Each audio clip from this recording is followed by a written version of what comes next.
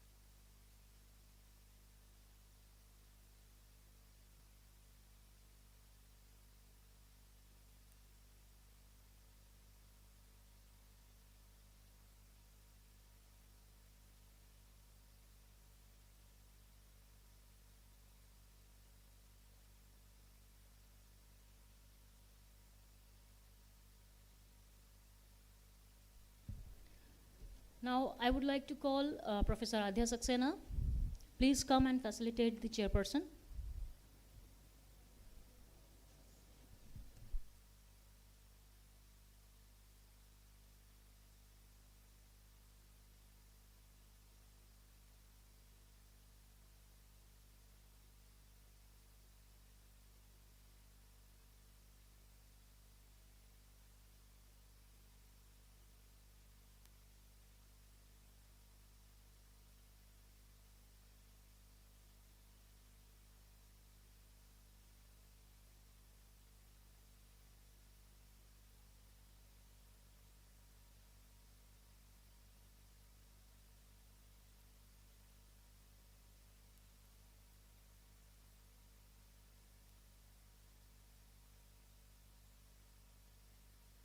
Thank you, Adhya ma'am.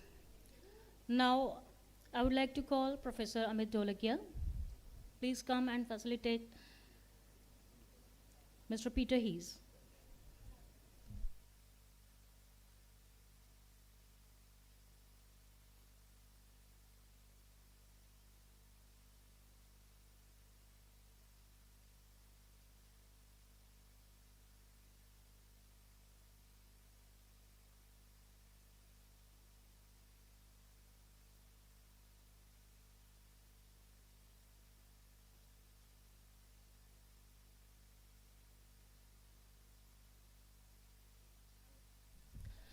I would like to call Dr. Bharat Deora to come and welcome Professor Hindol Sengupta.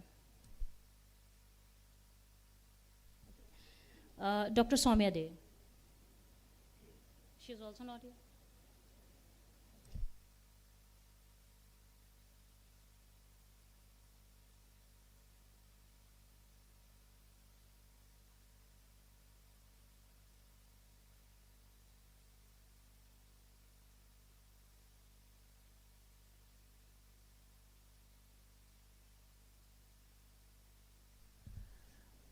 I would like to call Dr. Mahavish Musharraf to welcome Mr. Kome Carpentier the Gordon.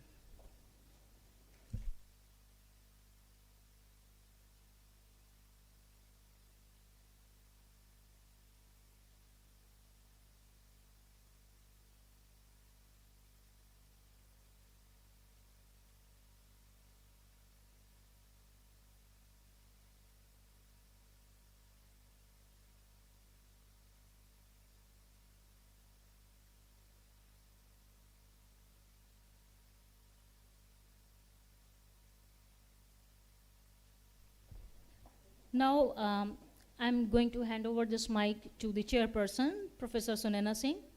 So, ma'am, please come.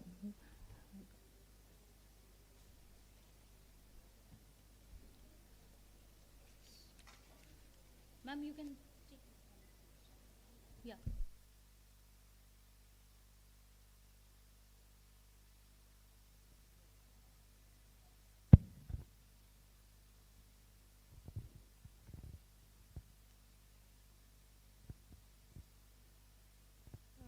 Well, this morning's session is extremely interesting. It has to do with the cultural nationalism. And culture per se, you know, if we look at India, the way India has ruled over the world for past so many millennia. If you start with Kumaragupta, one who created Nalanda, which means the Buddhism that spread across the continent, um, the spiritual impact of India across the continent. Uh, we've had a series of very good examples of how India has traversed through the continent without stepping into certain lands. I think it was a Chinese ambassador to America who said once that India has ruled over China without stepping into China at any point of time in the earlier times. That's the impact of India. We look at our art and culture, spirituality. You know, we've been a force to reckon with precisely because we were ruling over the hearts and the minds. And if we look at the dynasties who have spread their empire across East Asia, whether it is Raja Rajendra Chola or the very well-known Shailendra dynasty, if you look at kingdoms across, you know, they've created temples. You have Borobudur, you have Angkor Wat, you have temples that have been in the name of Trinity in Prabanan. You have temples across East Asia. In fact, Indonesia once claimed that they are by religion, they are Muslims, but by culture they are Indians. You know, the Ganeshas that are created there, it's something that you really need to understand their reach to India. You know, in Washington, this was way back in 60s, when the telecom building was coming up, they had asked the nations to provide their emblem, you know, so that it can be displayed. India, of course, sent the Ashok Chakra, but Indonesia sent a Saraswati Murti, you know, with two children sitting at her feet studying with the books. That's the reach of India. So when we look at the cultural outreach that we've had across the continent, I think we've done exceedingly well. Shri Aurobindo, we're going to have a presentation by Professor Hayes, who spoke about the spiritual education. Now, what did he mean by spiritual? You know, spirituality was never mixed with religion here. It's the creation of a personality that is truly Indian. You know, the development of mind, development of your soul. And I think Professor Hayes will throw more light on that. And I'll reserve my comments as we go by. Let me take this opportunity to invite Professor Hayes to make a presentation. But I think we are wrongly placed here because I don't want our back to the presentation. So can I request, can we move this side? Can you people help us? Yeah. Or we can just move the chairs because we'll be saving on time. Can you just move this side? You can put it on this side? No, so that, yeah, that's better.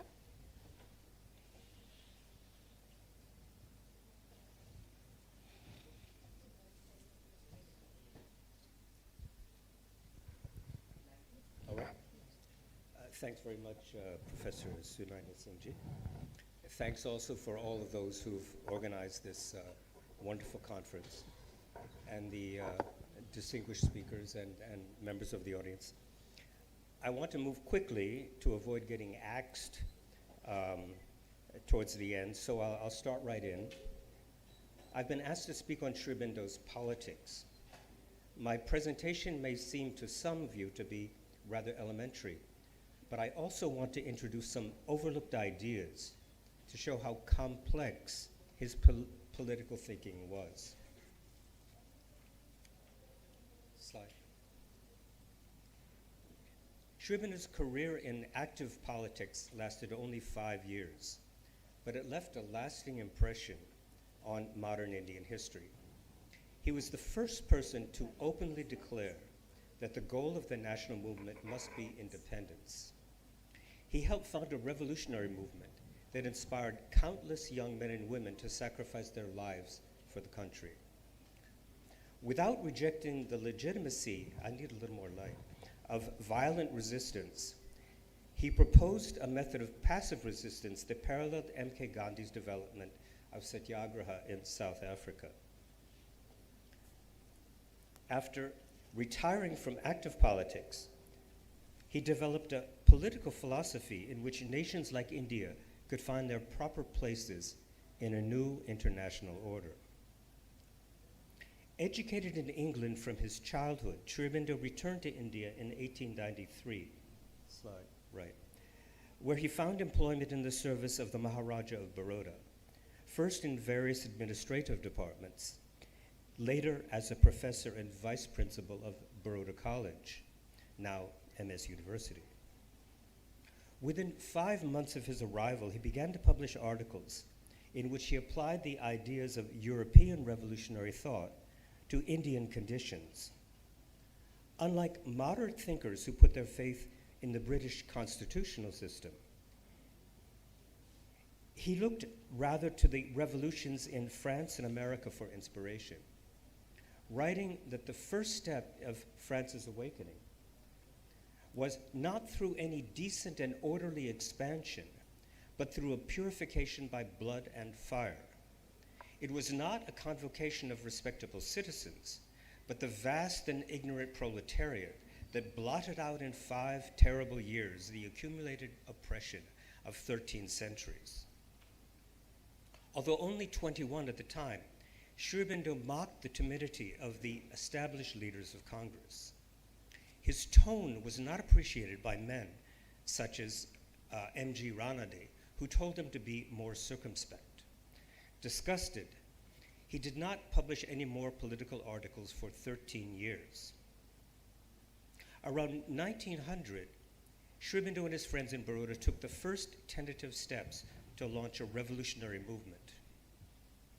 They managed to get Bengali named Jatin Banerjee admitted to the Baroda State's army and sent Madhavrao Jadhav, an officer of that army, abroad for military training. Around 1901, Banerjee returned to Calcutta and set up a physical culture group called the Anushilan Samiti, which eventually became a full-fledged revolutionary organization. Around this time, Sri Aurobindo made contact with a secret society in Western India that had Maharashtrian politicians as members. This group made Sri Aurobindo the head of its Gujarat circle, but nothing much happened until 1905, when the movement against the partition of Bengal began. Sri Aurobindo left Baroda for Calcutta and became the first principal of the Bengal National College and a writer for the daily newspaper Bande Mataram. In Bande Mataram, Sri Aurobindo, Bipin Chandra Pal, and others developed the tenets of the Nationalist Party, now generally known as the Extremist Party. They formulated a 4-fold program: Swaraj, Swadeshi, boycott, and national education. The word Swaraj was already in use in Western India. Its meaning was open to several interpretations. Aiming for precision in English, Bipin Pal wrote that the goal of the national movement must be autonomy from British control. Sri Aurobindo went further, writing that the goal must be complete independence. He did this in February 1907 and was probably the first Indian politician to openly and publicly declare that independence was the goal of the national movement. This was 22 years before the Indian National Congress adopted the independence resolution at its Lahore session. Sri Aurobindo explained that he never based his case for freedom on racial hatred or charges of tyranny or misgovernment, but always on the inalienable right of the nation for independence. His use of the term inalienable right echoes the language of the American Declaration of Independence and the French Declaration of the Rights of Man and of the Citizen. But Sri Aurobindo also was influenced by the Indian idea of dharma, in which personal rights, as well as social duties, regained their deep and eternal unity. Even before the start of the anti-partition movement, Sri Aurobindo recommended that people in India develop Swadeshi or indigenous industries. When the movement started, he and his colleagues transformed Swadeshi into a political weapon. It was, he wrote, a direct attack on the exploitation of India by the British merchant, which is the first and principal reason of the obstinate maintenance of bureaucratic control. The nationalist leaders of Bengal linked Swadeshi with a boycott of British goods. This was not a gospel of hatred, they said, but simply an assertion of our independence, our national separateness. They wanted boycott to be used as a political weapon, but they did not make a fetish of it. They were open to importing manufactured goods from European countries like Germany when indigenous substitutes did not exist. National education was the fourth plank of the Nationalist Party's platform, one that for Sri Aurobindo was as important as independence itself. We want, he wrote, not only a free India, but also a great India, an India able to give to the life of humanity what she alone can give. He made this clear in a speech of 1908. The one thought that impels us to provide national education is this: when will this Indian nation occupy a place in the company of other nations? When will it be great among other nations of the world? Our learned and accomplished people must be great as people in other countries are great. More could be said about each of these four elements, but let us turn now to two other somewhat controversial topics: that of violence versus nonviolence, and that of religion and politics. As we have seen, Sri Aurobindo endorsed both violent and nonviolent resistance. In a series of articles in Bande Mataram entitled The Doctrine of Passive Resistance, he presented both methods, one openly, the other by implication. The present circumstances in India seem to point to passive resistance as our most natural and suitable weapon, he wrote. We would not for a moment be understood to base this conclusion on any condemnation of other methods as in all circumstances criminal and unjustifiable. Liberty is the life breath of a nation, and when the life is attacked, when it is sought to suppress all chance of breathing by violent pressure, any and every means of self-preservation become right and justifiable. Around this time, Gandhi was developing the idea of satyagraha in South Africa. 2 years later, he wrote the book Hind Swaraj, where he presented the idea of passive resistance under the name Nishkriya Pratikar. In this book, Gandhi explained, passive resistance is a method of securing rights by personal suffering. It is the reverse of resistance by arms. When I refuse to do a thing that is repugnant to my conscience, I use soul force. In a 1909 article on Gandhi's movement in South Africa, Sri Aurobindo wrote favorably of the technique of soul force. This is the greatness of India, that by the power of this devotion, thousands of educated and uneducated family men have undertaken such a difficult task with firm courage and simple hearts, treating their happiness and sorrow as trivial. But Sri Aurobindo also believed that the exclusive use of passive resistance in the face of violent repression was insufficient. he never abandoned his belief that violent resistance was a legitimate response to violent oppression. At the same time, he thought that random assassinations by isolated groups would not bring long-term results. What he wanted was a well-planned general uprising. No such uprising happened while he was involved in the movement, although something approaching it took place during the Quit India movement of 1942. At around the same time, the Indian National Army showed the British that they could no longer count on Indian soldiers to defend the empire. In Bande Mataram, Sri Aurobindo sometimes spoke of the national movement as a religion of patriotism. For example, he wrote that when Swadeshi workers began to chant the mantra Bande Mataram, then in a single day, a whole people had been converted to the religion of patriotism. The mother had revealed herself.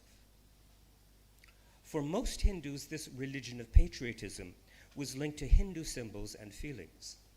But this did not mean that it was exclusively Hindu. It was the British, Sri Aurobindo wrote, who menaced the insurgent religion of patriotism with the arming of Mohammedan prejudices against what its enemies declared to be an essentially Hindu movement. Sri Aurobindo warned against this Machiavellian move. As he saw it, the Mohammedan, the Hindu, the Buddhist, the Christian in India will not have to cease to be Mohammedan, Hindu, Buddhist, or Christian for uniting into one great and puissant Indian nation. Sri Aurobindo had received no religious training as a child. The only religion he was familiar with during his 13 years in England was Protestant Christianity, which he found unappealing, if not repellent. When he returned to India as a young man, he was attracted to everything Hindu, its literature, its mythology, its philosophy, its customs. But for all that, he never became a conventional Hindu, one who practiced external worship in the temple or at home. Sri Aurobindo's early political writings often allude to Hindu mythology and philosophy. Stories from the Puranas, teachings of the Gita and Upanishads. Some writers have concluded from this that he was a proponent of Hindu nationalism. Certain groups celebrate him for this. Other groups condemn him. Both mistake the style of Sri Aurobindo's presentation for the substance of his politics. Allusions to the teaching of a given religion do not necessarily prove that a person is a votary of that religion. In his writings on Bande Mataram, Karma Yoga, and Dharma, Sri Aurobindo alluded more than 50 times to passages from the Christian Bible. This does not mean he was a Christian nationalist. Rather, it shows that he was touched by certain biblical teachings, notably those that show the fortitude of Jesus' disciples in the face of Roman oppression, teachings that paralleled the situation in India under British rule. There were, of course, significant differences between Sri Aurobindo's allusions to the Bible and his allusions to the Puranas, Gita, and Upanishads. His references to the Bible show he was inspired by certain teachings of a religion he had no personal interest in. His references to Indian scriptures show his acceptance of the teachings of a religion he had identified with inwardly from the moment he returned to India. In his famous Uttarpara speech, Sri Aurobindo spoke of how he had a vision of Sri Krishna in his jail cell in Alipur. He said that Sri Krishna told him, "I am in this nation and its uprising. What I choose to bring about, no human power can stay." Later, Sri Aurobindo heard a voice, "When you go forth, speak to your nation always this word, that it is for the Sanatana Dharma that they arise." In the speech, Sri Aurobindo asked, "What is this religion which we call Sanatana, eternal?" It is the Hindu religion only because the Hindu nation has kept it. But it is not circumscribed to the confines of a single country. It does not belong peculiarly or forever to a bounded part of the world. When he said in the same speech, the Sanatana Dharma, that is nationalism, what he meant was the ultimate purpose of the national movement was to help spread the Sanatana Dharma throughout the world. But he clarified this Dharma was inclusive, not exclusive. The Sanatana Dharma, he wrote, has many scriptures: Veda, Vedanta, Gita, Upanishad, Darshana, Purana, Tantra, nor could it reject the Bible or the Quran. But its real, most authoritative scripture is in the heart, in which the eternal has his dwelling. When a few months later Sri Aurobindo learned of the formation of the Punjab Hindu Sabha, he said it was misconceived, just as the Muslim League, which it emulated, was misconceived. We do not understand Hindu nationalism as a possibility under modern conditions, he wrote. Under modern conditions, India can only exist as a whole. His idea was an Indian nationalism, largely Hindu in spirit and traditions, but wide enough also to include the Muslim and his culture and traditions and absorb them into itself. By 1910, Sri Aurobindo was convinced that India's independence was certain. Inevitable changes in the world order would make Britain's position in India untenable.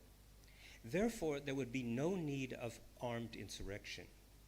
Although, he said, the revolutionary spirit had to be maintained and would be maintained. Thus, his own personal intervention in politics was no longer indispensable.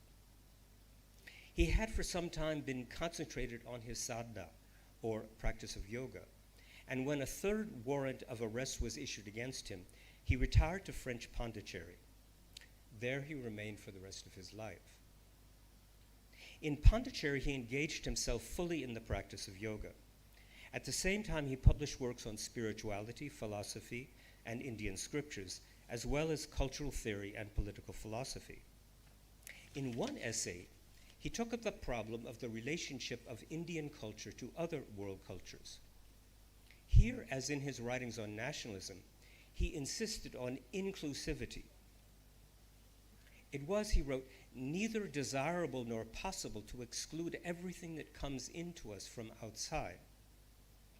A living organism, like a nation, must recast the things it takes in to suit the law and form and characteristic action of its body. That is, it must reject what would be deleterious or poisonous to it, but keep everything that could be turned into useful stuff of self-expression. In The Ideal of Human Unity, written between 1915 and 1918, Sri Aurobindo developed a political philosophy that sought a balance between civic unity and cultural diversity, between national development and international cooperation. An effective international organization, he wrote, would not be an authoritative world state based on national identity, but a world union based on a principle of equality in which considerations of size and strength will not enter. The national and subnational units of which the union was composed could be left to exercise whatever influence is natural to them in a well-ordered harmony of the world's peoples, safeguarded by the law of a new international order. Much more needs to be said about Sri Aurobindo's political philosophy, but I have no time for this. In concluding, I will summarize the main points I've discussed. Sri Aurobindo based his political thought and action on universal principles, such as the inalienable right of people to freedom and dignity. His opposition to the British government in India was not antagonism towards the people of Britain. Rather, it was a demand for Indians to be allowed to govern their own country and express their multitudinous cultures. Although inwardly identified with the Hindu religious tradition, he respected all of the religions in the country, including those originally brought by people from the West. He believed it was necessary to establish a national form of education to preserve and perpetuate the cultures of India, but he did not rule out accepting and transforming the best parts of foreign cultures. He felt that a country under foreign occupation had the right to defend itself through violent as well as nonviolent means. Ultimately, however, he felt that Britain would be compelled by the pressure of Indian resistance and by the pressure of international events to concede independence. This is what happened in 1947. 40 years after he first proclaimed independence as the goal of the movement, of which he had been, for a few pivotal years, an inspiring leader. He looked forward to India's development after independence into a united country that could offer to the life of humanity what it alone could give. Thank you.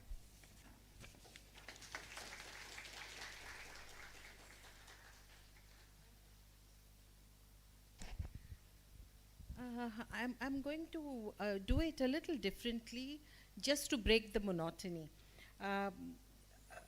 We'll take one or two questions before we go on to the other speaker rather than bundling up all the questions at the end. I think this session, if I may just sum up, you know, one of the greatest philosophers that India has seen is Sri Aurobindo. Not enough justice has been done to his works or his philosophy. A great believer in Shakti and the very concept of mother and motherhood. You know, just to sum up, Professor Hayes, that was a very wonderful presentation moving from the independence struggle and his contribution to the philosophical realms that he moved. I think it's important to look at Aurobindo as a philosopher. And what was his philosophy about? It was about spiritual evolution, or which we also look at as evolutionary consciousness. You know, he also focused on Purna Yoga, you know, yoga that builds or develops the entire personality. I think very few, T.S. Eliot had said once that the Indian philosophy makes the greatest, so-called greatest philosophers of the West look like school children. Unfortunately, we as Indians have not done ample research on our own philosophers. We do have something on Anand Kumaraswamy also, again a great personality, but I think I'll stop there and take one or two questions before we move on to the second speaker. So anybody who would like to, yeah, there's can the mic go there, or? Yeah, can we move the chairs if there are no other presentations? We can come back. Thank you, Professor Peter, for that insightful talk. Sir, my question to you is, we have read, sir, from here, sir. Sir, yeah. Sir, my question to you is, we have read many reasons about why he left political activism. But I want to know from you that what made Aurobindo to come from active resistance to passive resistance? What are the basic reasons he left? You're talking about those two methods of political action? No, my question to you is why he left active resistance and came into the passive resistance, sir? You're speaking of his going to Pondicherry as being a passive Yes, resistance. sir, yes. There was a variety of reasons. I think mostly it was just the pressure of his sadhana. He was arrested in the midst of his political career. He spent a year in jail. And at that point, he'd been so busy for the last 5 years or so that he had really no time to concentrate on yoga. In the jail cell, he did have that time. And so for about a year, he was completely absorbed in sadhana. When he was released, he again resumed the political activities, started another newspaper. He gave dozens and dozens of speeches. And that lasted for about a year. Then events kind of forced him into a rethinking of the thing. As I mentioned, another warrant for his arrest was issued. He didn't feel like facing that. And so he arranged to go to Pondicherry sort of secretly. At the beginning, he thought it would be just for a short amount of time. It ended up being the rest of his life. I don't think we're in a position to say exactly everything that took place in his mind that caused him first to go and then to stay. But he himself wrote that he, at that point, felt that the independence was certain. And so he didn't himself need to be in the front of the movement anymore. Now, that's easily said, but what one can counter to that here, I mean, the independence movement had hardly begun in 1910, and he had been a leader, and he left his post, as some people would put it. That's an understandable reaction to it. But again, I don't think we're in a position ourselves to look into all the different factors that caused him to make that move. Thank you, sir. Thank you.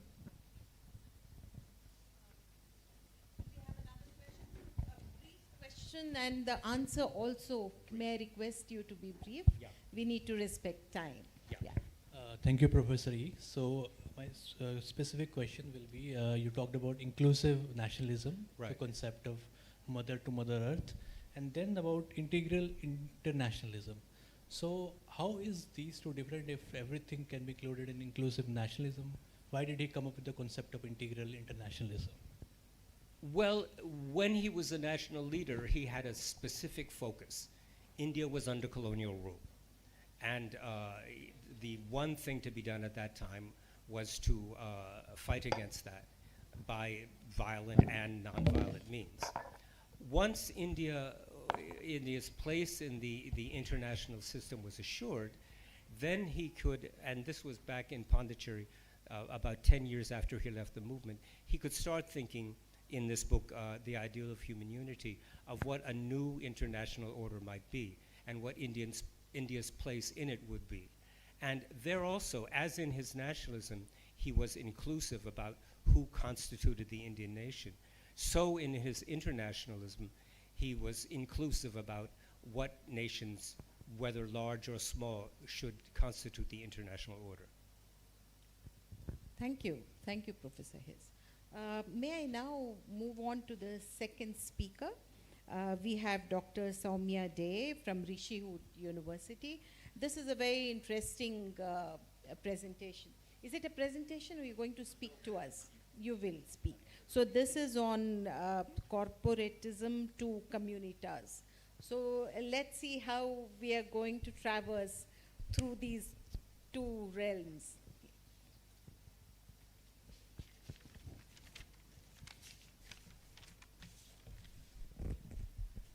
About 15 to 20 minutes? Sure, that should be enough.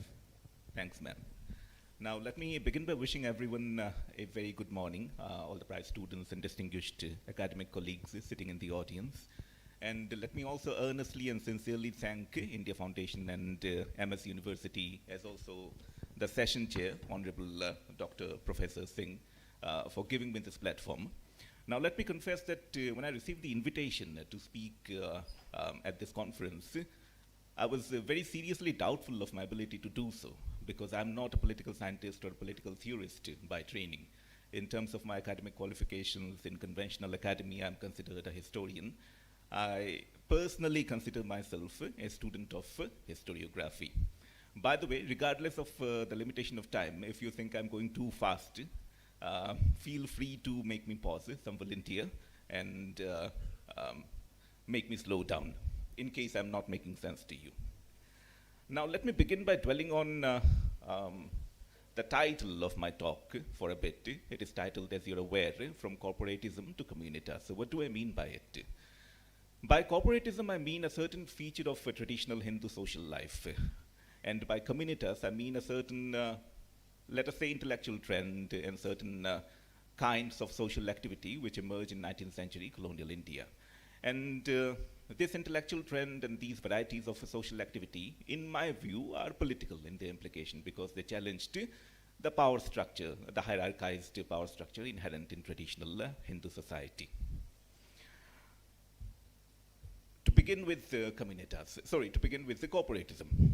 Now, you might be aware of this political scientist, a very famous name, Rajni Kothari. He has this very famous work called Politics in India. Now, I read it a few years ago, just out of curiosity, since I'm not a political scientist by training. Now, I discovered that Rajni Kothari attributes what he calls a small group orientation to traditional Indian society. And I think in implication, he means the traditional Hindu society.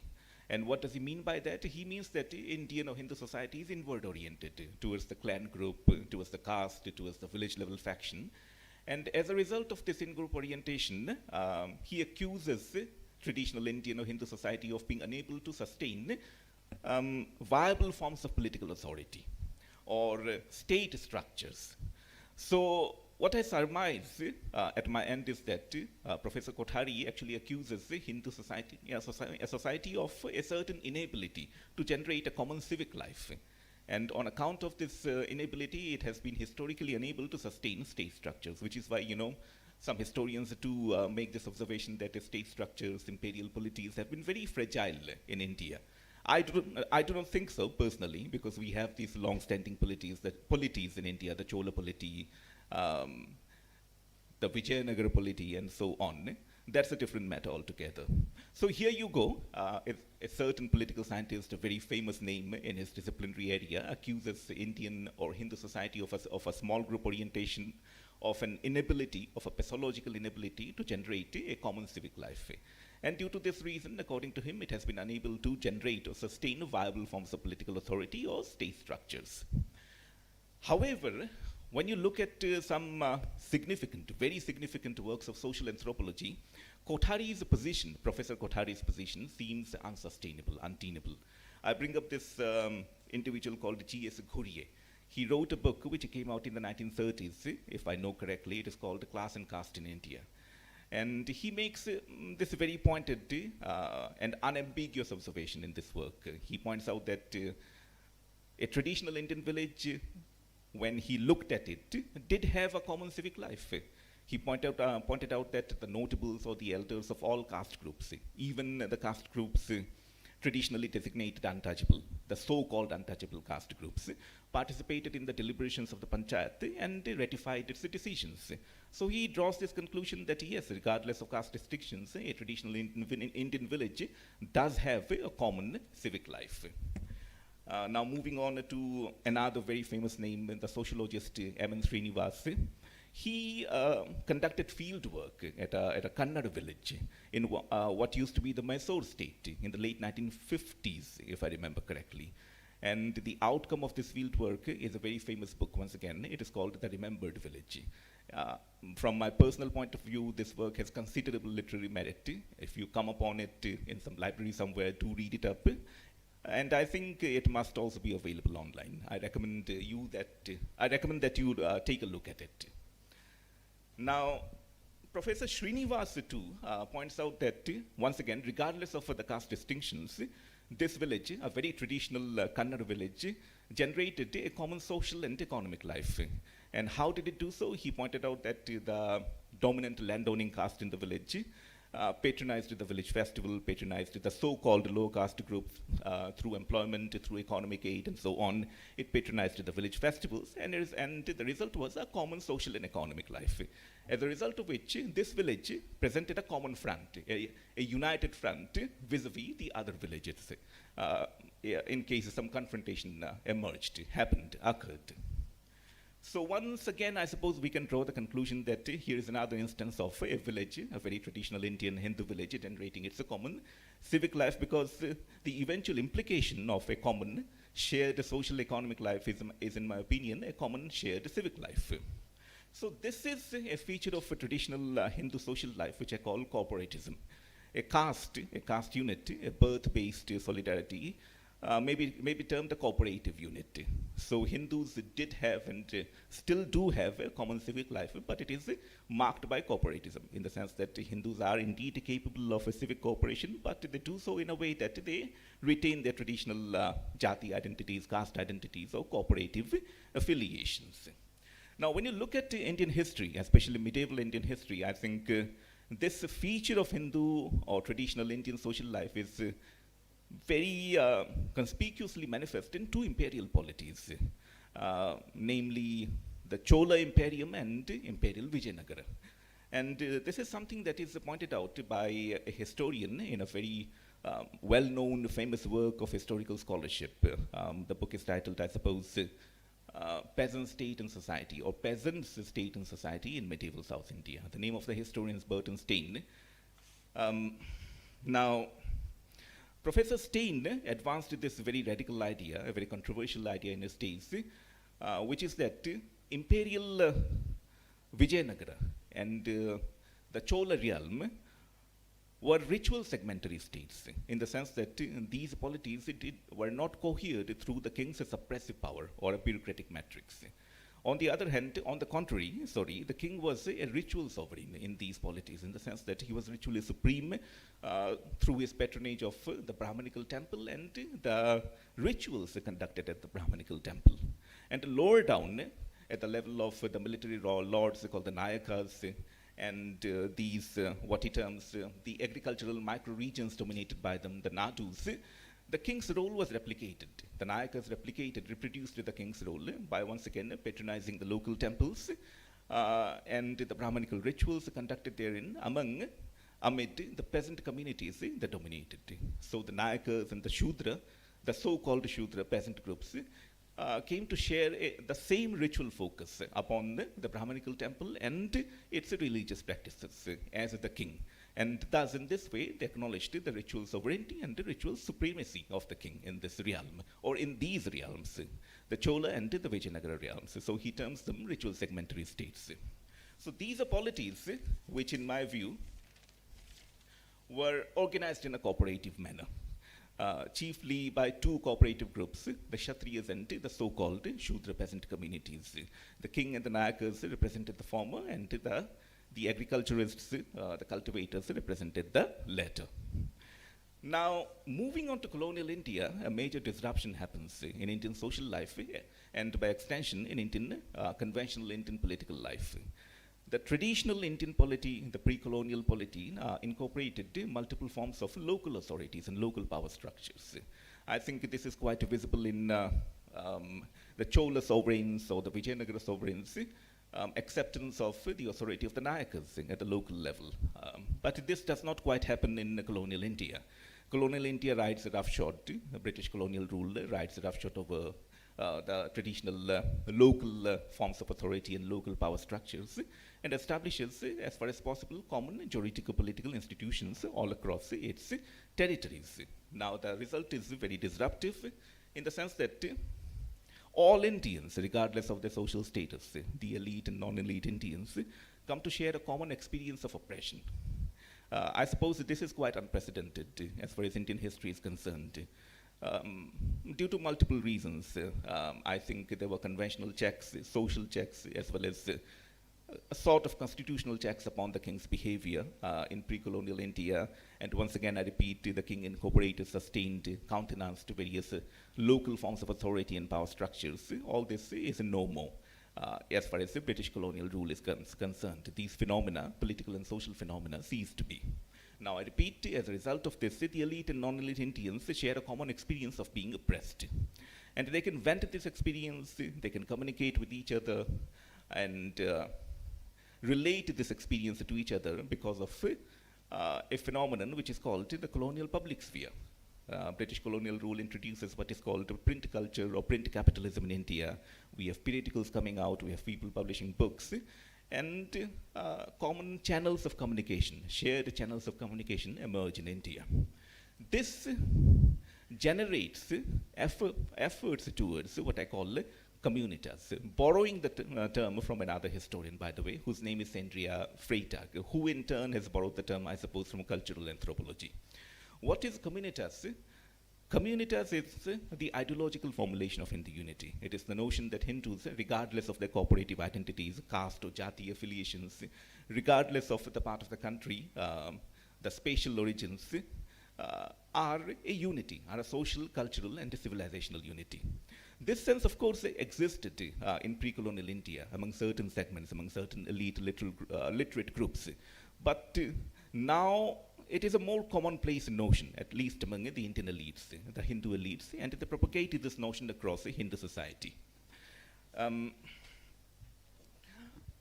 At the root of this effort, I suppose, is an awareness of Hindu disunity. This is a trope that you repeatedly come across in political thought, emerging in colonial India, 19th century India, as well as in the literature that is written in 19th century India. I cannot give you individual instances at this point, but I think as far as I'm concerned, I have come across this phenomenon quite a bit. So at the root of this effort, I repeat, is the awareness of Hindu disunity. Hindu literary elites, intellectual elites are repeatedly visiting this trope, resorting to this trope. And they try to remedy what they see as the epistemological weakness in Hindu society, which is why this effort at generating Hindu communities. The root of this effort probably is traceable to a coinage by Ram Mohan Roy, the coinage of the term Hinduism by him. I remember seeing this term in his writings at some place. And I also remember reading that he is actually the first to use this term, Hinduism, to designate. Okay, I'll conclude. Ma'am, 5 more minutes. Yeah, sure. All right, so as I was saying, the coinage of this term, or rather as I was trying to say, the coinage of this term Hinduism to designate Hindu society at large and its social and cultural practices is attributed to Ram Mohan Roy. And I think this is a nomenclatural formulation of communitas.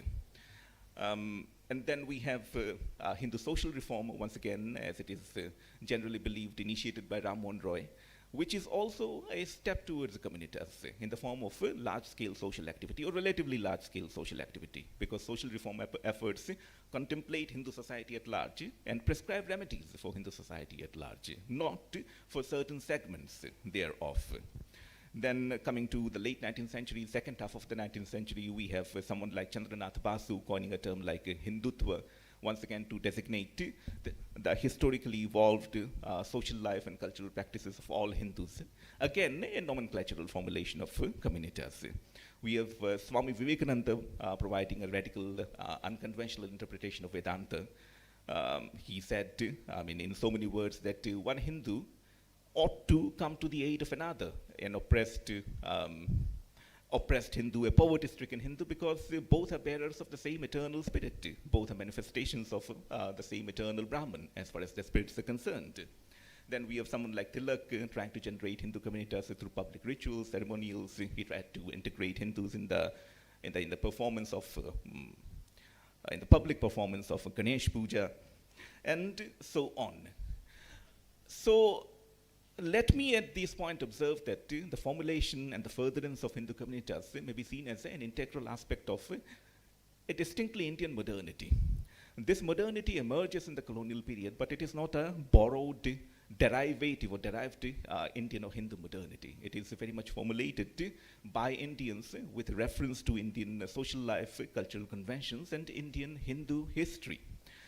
And eventually, when we come to the 20th century, communitas generates again intellectual formulations and organizational efforts. We have Veer Savarkar, Guru Golwalkarji, reflecting on historically evolved Hindu unity in their treatises. We have organizations such as the Hindu Mahasabha and the RSS, which are again furthering in so many words the Hindu communitas. So I believe the formulation of Hindu communitas lies at the foundations. It actually constitutes the foundations of what eventually becomes the Indian Republic and a united Indian political life. It is not, as is termed in certain segments of academia, left liberal academia, a kind of, what do I say, regression.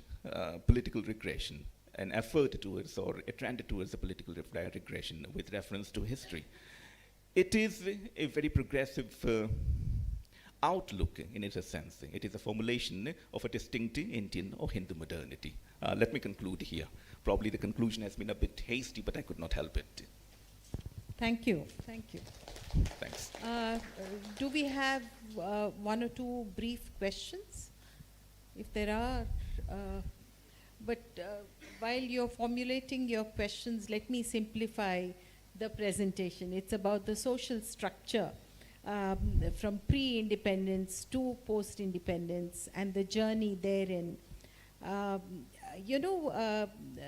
Professor Ray yesterday was talking about how the historical narratives have done injustice to India. I think the same thing implies here that we need to rewrite our histories and look at, even in terms of caste that he's talking about or he spoke about, it's Jati and Varna. It was never a caste system. So we need to revisit and take a look. You know, it was in Brihadaranyaka Upanishad, first time where Jati and Varna were described as the limbs of man, which has to do with your competence and ability. So therefore, the social structure per se that was there earlier has been hugely been misinterpreted, and the kind of colonial narrative that has been given has come down to us. I think we talk about decolonizing the mind, but I don't think we are still there, because we still are lured by the colonial narratives. Do we have any questions on yeah, there's one question coming there. Can you be precise? And I would expect the answer also to be precise. Well, thank you, Professor, for wonderful examples.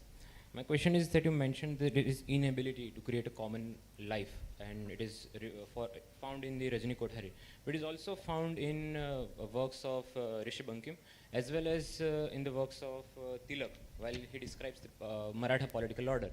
So it is not just Rajni Kothari, but other thinkers also concur with this. My question is, when you talk about communitas or a need to form a uniform group, is it occasioned by the colonialism? And if we argue that, right, it is in the wake of colonialism the need to form a communitas arrives, and if that is the case, aren't we offering a legitimacy to the colonial rule? No, not at all. I don't think I have legitimized the colonial rule in any manner. And yes, you're right in pointing out that there's a trope of a Hindu disunity, which I actually dwelt upon during my presentation, is traceable in Indian literature. I said that very much, in fact, in so many words. But Rajni Kothari's is a different, more sophisticated formulation in the sense that it is elevated to the level of an academic argument. So here is a slight distinction. It is a sociological generalization. But on the other hand, what you pointed out were literary, observations thereof. And I don't think saying that Hindu communitas emerges in the colonial context is a justification or validation of a colonialism, because once again, if you paid attention to my presentation, I say that the communitas is a distinct formulation, a unique formulation of Hindu modernity or Indian modernity. But it is not a derivative modernity. It is not a derivative discourse. To quote a certain academic, oh God, I've forgotten the name. Thank you, Dr. Day. I think we'll move on since there are no other questions. Thank you so much. Thanks. The next presentation, thank you so much, is by distinguished fellow India Foundation and a scholar and an artist and an aesthetician, if I may say so. On Ananda Kumaraswamy, again, somebody who would perhaps requires much more research than what we have at present. Kom Carpentier. Namaskar to all. My thanks are due to Maharaja Sayajirao University, Baroda, where I have come back after more than 4 decades. And also, of course, to the distinguished panelists, to Madam Chairman, and to all of you. I will be speaking briefly, of course, on Ananda Kumaraswamy's life and work. It happens that a few years ago, one of my venerated late friends and mentors, Kapila Vatsyayan, led a major academic effort to put together the work of Ananda Kumaraswamy, which is very extensive, and to make it better known in India. Because nowadays he is better known as an art critic, particularly as an expert on ancient Indian art and its symbolism. And if you look at his life, which is quite interesting because he was the very model of a multicultural polymath. He was born in 1877 in Sri Lanka, in Colombo. In fact, he belongs to the generation of Mahatma Gandhi, Sri Aurobindo, and a few other luminaries. And he lived in many countries, but particularly in England and the United States, although he traveled and spent large amounts of time in India. And doing research on a number of topics. He began his work in England when he was still a student, a graduate student, in the fields of mineralogy and botany, which seems to be an unlikely big start to an academic career on ancient Indian philosophies and sociology, actually. But so was his life. He was drawn from the study of nature. He was drawn to the analysis and the contemplation of art, and fascinated by Indian art in many of its facets and periods, right from Buddhist art in Sri Lanka to Mughal and Rajput paintings. And as a well-known sociologist has said later, but as Coomaraswamy also wrote earlier, to understand something, you need to compare it with something else. Understanding is the process of analogy, because our minds need to be able to make sense of something new in the light of something that is already known.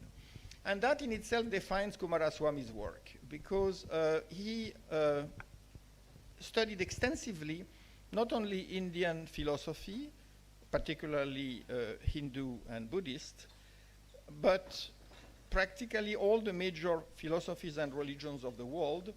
He could read and probably speak more than 12 languages, and he quotes with equal felicity the Indian Shastras, as well as Christian theology, the Jewish Kabbalah, the Buddhist Nikayas, and so on and so forth. He was particularly focused on Vedanta, Neoplatonism, and of course Aristotelianism, and a lot of the mystical literature of the Middle Ages and the Renaissance in Europe, as well as some of the spiritual reform movements in India. So he defined himself as a votary of what is called the universal tradition.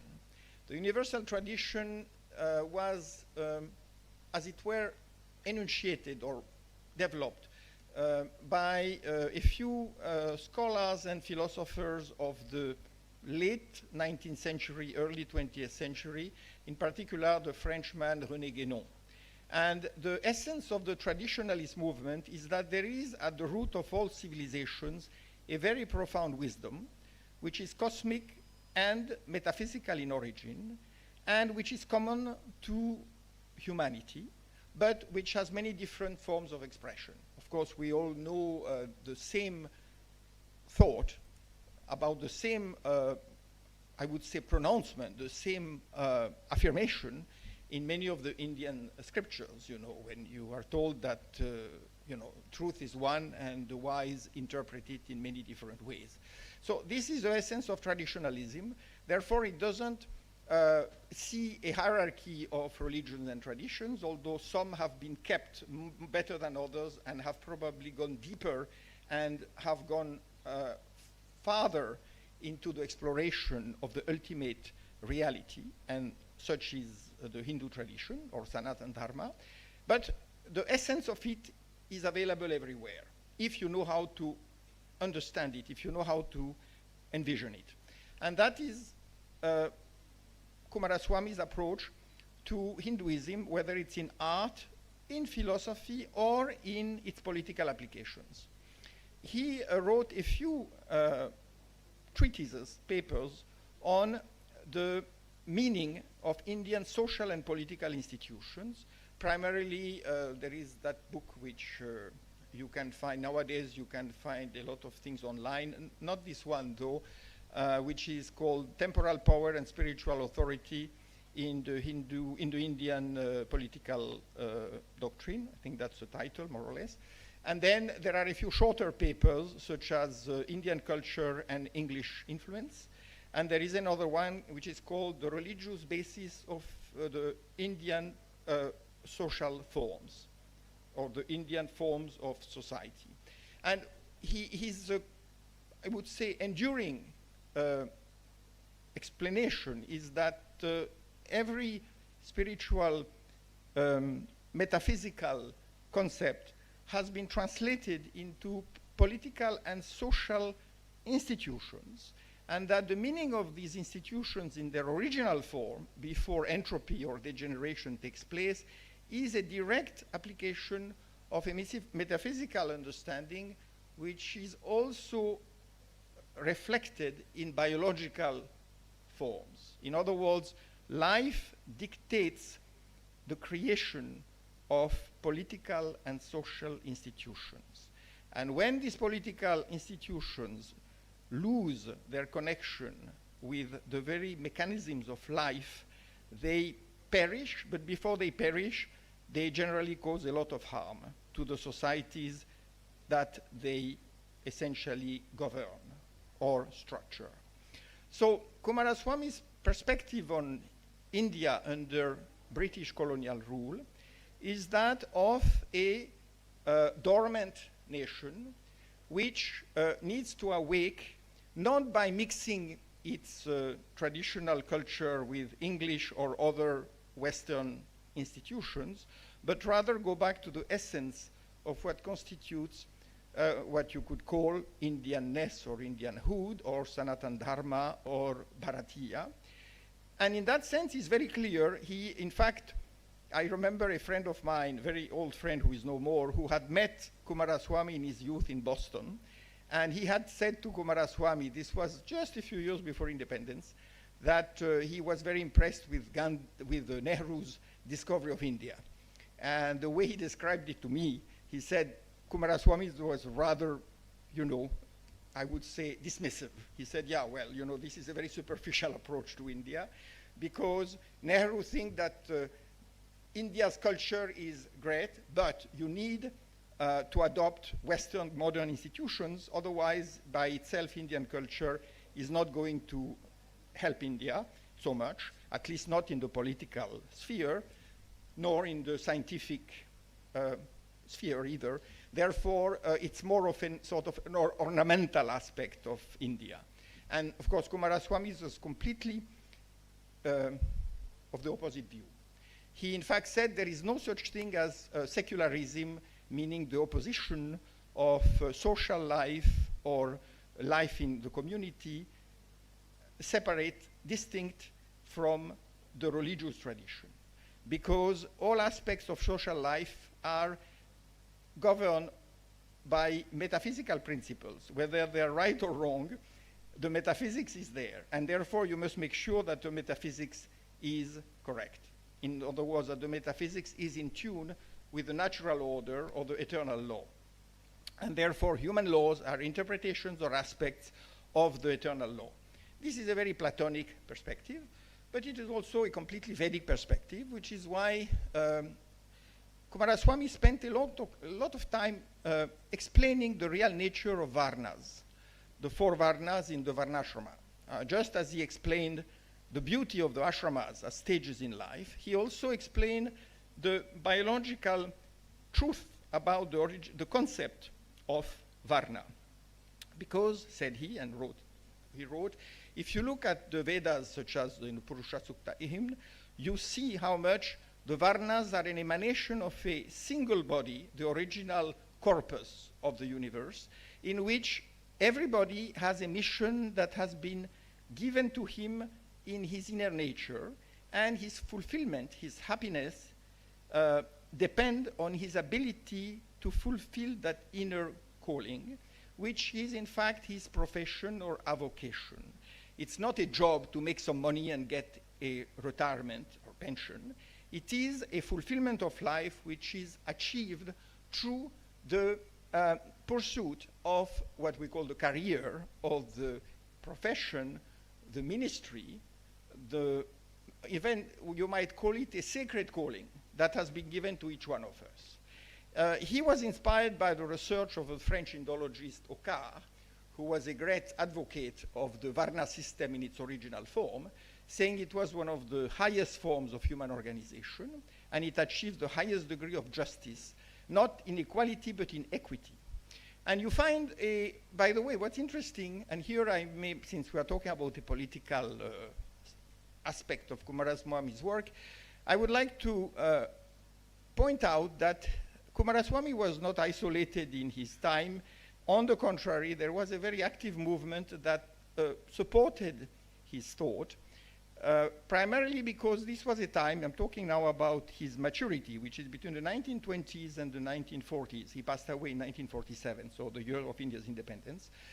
And at that time, you had a number of Western scholars and public figures who thought that the Western society had gone terribly wrong and that it was heading towards a major catastrophe, which in fact turned out to be World War II, and that it was time now to go back to the roots of wisdom, and the best way to reconnect with those fountainheads of wisdom was to study Indian, not only Indian philosophies, but also the Indian way of life.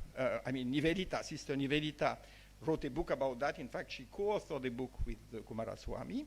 But if you remember, or rather people who have been forgotten, like Viscount Leamington, who became the ninth Earl of Portsmouth, he wrote extensively about the need to return to an agrarian society ruled by traditional principles, and he pointed to India, saying that the British had been extremely destructive, and essentially they had attracted a lot of bad karma, to put it in terms, by colonizing India. But what's very interesting about Leamington, who was quite an influential politician, who Coomaraswamy often quoted approvingly, is that he was not against colonialism per se, because he belonged to the old feudal class, and he was quite comfortable with the colonial status. However, what he reproached, what he criticized the British for, was for breaking down the Indian traditional structures and replacing them with a sort of a imported British administrative and political system. So he felt that essentially the way forward for India was not necessarily to, in fact, not to break away from England and become another constitutional republic in the English model, but rather to go back to its traditional structures. And that's why Leamington paid a visit in 1934. He came to India and he visited a number of Maharajas, asking them to fight for the preservation of their traditional forms of government, and saying that the whole of India should go back to that sort of system, which would be agrarian, non-industrial, and based on the traditional philosophical hierarchies outlined in a number of Indian texts. And of course, this was not a very popular view, because most of the Indian reformers and independence fighters at the time were in favor of modernity, and they wanted essentially for India to become a country like modern Western nations. Gandhiji was, of course, one of the people who was very skeptical about it, as we know. In fact, Coomaraswamy and Gandhiji are very close in many ways, except Coomaraswamy had a much more artistic, aesthetic, and you might say hieratic approach to the topic, whereas Gandhiji was much more focused on practical applications according to his own life example. Coomaraswamy was mostly living in Boston in the last 30 years of his life, curating in the Indian collections in the museum there, whereas Gandhiji was on the ground working for India's independence. So naturally, their experiences and their fields of work were different. But the very approach to the Indian traditional social institutions is very similar.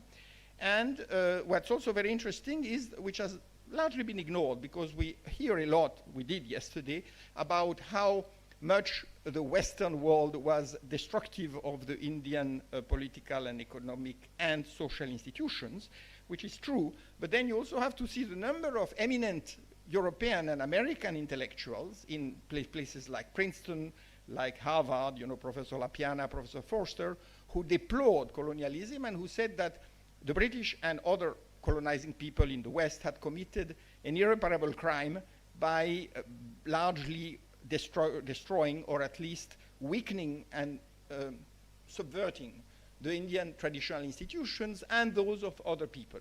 Now, this has been largely forgotten because now we tend to oppose the West to the East, but it was a much more complicated picture at the time. So, since obviously I cannot extend into too many details my review of Coomaraswamy, what I would like to leave you with is the sense that in the very spirit, in the very symbology, in the very esoteric significance of the Indian philosophical traditions, there is a lot of political wisdom that is fully applicable to the present and which has been referred to in some of yesterday's speeches. In particular, the fact that however much we may now be conditioned to think that the only right way to organize a society is to have an election with universal voting freedom, and then political parties that fight for power and that have opposite or more or less divergent agendas. Instead of that, we may very well go back to a holistic concept of society in which a search for consensus devoid of party organization is in fact a much more accurate and also a much more effective form of government. And if you look now at some of the rhetoric coming out of China in the last 20 years, you will see that although it is wrapped in a Maoist, Marxist form, there is a great deal of emphasis on the need for a consensus that is in tune with the people's spirit. In other words, with the cultural and civilizational roots. And today, we have we know about great sociologists and anthropologists like Claude Lévi-Strauss, who have in fact come to conclusions very similar to Coomaraswamy in their analysis of society versus culture and biology, and anthropology and cosmology. And therefore, you could see here that in the end, we are going through a very dramatic and violent transition. And many of our hitherto undisputed precepts or concepts about democracy, the rule of law, human rights, all that is being questioned and reviewed, and it may undergo a drastic transformation. Coomaraswamy was in many ways prophetic. He was perhaps the first who talked about a post-industrial society and a society of information, which is something that was quite unknown in the 1940s.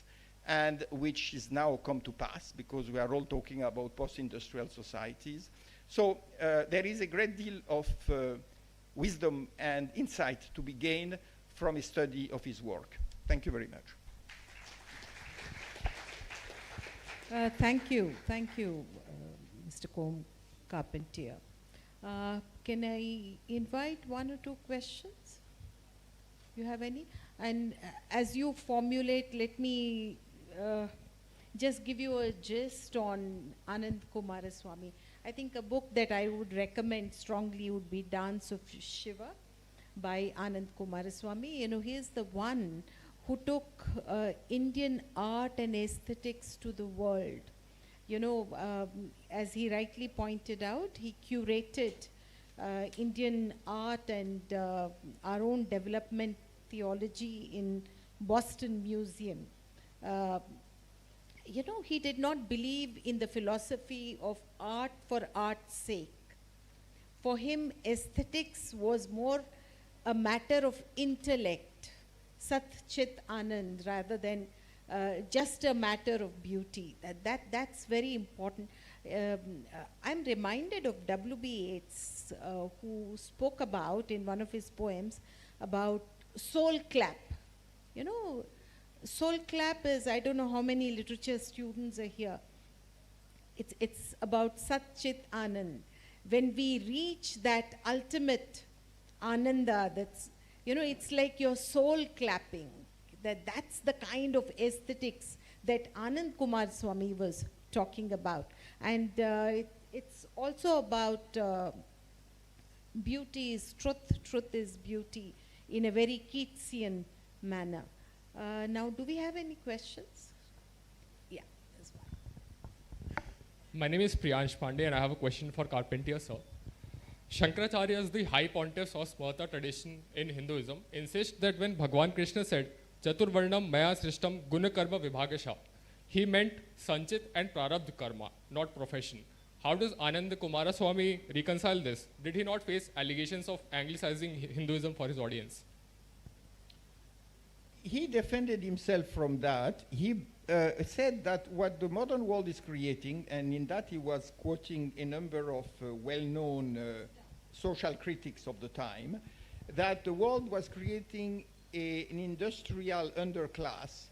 At that time, this was still the industrial, the heavy industrial age, and that people, as a result, were not given the freedom to choose their natural path in life, but were rather put into some sort of a drudgery to survive, to make a living. And that was the fate of most of humanity, except for the wealthy minority. So his, solution, he said, when you break down a traditional social structure, it is not a solution, it is dissolution. That was one of his famous formulas. Because you are essentially breaking down a society, and you are not replacing it with anything worthwhile. Which, let's face it, is what has happened to a lot of traditional societies. And I would say that in many aspects, the same problem is being faced in India. So, again, when you are talking about the karma, and remember in the traditional order, the child succeeds the parent because, in a sense, he is the reincarnation, not the reincarnation literally speaking, but he has the continuity he has to ensure the continuity, which is why you have all over the world, by the way, this is not unique to India. In the West, too, the children were supposed, especially the sons, were supposed to inherit the jobs of the professions of their parents. And this was the way in which society perpetuated. And now we see the result of the opposite approach, which is that nowadays you have a lot of people who don't really want to do anything that their parents did.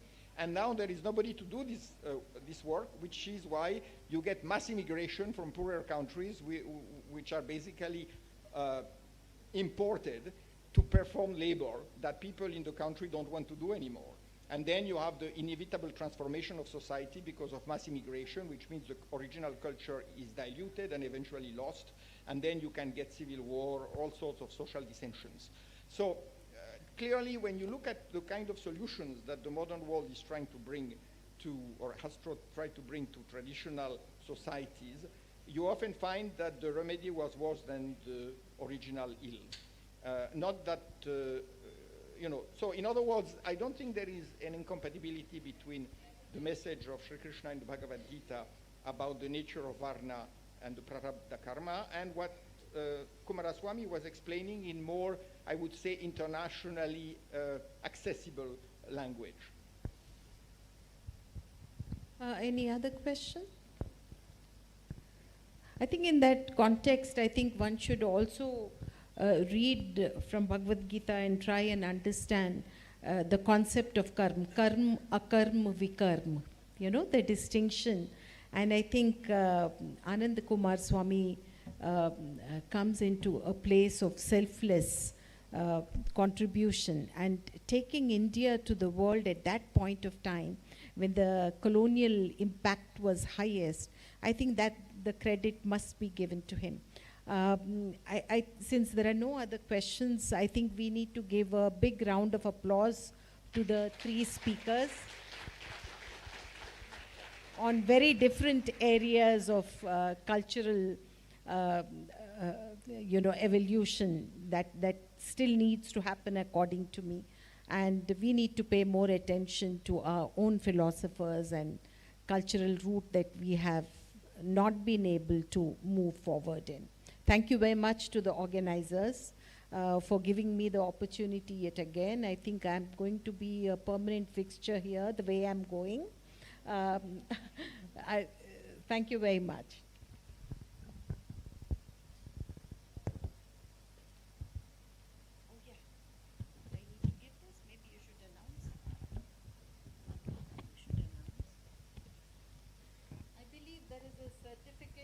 Appreciation.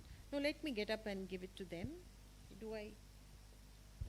No, you can announce. I don't need to announce. I think we are all teachers. I'm an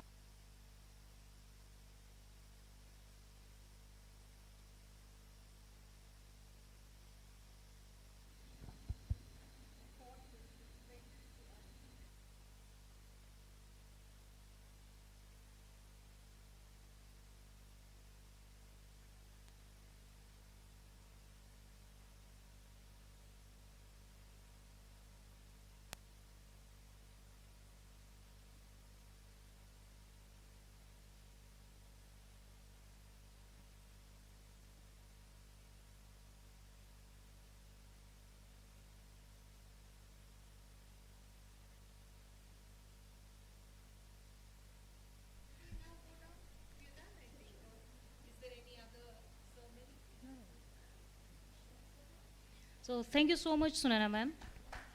So this session is over now, and you have a 15-minute break. But before that, I would like to show my gratitude towards my team from the history department. These are the guys who managed and communicated and managed everything. So I would like to call this team here, please. All the volunteers and the staff of history department. Please come.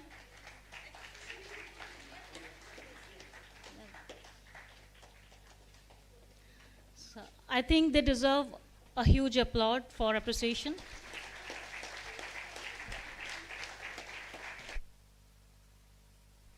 Thank you so much. So now you are free for 15 minutes, then come back to the same place. Tea break, yes, 15 minutes tea break and refreshment.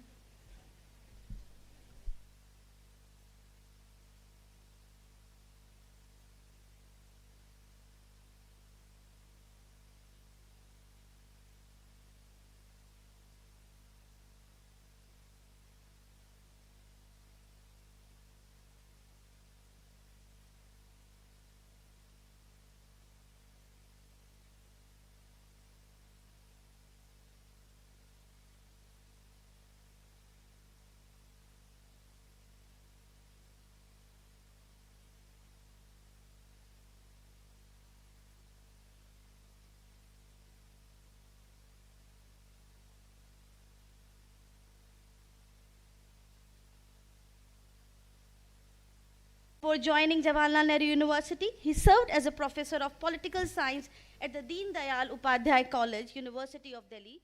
He has also been associated with the Nehru Memorial Museum and Library, New Delhi, where he served as an Atal Bihari Vajpayee Senior Fellow from 2019 to 2021, and earlier as a fellow from 2013 to 2014.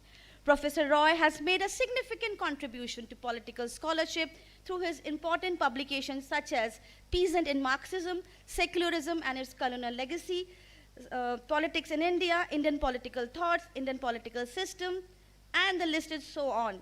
His work has enriched the academic discourse on political theory, constitutionalism, and Indian political tradition. Sir, we are truly honored by your presence. I would like to request Amit Dholakia sir to come on the stage and felicitate Professor Himanshu Roy.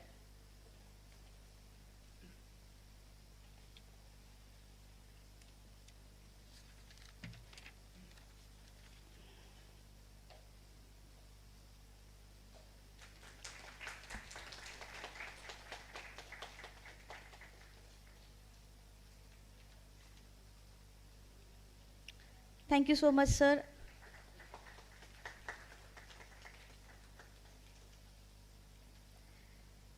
To brief about our first speaker for today, Professor Ranjita Chakravarti, Head of the Department of Political Science at North Bengal University. Professor Chakravarti is specialized in the area of gender and politics, environment and politics, and development studies.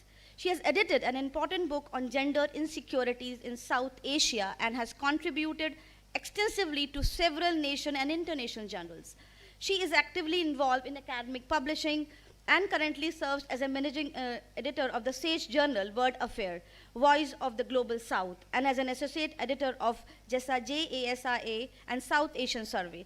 Her presentation today is titled Culture, Nation and Cosmopolitanism, Revisiting Rabindranath Tagore, political thought. I welcome you, ma'am, and I would like to invite the in charge of today's session, Ms. Tezi Barodawala, to felicitate Professor Ranjit Chakravarti, ma'am.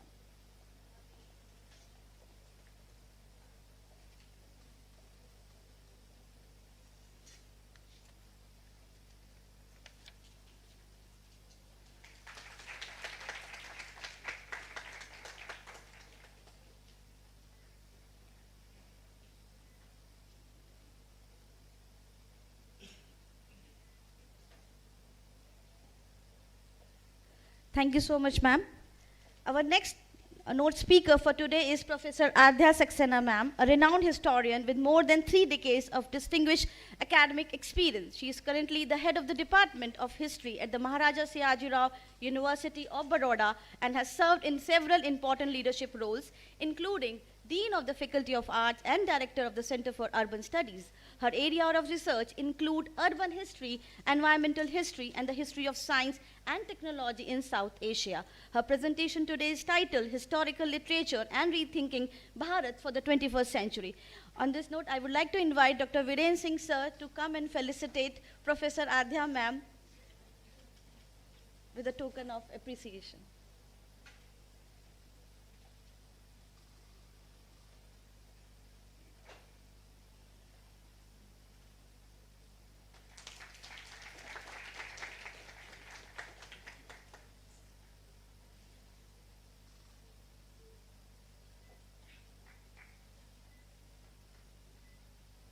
Thank you so much, sir and ma'am. Our next distinguished speaker is Professor Debojyoti Mahanta, Chairperson of the Eastern Regional Committee of the National Council for Teacher Education, a statutory body of the Government of India. Professor Mahanta is a respected educationist who early served as a Dean of Study Centers at the Krishna Kanta Handaki State Open University, Assam, and also as a head of the Department of Mathematics at Nagoing Girls College. He had published several research papers in national and international journals and regularly writes on topics related to education, culture, and social issues. Apart from his academic contribution, he has also been actively involved in sports and cultural activities and has participated in traditional Assamese Bahuna theatre. In recognition of his contribution, he was honored with the Dronacharya Award in 2024. His presentation today is titled Teaching of the Sankaradeva and its relevance to the modern education as advocated by Pandit Malviya. I welcome you, sir, and I would like to invite the chairperson for today, Himanshura, to felicitate, sir.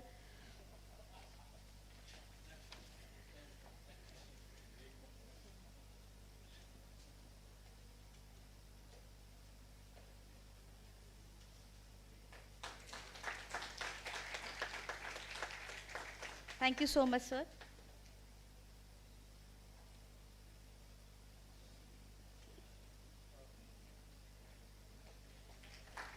A big round of applause for all the eminent speakers on the dais. Our next speaker for today's session is Professor Sonu Trivedi. She's a professor of political science at Zakir Hussain Delhi College, University of Delhi, and a distinguished fellow at the India Foundation, New Delhi. Dr. Trivedi has held several prestigious academic and a diplomatic positions. She served as a director of the Swami Vivekanand Cultural Center at the Embassy of India in Seoul from 2019 to 2023. Earlier, she was a fellow at the Nehru Memorial Museum and Library, New Delhi. She has also been associated with several international institutions as a visiting fellow at the Institute of Asia Pacific Studies in Beijing, visiting faculty at the IIM Indore, and she is also the founder director of the Center for Vietnam Studies in New Delhi. In recognition of her valuable contribution to strengthening India-Vietnam relations, she was awarded the Medal of Friendship by the President of the Socialist Republic of Vietnam in 2021. Her presentation today is titled India's Strategic Outlook, Contribution of Sardar Vallabhbhai Patel. Thank you so much, ma'am, for being with us, and I would like to again invite our chairperson to felicitate Professor Sonu Trivedi.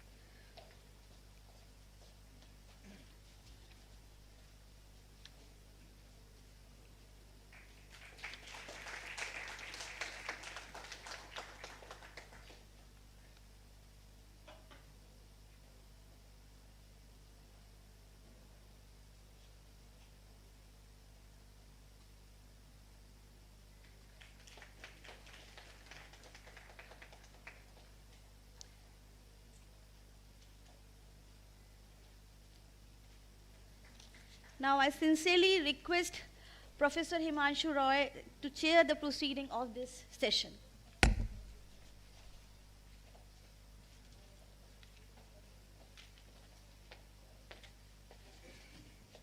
Good afternoon, fellow panelists, colleagues, and students. We are hardly left with 59 minutes.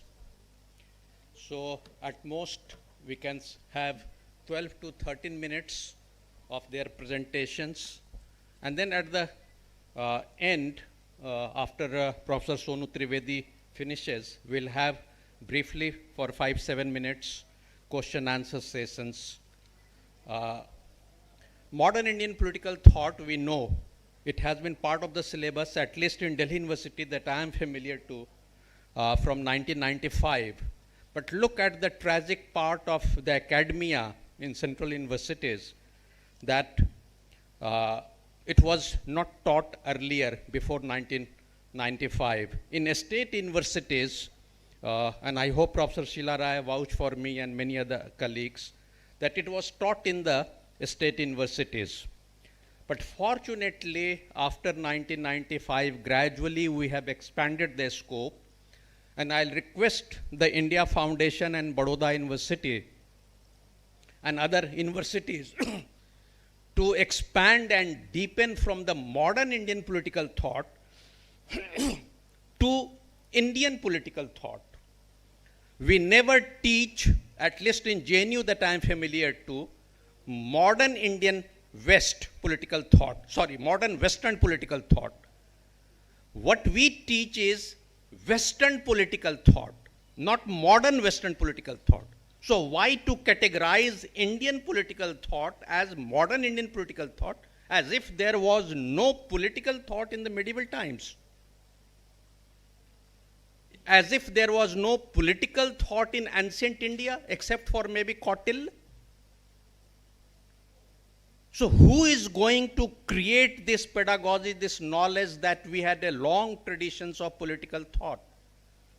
At most, textual ideas available in our texts, we discuss it, we are doing it in the last 10, 12 years as part of our research, but the time is to have a derivative discourse from the Bhakti saint poets as well.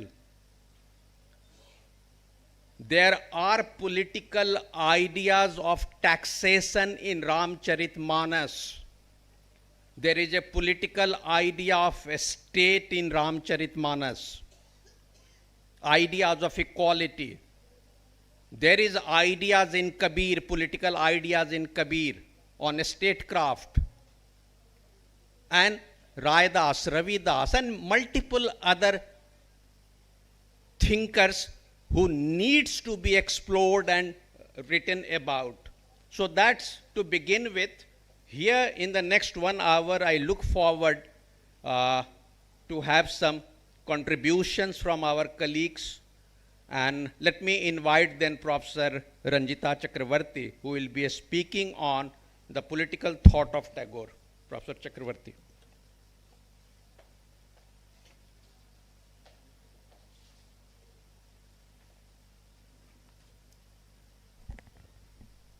Good afternoon to everybody. First of all, thank you for inviting me to this particular conference. And respected chair, I would start my presentation and my fellow speakers and my audience. So today I would be speaking on Tagore, and he's, although he is a very complex thinker, and when you go on reading him, you find every time you read and reread, you have a lot of new interpretations and also questionings. But I will keep myself confined to certain areas. One of the main issues that are being discussed always, or rather it's very, very prominent, is his discourse on nationalism, his critique of nationalism.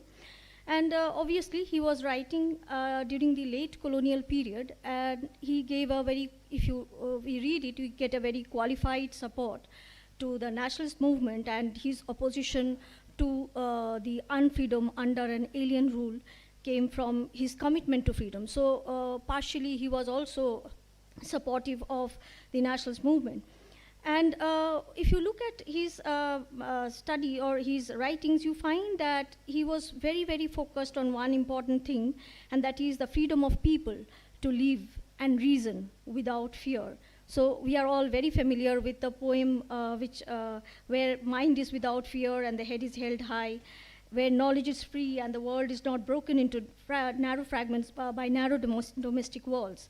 Now, in fact, you see that he's been continuously talking about it and he was critiquing the nationalism. But I would just take my argument from here and also look into, like, even in his writings, one of the novels that you can read is his Ghore Baire, where he's, this idea, his theme on nationalism is very much discussed, where you see the lady, Bimola, the heroine of the novel, she gets influenced by one, that is Sandeep, and who was a nationalist, or he was talking about the he was a freedom fighter, and on the other hand you have Nikhil. Now I won't go into it. I would rather, that's very interesting, although that is a kind of an interesting area, but I will go into his core of his thought, that was universal humanism, which in his 1930 Hebert lecture he says, which is titled The Religion of Man, he defined his idea of human, saying the divine accorded meaning to sin and sanctity, offered an eternal background to all ideals of perfection that have their harmony with man's own nature. So he was not specifically content with political freedom only, but the emancipation of human soul, which is free from oppression from the archaic socio-cultural practices that were responsible, according to him, for unreason and unfreedom. So he starts from here, and he feels that it is the culture which was the creative and spiritual expression of human life, and which evolved through dialogue between individuals, communities, and civilizations, that leads to the kind of emancipation of the human soul from unreason and unfreedom. And it actually leads to it is a process, it's a very dynamic process, where culture becomes it's a kind of a continuous adjustment of human relationships through creative ideals. Now, to him, what is central is the principle of unity in the spiritual life of man. And this principle he is very, very focused on, and in his essay, Crisis in Civilization, which he writes at fag end of his life, he argues for humanity and the dignity of man. And here, that's very interesting, is he points out kind of a comparison between Western imperialism and Western civilization. He says he is not against Western civilization, but he mocks at or satirical in it towards it, saying that the same West, which talks about dignity of man, dignity of individual, about freedom, liberty, is the same which through its administration is crushing the people of another region, another culture. So he was actually very, very upset with the whole thing, and he says that this crisis in civilization is actually the crisis of human relations, and it is only through social harmony and when you bring people together, when there is a dialogue between cultures, then we realize others in us and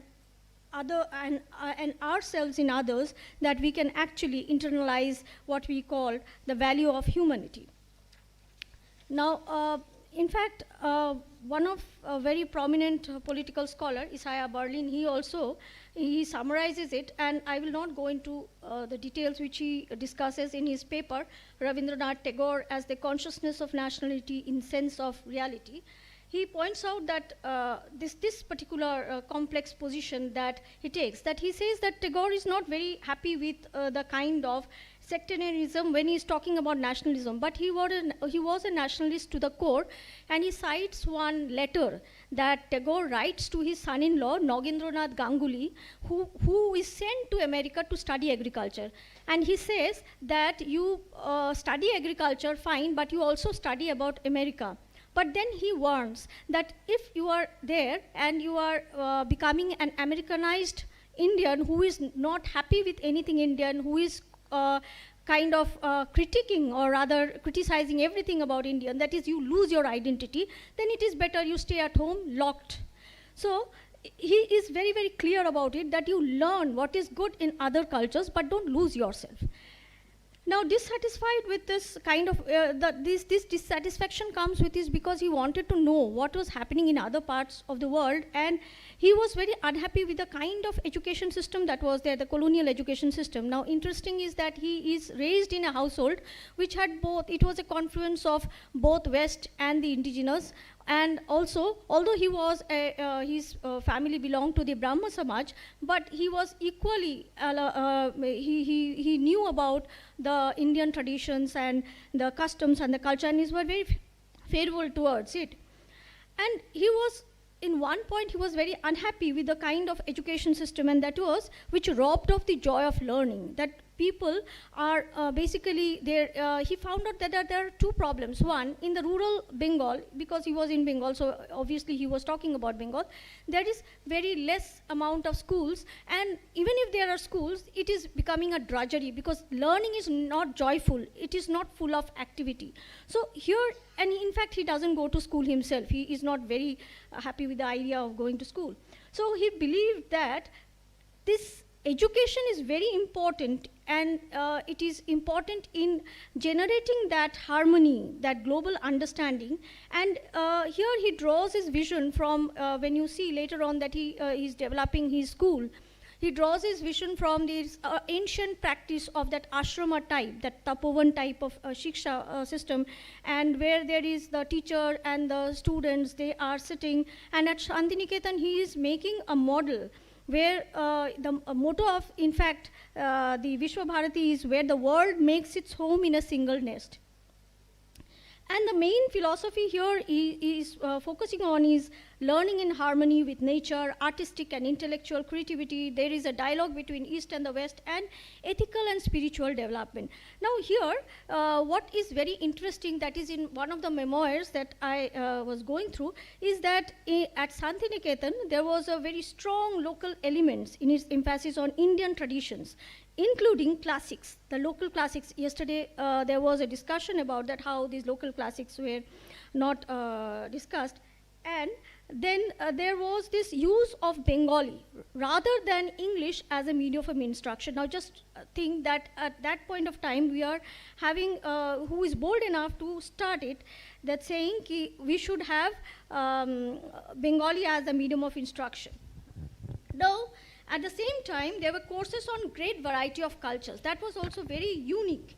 And there were programs that were devoted to Far East countries like China, Japan, and Middle East. And in fact, in one of the memoirs by Satyajit Ray himself, Satyajit Ray spent 3 years as alumni of that place, and Roy says that if he had not been to that place, he would not have become what he was, because he got introduced to Far East, he got introduced to other areas, Indian culture, and otherwise he would have not got the flavor, and he would not been able to become the person he was. Now his idea, that is, it is basically he's focusing on mutual respect and cultural exchange, and he is not talking about some kind of uniformity, but he is talking about recognition of the diversity. At the same time, he's talking about unity.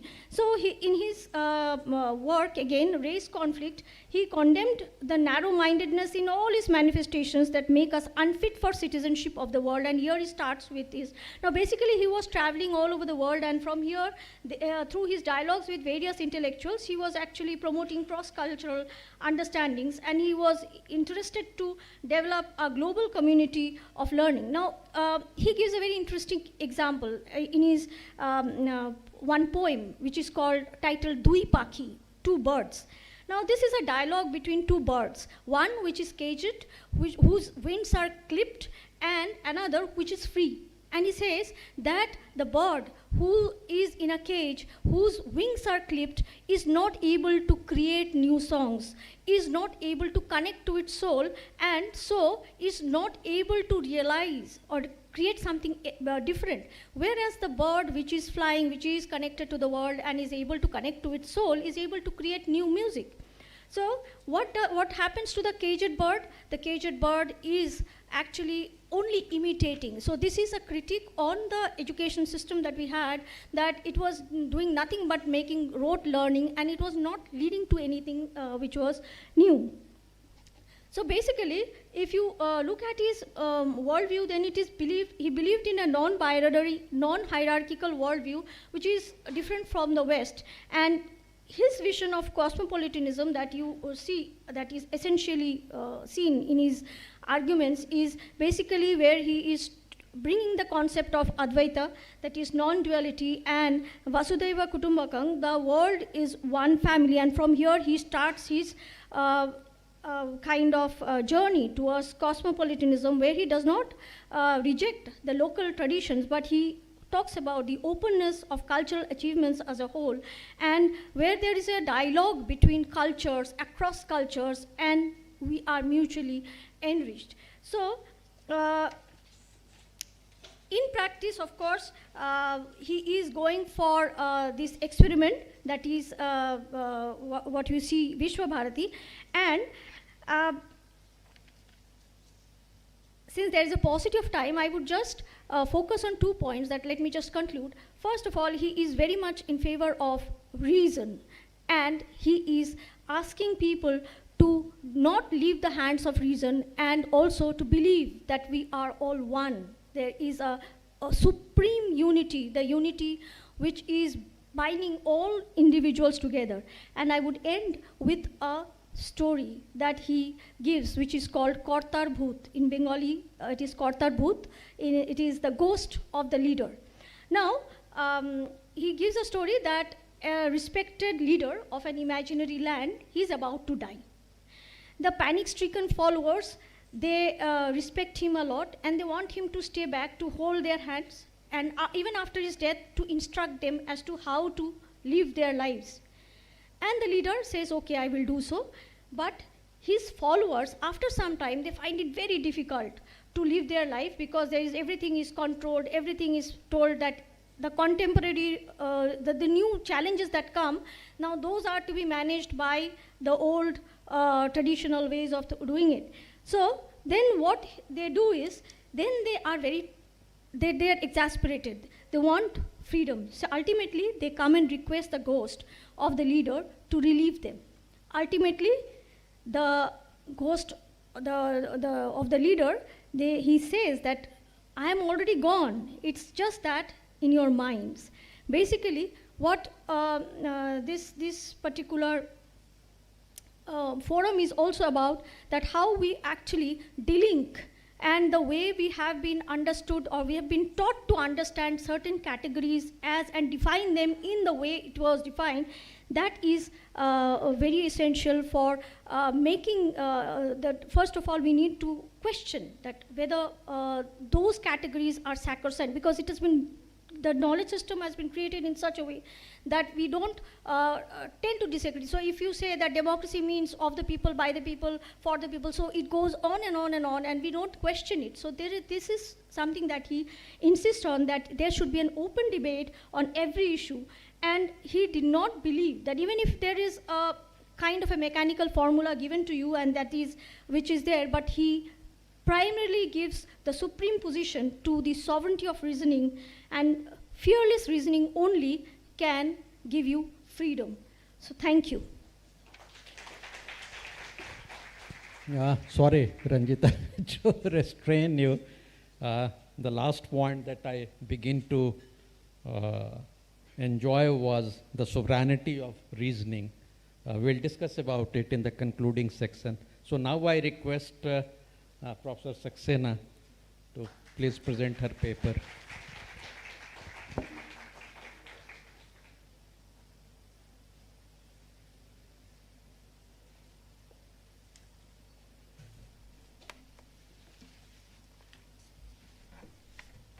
नमस्कार. समय कम है लेकिन 15 minute की मर्यादा रखूंगी.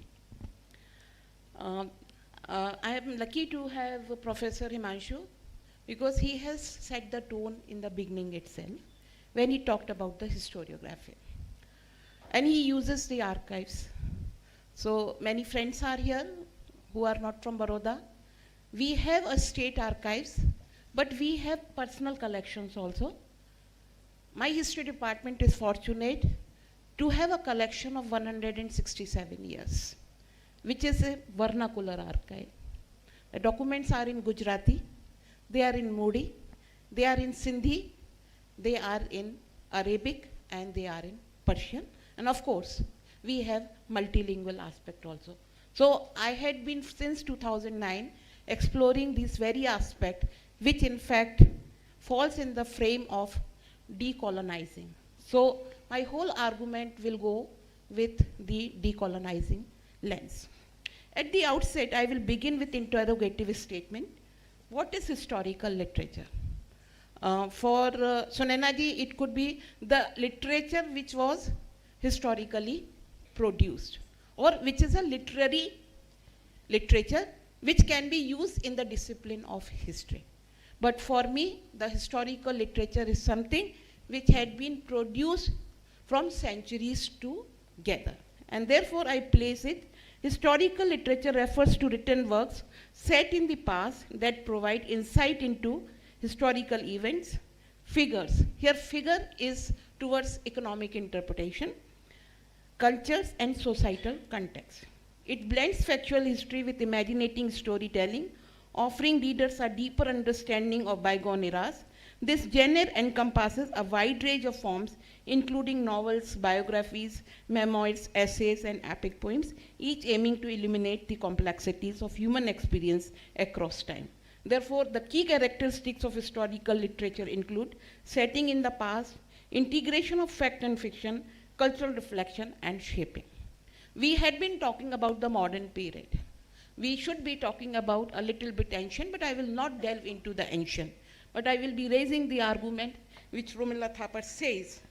Romila Thapar argued that ancient India had a strong sense of history, but it was framed through religious and moral lenses rather than objective chronology. And that became the reason when she was doing her PhD with A.L. Basham, she laid her hands on the inscription founded by James Prinsep, and a story is woven. But she was helpless when she has to write about later Mauryas. Then she has to delve with the Matsya Puran, and it is here you see that she is able to decode who was the last Mauryan ruler. And similar gaps had been filled by variety of historians, whether they are Marxist historian, whether they are subalternists, or the liberal ones, who in fact falls within the category of nationalist liberals, and in fact who are experimenting. At this moment I cannot say where I am keeping myself, but I will start from the medieval. That is important. I am medievalist by training. So how did I start it? Because that was the time empiricism is very important. So one has to extract the empirical data. So Aine Akbari, which is a part of the Akbarnama, comes in, and Irfan Habib comes with the agrarian system of the Mughal India. And what happens for the South, interestingly, same methodology is used. Now, you are having W.H. Moreland, who is a British administrative historian. There is a series of historians, say for example, History of India, as it is told by its historian, 9 volumes. Muhammad Habib is writing its introduction. You see the concept of rural revolution and urban revolution are coming, and how they are going with. Just see the years, because my political scientist friends are here. See how the dialogue is going on and how the responses from the historians are coming. And then it is important, we are primarily agrarian economy. We are not non-agrarian economy. Let us indulge in non-agrarian. And that's the reason I value city, but I don't go city in its independent position. I always lay raw urban continuum. And what happens when we move through the Sultanate period, the Mughal period, and most probably when we are coming to the Western India, when we are looking into the Gujarat Sultanate, the trend in history writing continues. So it means that it is percolating from the above. We wanted certain kind of a structure. But the voices of resistance are there. As you had said, that Bhakti literature is something which is very important. I quote about Surinder Singh, who teaches at Patiala University. He picks up Kabir and he goes into the various things related to the Bijak and he comes out with technology. Here is the time in 1950s you are seeing Dharampal, who is talking about, and because this is a nationalist thing, that we have to somehow save the pride of the nation. I'm not using the terms golden period, glorious past, because I had always been telling my student that use the words, a historian should use the word after thinking a lot. A word matters a lot. There could be a Vedic era. I'm using the term era, but it could not be the age or period. This is a part of the old historiography. And when I am saying that go and rethink for the 21st century. In other words, you can say there is a need of rewriting. Sir, I will, from this platform, will say there is a need in the change of curriculum. And here, I will bring in Sri Aurobindo. Of course, Peter Hayes said that Ranade was not agreeing with Aurobindo because the trajectory was different. But Ranade, which I am bringing in on this platform, I am bringing in G.S. Sardesai because two important things are happening. If you are having Mughal literature coming up, you are having Maratha literature also coming up because state also has a thought. If it is a theocratic state, if it is a theocentric state, then what was happening at the village level? That is very important. And here you see that this series start. And I will be drawing your kind attention to three people, M.G. Ranade, Ambedkar, and G. Sardesai. Ranade and Ambedkar were staying in the same hostel. I hope most of you know. Both were supported by Maharaja of Kolhapur. Maharaja Sayaji Rao was very much there, but it was Kolhapur Maharaja who on several occasions had helped me, not in terms of only giving the financial aid, but also placing him in Mumbai when he is back and when he is throwing his political economy. And now what Mahadev Govind Ranade is doing. He is the person who gives the terms Indian economics. He talks about industrialization, adding the word indigenous. And here I will bring in Ambedkar because he was also talking about self-independence, self-reliance, and whatever Maharaja was doing. I place before you this commemoration volume. It happened and the book is published in 1963. Now who all are the people who is writing? The book is conceived by the Vice Chancellor of the university. The former Vice Chancellors are writing in it. The Divans are writing in it. Hansa Behan Mehta herself is writing it. And in fact, what is coming up? The Sayaji ka Vichar Vishwa. And from where this Vishwa, from where this world is being constructed. Our political theorists, they had been saying that Maharaja was listening to scholars in America who in fact had started decolonizing way back. The book you have about Sai Deepak, what it is doing, it is talking about colonization, that is coloniality, civilization. So these things are brought in. But these things had been brought in another way by Meghnath Desai also. Jawaharlal Nehru, Romila Thapar, Percival Spear, they were also constructing it. But what was that? It is the voices of resistance. So I would like to submit one single line that India has always resisted in terms of thoughts. Of course, things happen. According to Veer Savarkar, it was first war of independence. That is not enough. Now I am bringing Sardesai, the historian of the Marathas, but he was at the disposal of Maharaja Sayaji Rao. If you actually reading through the speeches, the instances, anecdotes, which are very carefully and beautifully crafted by Sardesai, because he was accompanying, and whatever books, as per the instruction of T. Madhav Rao, Sayaji Rao had read, all these books were accessed by Sardesai. Now, if you actually see what he is producing, new volume of the Maratha history, new Maratha history. You have series that is in 17 volumes on Maratha history from Ranade, and you are having Sardesai, who is writing on Marathas, and in fact, these are the things which is related to state, which is related to economic justice, which is related to the equity, which is related to the social reform. And what happens? The reform process happened. I would like to bring one more thing, which is related to our Haribhakti archives. If you look into the credit networks, a brief introduction to the Haribhaktis is necessary. Haribhaktis are the set of people who are called by the Peshwa. They go there, they help them during the third battle of Panipat. We are having all these documents stating what single penny at what point of time has been given. Now there are chittis, and these chittis are very important. The smallest size of the chitti is 3 inch. And the longest chitti moves in 1 meter. Then there are yadis. These documents are very important. Doing such kind of spading in this archives will take lives of at least 300, 400 scholars, and the work will never come to an end. But what the Britishers did in their administrative documents, whether they are gazetteers, whether they are reports, they codified it. And they had given instruction to the Maharaja.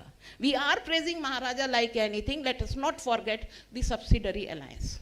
Let us not forget the clauses when Sayaji Rao III is adopted. So he has to do one thing like that, and he has to do things in a secretive manner. We have Vansidhar Sharmaji who has brought out these things.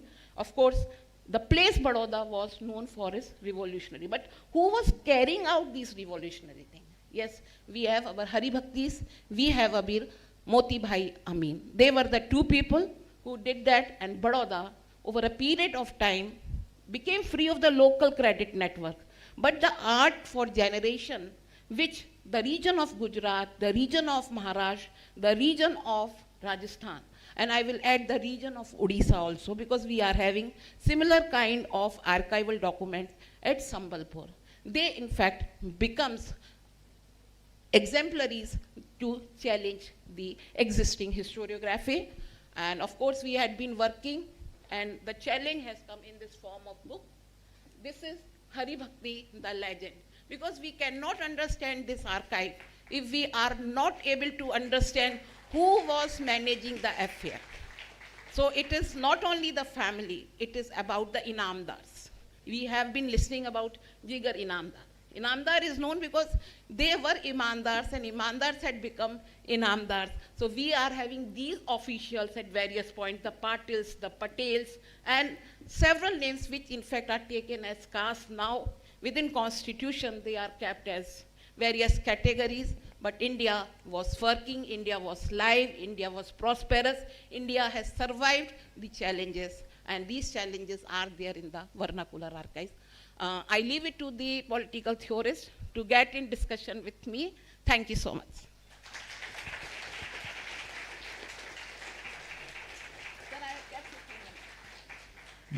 Thank you, Professor Saxena. Very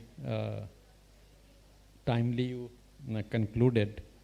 Two issues that I will pick up, and I work with the historians and economists in building up, constructing political theories. Of course, one is from your history department, archaeological department. Professor Sen is there, with whom I work on the ancient India. And I like two aspects of yours that you presented here. The methodological polemics that you have presented here, I liked it. And then how the voices of resistance need to be theorized. We'll discuss about it. So the third now is Professor Barua Mahanta, and he will be speaking on Sankardev. So thank you, sir. So respected sir, distinguished co-speakers, and the august gathering here. So yesterday, we all had listened to a great speaker, Dr. Ram Madhavji. So he said that the political and social activities of the society from time immemorial was for the happiness of the society, to create good human beings. And also I remember Professor Sunayana Madam, she also commented that we should focus on reinventing ourselves and rebuild our surrounding for contributing to the nation building. So really these are seen in our ancient philosophy also. So if we go to the ancient scripts, we find that many system of sanskaras were there. For instance, Garbha Sanskara, still it is practiced, and there in Ahmedabad, one university is there. So Children Research University, there also they have some courses on Garbha Sanskara. So why it is praised, why it is practiced? It is because we want good children who can build the society and who can continue the legacy of the ancient philosophies for the well-being of the society.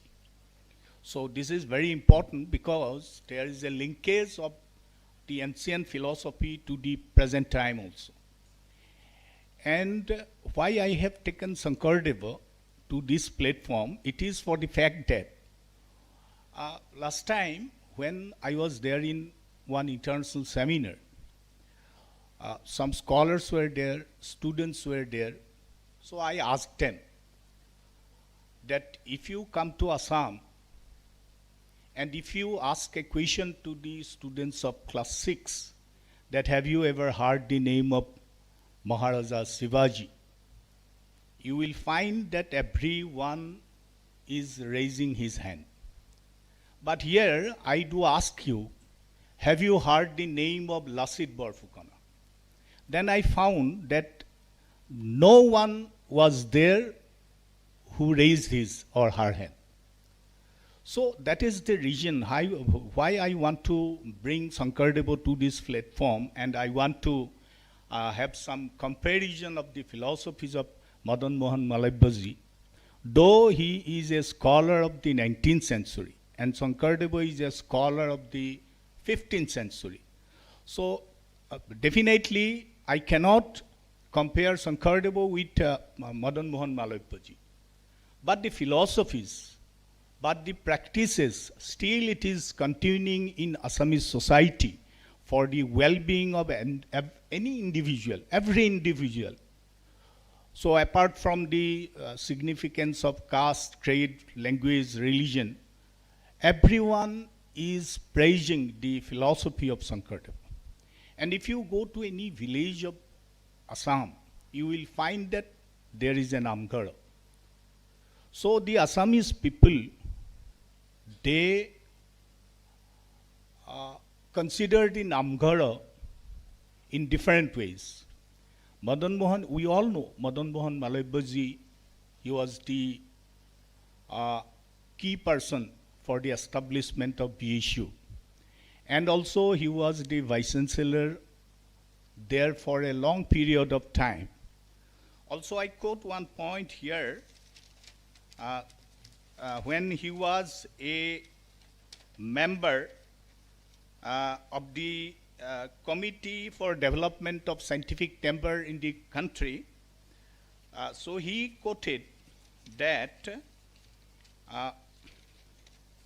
so scientific temper should be there everywhere in our literature and syllabi.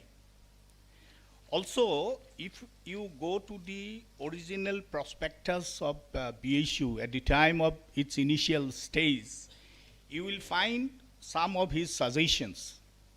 So to promote the study of Hindu Shastras and of Sanskrit literature generally as a means of preserving and popularizing for the benefit of the Hindus in particular and of the world, at large in general, the best thought and culture of Hindus and all that of good and great in ancient civilization of India, to promote learning and research generally in arts and science, and to advance and diffuse such scientific, technical, and professional knowledge.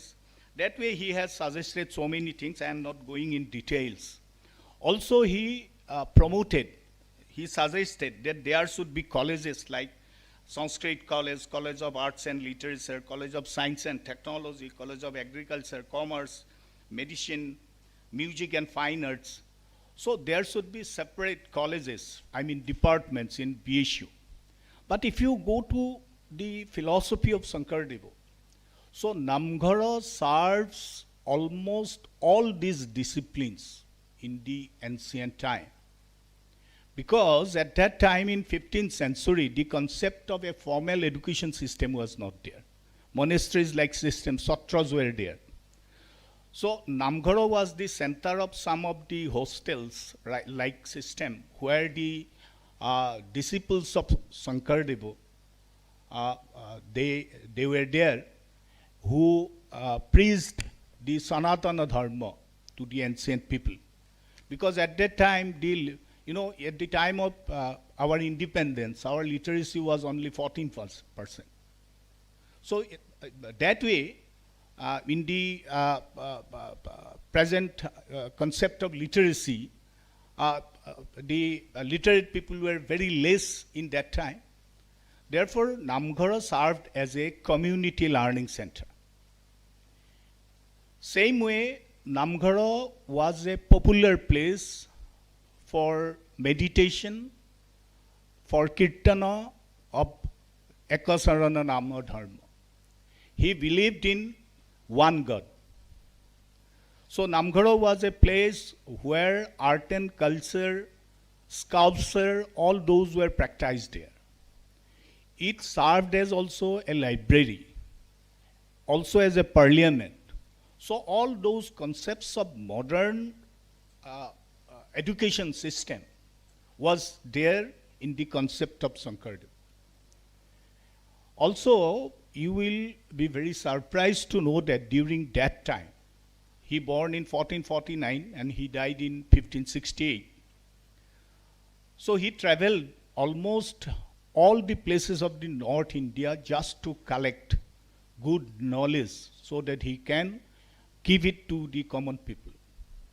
Like Mahamana Malabya, he also urged that language should be given in common, common language which could be understood by the villagers.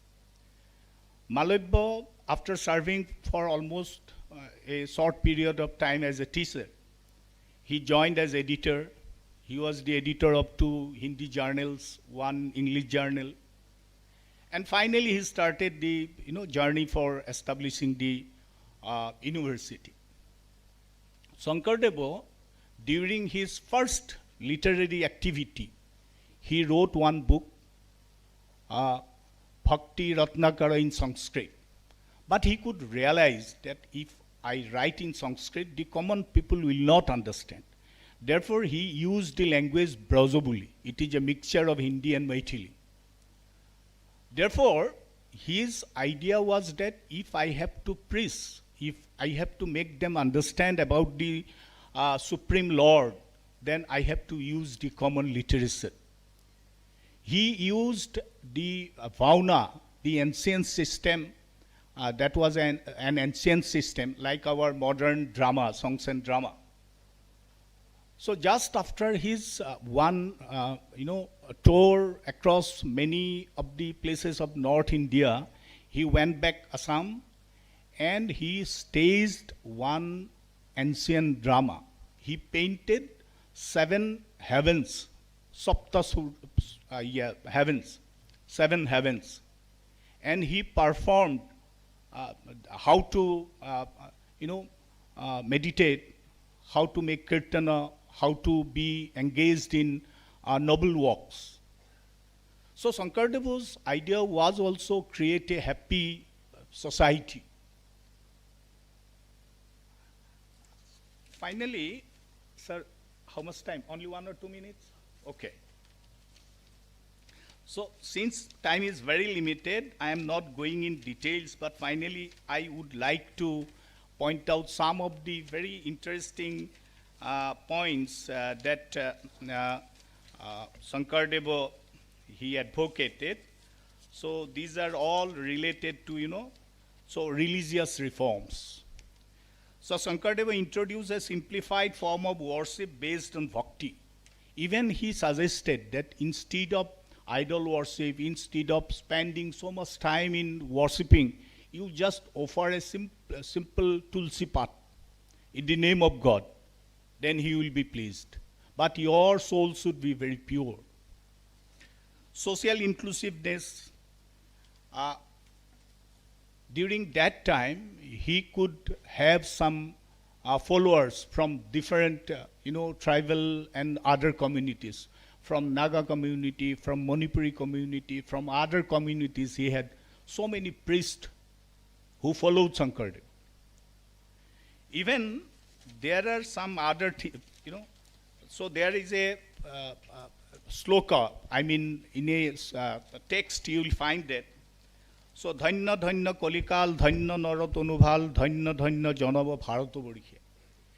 In 15th century, he could understand the concept of Bharatavarsha. In his literature, he several times he glorified the concept of nationalism in the 15th century itself. Also, there is a writing in his script that Sri Hudra Antya Jati Taku Hikha Dibamati Dhoribe Hihobe Ahuprane. For women education. For education of the downtrodden people, he urged that if you do not bring to the education system, your society cannot be a happy society. Therefore, you should give education to all these people. Also, he was advocating that the children should get good education. In a text of Prahlad Charitra, he wrote, Heno jani hihu hobo era ano karma dhoriu kumaro kale bhagavata dharma. So he was a strong follower of Srimad Bhagavata. So he urged that the students should, avoid other activities, but they should follow the Bhagavata dharma. What is Bhagavata dharma? At that time, there was no school, formal education system. Therefore, just in order to make good people, Shankardeva during that time, he urged the common people that we should try to be good, to work for the society, and even in one occasion, when Mahatma Gandhi was there in 1926 for Pandu Conference of All India Congress, he quoted, मैंने जो भारतवर्ष का सपना देखा, राम राज्य का सपना देखा, वो तो शंकर गुरु ने कई सेंचुरी आगे वो कर लिया है. So therefore, I request you, you just study Shankardeva also along with other modern scholars. Thank you. Thank you. Professor Mahanta is mathematician. And the best part of such seminars are that he is speaking on Shankardev. In my work on Shankardev, I found that he was a contemporary of Kabir. And he roamed around India for 14 long years. And so the idea of India, that's the idea of the nation, using Namghar as an instrument of social democracy or as a decentralized centers of governance, and then constructing theoretically through textual sources and praxis a Begumpura, the kingdom of happiness. That was the Namghar. So thank you. We'll discuss if we get the time. And then finally, Professor Sonu.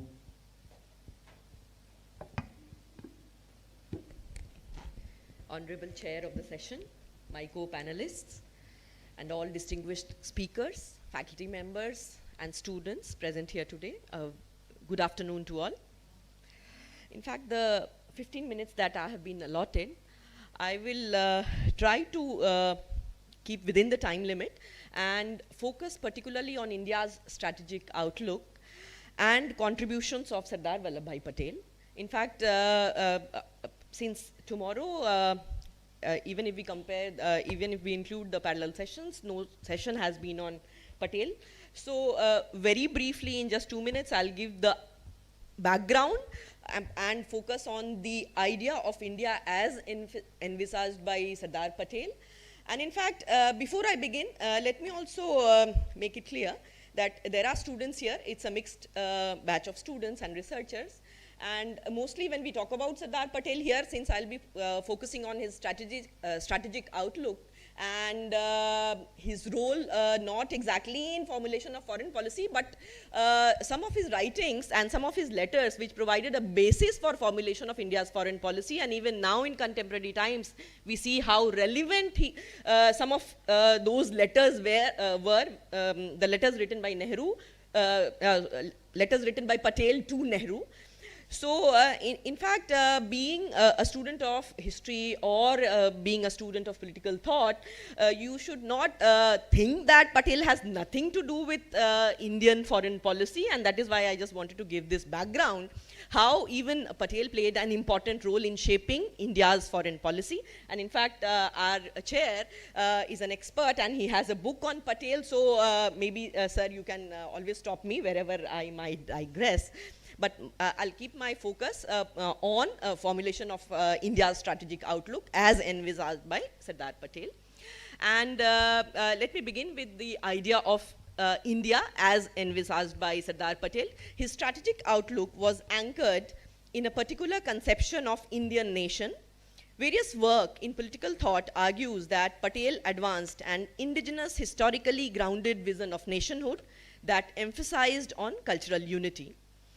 And his idea of India was of a united, strong, and inclusive nation, defined by integration of the princely states, which we are all aware about. And he wanted to constitute a cohesive republic. And then the second aspect of his contribution is on the aspect of national security and how he brought about administrative stability. And the last one is about his contribution towards the secular democratic state. He envisioned for a self-sufficient and economically advanced India. His blend of realism and pluralism, strong central authority and respect for diversity, and emphasis on both military preparedness and administrative integrity offers a rich resource for rethinking India's security doctrine in the era of a renewed great power rivalry and internal fragmentation. So that was the background with which I wanted to talk about Patel's contribution towards our foreign policy. And here, basically when we try to study Patel, in fact he passed away in 1950. So the time when he was writing and when he became the Home Minister of the independent India, he was dealing with enormous challenges of reconstituting or reconstructing India after 2 centuries of colonialism.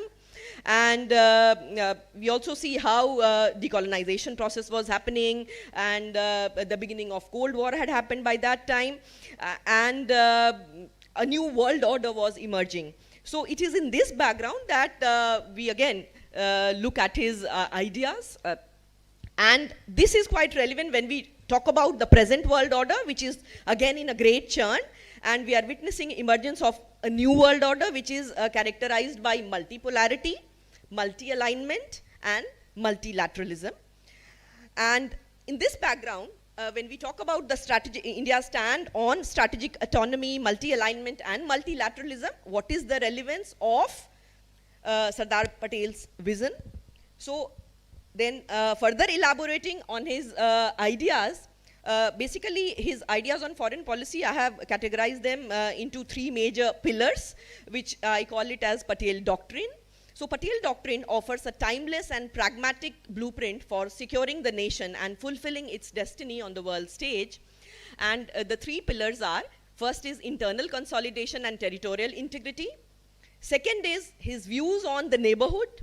And finally, his foreign policy outlook rooted in national interest. And based on this, when we look at the theoretical interpretation of Patel's thought, so far as foreign policy is concerned, it is based on the paradigm of realist international relations theory, a perspective that emphasizes the primacy of state power and national interest in a competitive international system. He maintained a realist approach to international relations, focusing solely on securing India's national interest. He was, in fact, aware about India's, the strategic threat that we had in the neighborhood, particularly China, and also what was happening in the Himalayas, where the countries like Nepal, Bhutan, and Sikkim, his views on that, and how pragmatic he was. His approach was security-oriented. So that is what I wanted to highlight so far as the theoretical paradigm is concerned. And then again, now focusing on the security aspect, I would like to refer to the letter written by Patel to Nehru on 7th of November 1950. In fact, it is just one letter which provides a background to the strategic outlook of Patel, where in that letter he is referring to the stand of India on Tibet, and where he is directly attacking and his views are against the stand taken by Nehru on Tibet. And then in that letter he is also referring about Burma, which is now Myanmar. And then you also find a reference of Nepal, Bhutan, and Sikkim in that letter. So that one letter provides a rich, fertile ground for doing research on Patel's thought so far as his strategic outlook is concerned. So taking that letter of 7th November 1950 as a backdrop, I would like to first discuss the China threat and the question of Tibet. So Sardar Patel and Jawaharlal Nehru differed on their perspective of China and Tibet affairs. Patel's realist vision is evident in his assessment of the threat posed by China's annexation of Tibet in October 1950. And then I quote from this letter: "The Chinese government has tried to delude us by professions of peaceful intentions. The final action of the Chinese, in my judgment, is little short of perfidy." These are the lines quoted from the letter. Then Patel further says, "The tragedy of it is that the Tibetans put faith in us. They chose us. They chose to be guided by us. And we have been unable to get them out of the meshes of Chinese diplomacy or Chinese malevolence.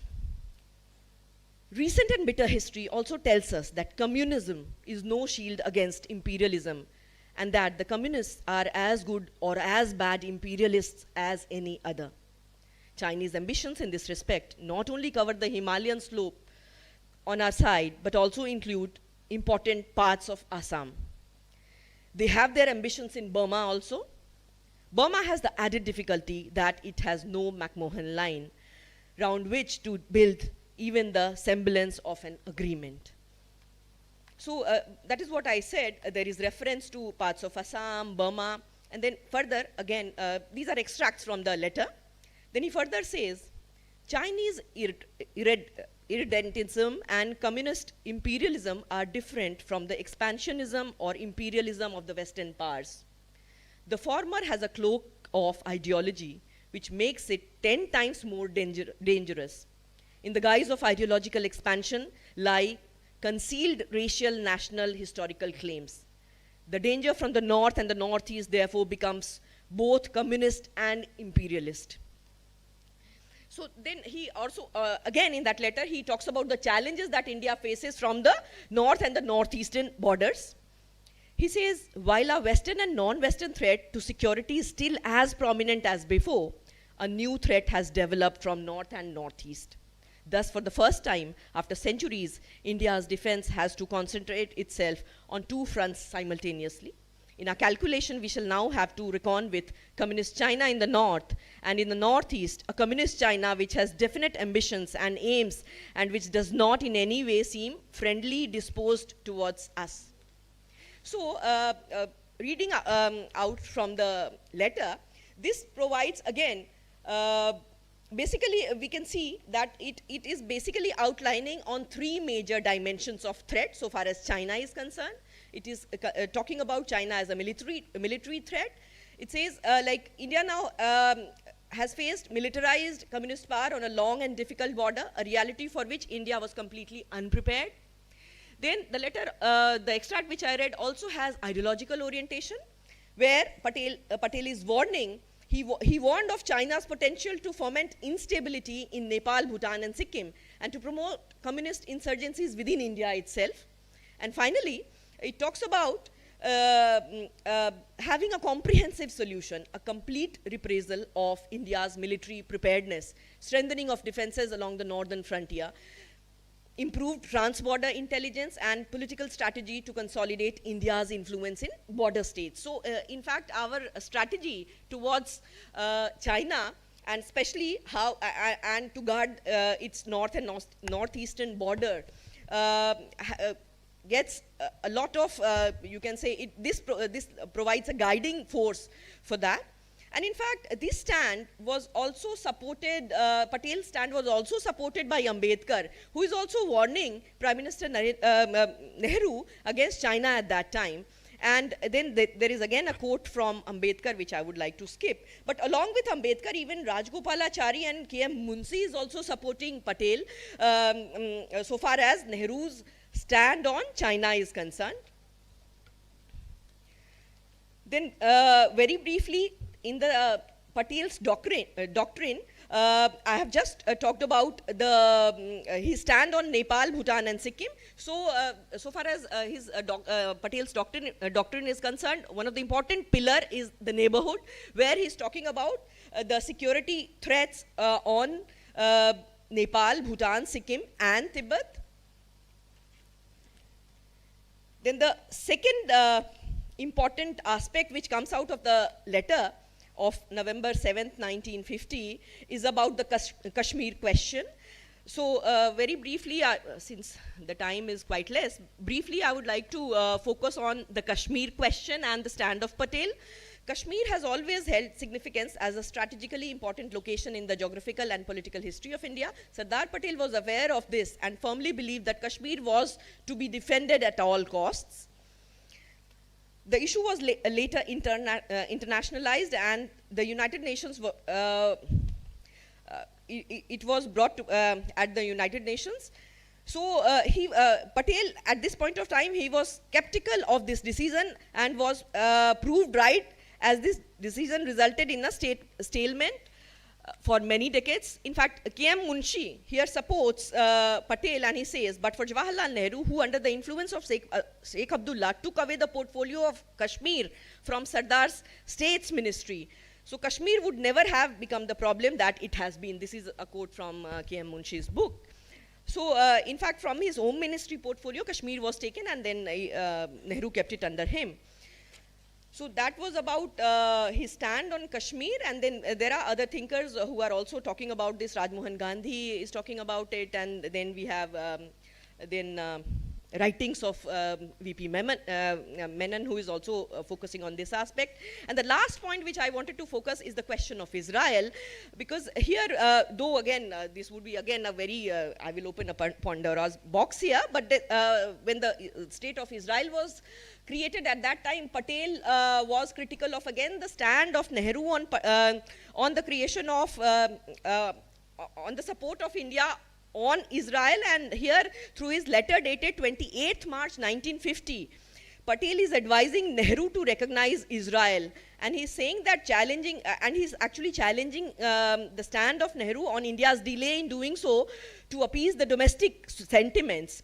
So that was about the three major aspects which I wanted to focus so far as the Patel's strategic outlook is concerned, and then what is the relevance here in the present times. In present times, when India is facing several contemporary security challenges, both from external and internal sources, the territorial standoff with China at several strategic points in Kashmir question, Patel's ideas and his views on foreign policy have become even more relevant. The central idea of primarily securing national interest while formulating foreign policies and maintaining diplomatic relations with other countries is a part of his legacy. Today, Patel's writings and correspondences are testimonies to it. I have just quoted from it. And India's emphasis on strategic autonomy, the capacity to make independent decisions based on national interests rather than ideological alignment, represents a pragmatic evolution of Patel's non-aligned realism. And the push for Atmanirbhar Bharat, particularly so far as the Make in India, especially in the defense sector is concerned, echoes Patel's conviction in contemporary times. And most significantly, Patel's assessment of China as a long-term strategic competitor remains the single most important driver of India's foreign and security policy. So Patel doctrine offers a timeless and pragmatic blueprint for securing the nation and fulfilling its destiny on the world stage. Thank you. Thank you, Sonu. Two more things you could have added. I like this Patel's doctrine and the three important points. The 7th November 1950 letter, in addition to that, he has written another letter to Nehru. If I remember the date correctly, it's 7th June 1949, long before CPC came into power. And look at the genius of that man, how realist, hard-headed he was. He had suggested to Patel to declare Tibet as an independent state. Tibet should remain a buffer state between India and China. And he had suggested to Nehru to explore, because the two powerful nations of the world at that point of time, USA and Britain, they were waiting for India's recognition of Tibet as a separate state, so that they could recognize it as an independent state. You could go through this later. Of course, you have mentioned Israel. The other is, it's because of Patel that India is part of the Commonwealth of Nations today. So, but anyway, time was very limited, so I like this doctrine. So, the platform is open for any question if you have, students. Couple of questions, very precise, straightforward, to any of the four presenters. Please.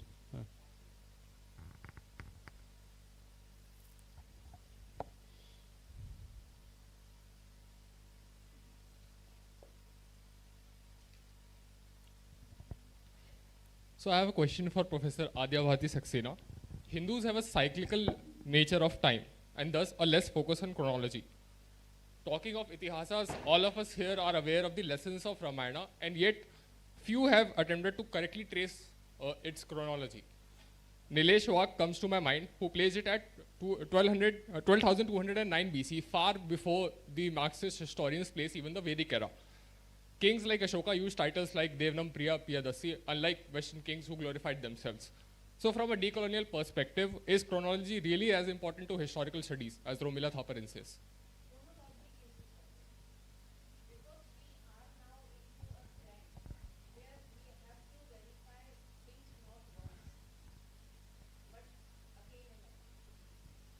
So chronology is important, but the issues are related to the time periods. So when we are talking about the ancient centuries, because as I have quoted Romila Thapar's Ashoka and the Decline of the Mauryan Empire, if you read through the footnotes, she is giving explanation that why she is using a particular primary source or why she is using a secondary source. She does the same thing in the Somnath also. Okay, and then she writes time as a metaphor. Okay, so she does that. If we are going with the Marxist trend, you see it is Irfan Habib who is doing, the generation following it. The Cambridge Economic History of India's, all the authors are doing the same thing. Okay, now what are the questions to us when we are not into Eurocentric mold, when we are actually writing history based on our own sources? So we had started looking for the sources, and I find this 167 years continuous archive giving so many answers. The reason is because I could not describe what is the space of this archive. Time I have told you, But space I have not told you. The space is the Indian Ocean. The movement is as far as Bengal. We have Kagzat-e Mutafarika in Persian. When we are not having price of the commodities, whether it is a cash crop or it is a food crop, from where we are looking from Kagzat-e Mutafarika. And Irfan Habib was not able to delve into. Later on, within the Aligarh school, SP Gupta comes in. Badani Sahib comes in and he uses the Bikaner archives. We in our university are fortunate enough to have these kind of things. So it is like we have to use the reverse process, reverse calculation, which even Satish Chandra could not do for the medieval century. But what was happening when we are looking at the Rana Day's work, when we are looking at the Sardesai's work, they are fetching their information from the villages. It is Gulshan-e Ibrahimi which is actually giving you the details of the villages. It is the supplement of Mirate Ahmadi which is giving you the village. Then you are having village and towns only in the colonial records. So the reverse method had to be adopted. So your generation has to work out these methodologies. We are attempting these methodologies based on these untapped sources. And I am sure that many critical answers can be fetched from these documents. Thank you. Thank you. Any other question? Anyone else? Yeah, please. Let it be the last question. Okay. Observation? Please be brief. Can you hear me? So, Professor Sonu spoke a lot about the 7th November letter. I, in fact, wrote a paper on it, presented it in Pondicherry University, linking it with the Indian defense industry today. Interesting part is, Korean War started on 25th of June 1950. There is a letter written by Sri Aurobindo on 28th of June, which stated that China is now going to come to Tibet, and Tibet is a gate to India. This was written just 3 days after the Korean War. Then this letter which Professor Sonu has mentioned. And what was the year? 1950. 50. So 25th of June 1950, the Korean War started. 28th of June 1950, Sri Aurobindo wrote this letter, I think to K.D. Sethna, who was the editor of Mother India. And then that letter of Nehru. So I think thinkers have been doing their part. Somebody has not been working on it. Thank you. So let me wind up in another. You look at how the West has been looking at Indian philosophy. Let me again, because I like Hegel, he is so straight. He argues that Indian philosophy proper ceased to exist after Buddha. That was the image that they had in their mind constructed after gradually 1784. We need to restore that supremacy of Indian philosophy once again. And for that we have to construct derivative discourse, through derivative discourse, writing on saint poets who were popular reflections of the philosophy of the time, either on statecraft, on nationalism, on governance, on democracy, social democracy in particular. So with this I stop here. Thank you very much. As we come to the end of this enriching session, I would like to take this opportunity to express my sincere gratitude to our respected chairperson and all our distinguished panelists for sharing their valuable knowledge, wisdom, and insights with us today. Your thoughtful perspective have not only deepened our understanding of the theme, but have also inspired us to reflect on the relevance of constitutional values, political thoughts, and their impact on the society, especially for the youth, and who are the future leaders and change makers of our nation. Your contribution today have truly made this session intellectually stimulating and meaningful for all of us. I would like to extend my appreciation for the organizing team, the participants, the volunteers, the scholars for their active presence and engagement in this session. I would like to request Professor Amit Dholakia sir to come on stage and present the certificate of appreciation to our esteemed chairperson and speakers for today's session. Professor Himanshu Ray, chairperson for today.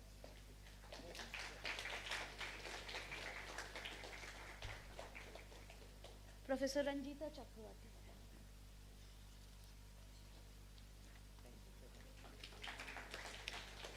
Professor Adya Bharti Saxena.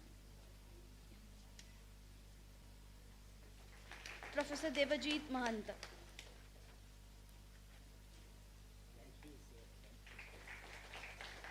Professor Sonu Trivedi. With this, we conclude. Yeah, I will request all the panelists and sir to be on the stage for the group's photograph.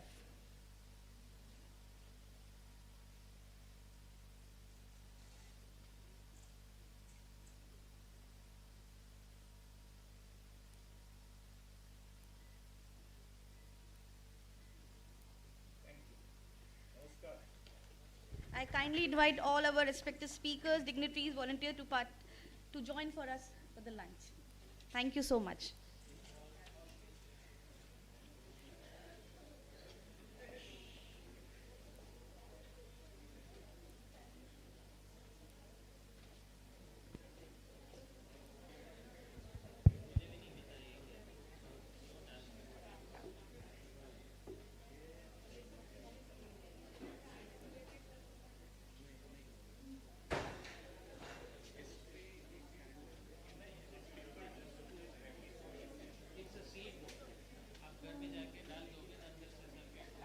On modern Indian political thought, intellectual traditions and contemporary relevance. Well, this plenary session is titled as Gandhian Ethics and Politics. So naturally this session will explore the ethical foundations of Gandhian politics and its continuing relevance in contemporary political discourse. Before I formally introduce our distinguished panel, I'd like to invite the respective chair and esteemed panelists to grace the dais. To chair this session, I'd like to invite Mr. Kome Carpentier D. Gordon, a distinguished fellow, Indian Foundation. We have three eminent speakers for the session who will throw light on the given theme. Professor Sheila Rai, retired professor, Department of Political Science, University of Rajasthan and Council member of ICSSR, New Delhi. Dr.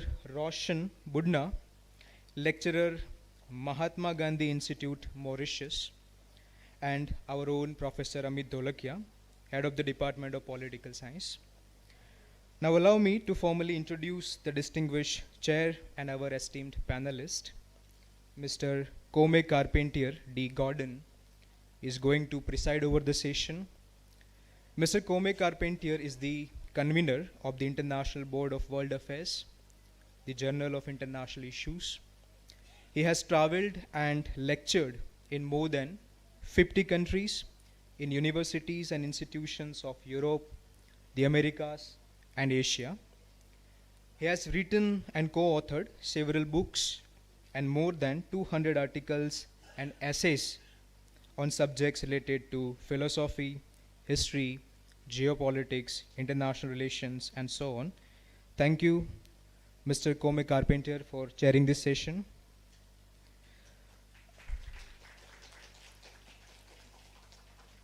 Our first panelist is Professor Sheila Rai. Professor Rai is a distinguished academician with over 35 years of experience in the field of political science. Professor Sheila Rai taught at the University of Rajasthan for nearly 30 years before serving as a principal of St. Xavier's College and has delivered lectures across 25 plus countries. Professor Rai has supervised 40 plus PhD scholars and she authored several books and published extensively in national and international journals. Her expertise spans Indian and Western political theory, Gandhian philosophy, and Indian politics. A huge round of applause to our first eminent speaker. Our second panelist is Dr. Roshan Budna. Dr. Roshan is a philosophy lecturer and he is also currently holding the position of Head of the Department of Indology at the Mahatma Gandhi Institute, Mauritius. He has published several articles in journals and contributed extensively to scholarly dialogue and knowledge exchange. A round of applause to Dr. Roshan Budna. And our third eminent speaker, our own Professor Amit Dholakia. Professor Dholakia is currently, he's a professor of political science and he's a head of the Department of Political Science. He is also a director of the Atal Bihari Vajpayee Institute of Policy Research and International Studies, the Maharaja Sayajirao Rao University of Baroda. Apart from these positions, Professor Dholakia previously served as a provost, that is an equivalent to vice chancellor at JSFC, University of Baroda, and also as a registrar of the Maharaja Sayajirao Rao University of Baroda. Professor Dholakia authored several books and numerous research articles, and he is regularly publishing in both mainstream and digital media. A huge round of applause to Professor Dholakia. Now, I will kindly request the respective chair to take over the session and the further proceedings. Professor Kome Carpentier, over to you. Thank you very much, and welcome to all of you. I will obviously be very brief in my opening remarks. Mahatma Gandhi being the stellar force that shaped the development of the Indian independence movement, it is fair in that, given that fact that the last plenary session of this conference is dedicated to him and to various aspects of his political work. I think what is very important is to notice that Mahatma Gandhi, when he read John Ruskin and William Morris and other English promoters of a return to a traditional lifestyle with the values of a spiritual society, that was the movement in which he evolved into the leader that he became. So the context and the debate that was taking place at the time worldwide about the good and evil of industrial society and the need to go back to certain traditional values and insights is what enables us to understand Mahatma Gandhi's own thought process better. So I would request Professor Sheila Rai to deliver her address.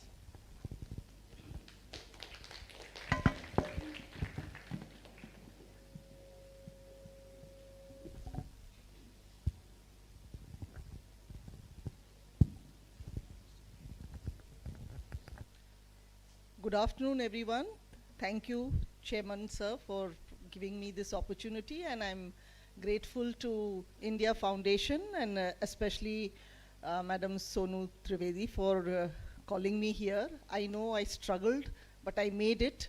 Gujarat has a special attraction because I have been a student of Gandhian philosophy, and there is that inner craving to know more about Gandhi and some sense of belongingness or some sense of a feeling that, okay, I'm in the land where we had a great intellectual, and not only intellectual but also spiritually inclined leader who not only guided the country but also entire humanity across the world.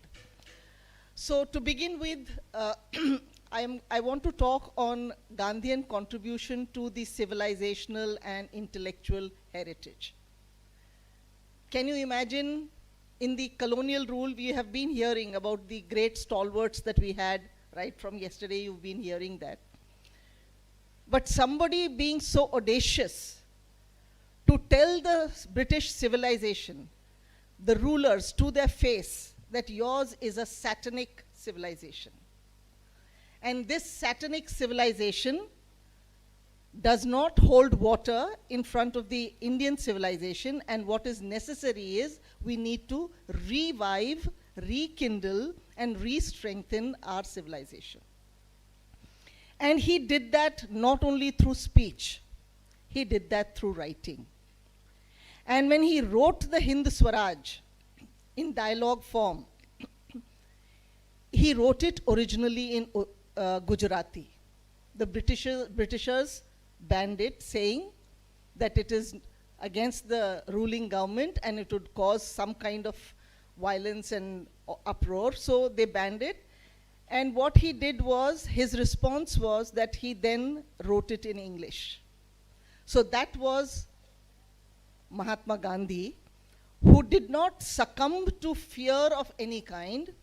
He had the courage to withstand any kind of opposition that he felt was immoral, was against humanity, and something which deprived him of his freedom, the freedom of conscience.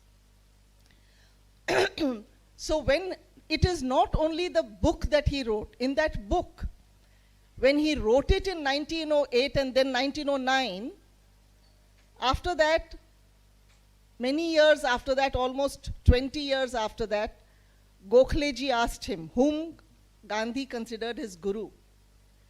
And Gandhi was very trenchant in his criticism against the British rule, and of course spoke very highly of the Indian civilization, our cultural heritage.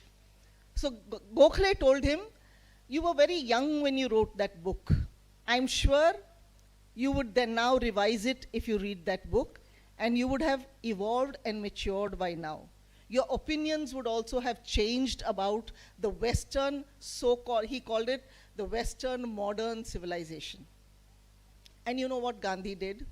Gandhi said, I reread the whole book, sir, and I find, except for a harsh word, which I said that the British Parliament is like a prostitute and she's barren, meaning to say it has its own, doesn't have its own, it doesn't speak of its own volition. It speaks the language of the majority, which comes there. He said, except for that harsh word, which is also derogatory for a woman as well, I will not want to change a single word. Meaning to say, I stand by what I said. What I'm trying to draw to you, that we are talking since yesterday about morality and ethics and politics.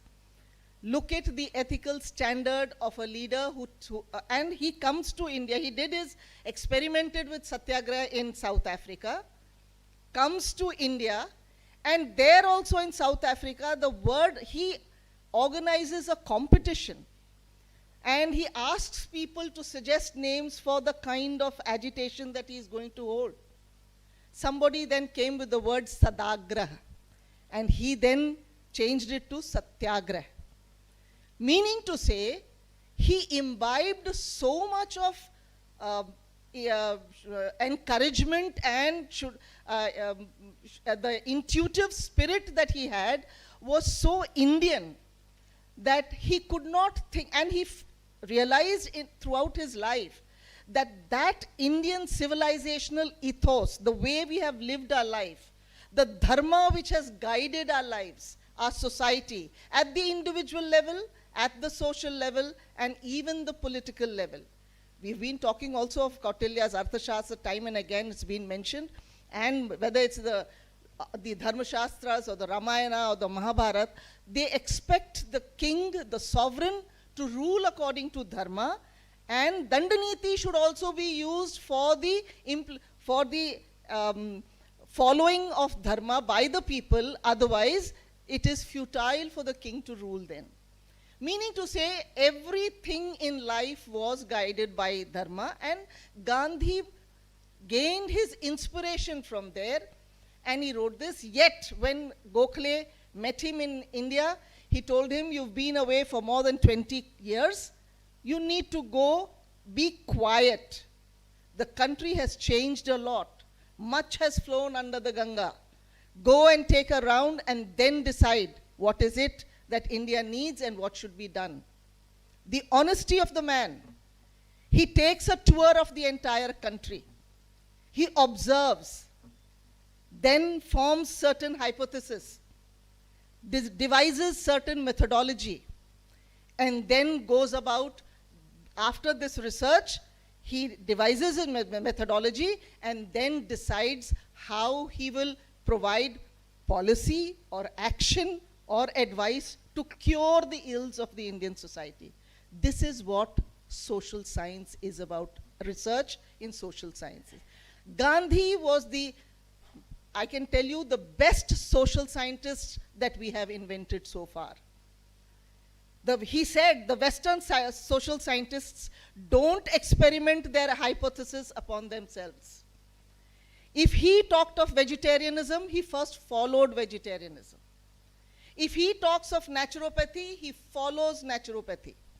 If he talks of the Ekadash Vrat, he follows those Ekadash Vrat.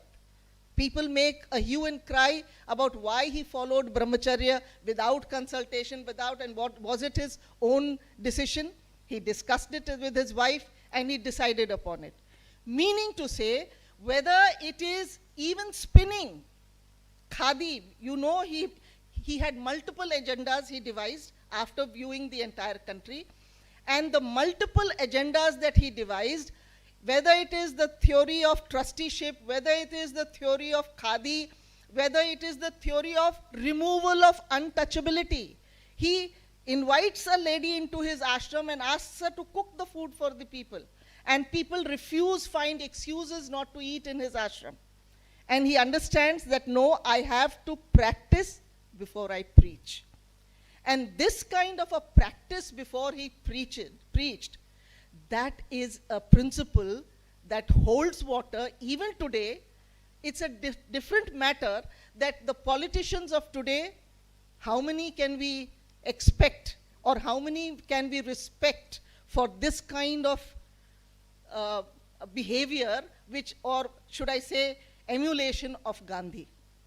But yes, he stands as a role model.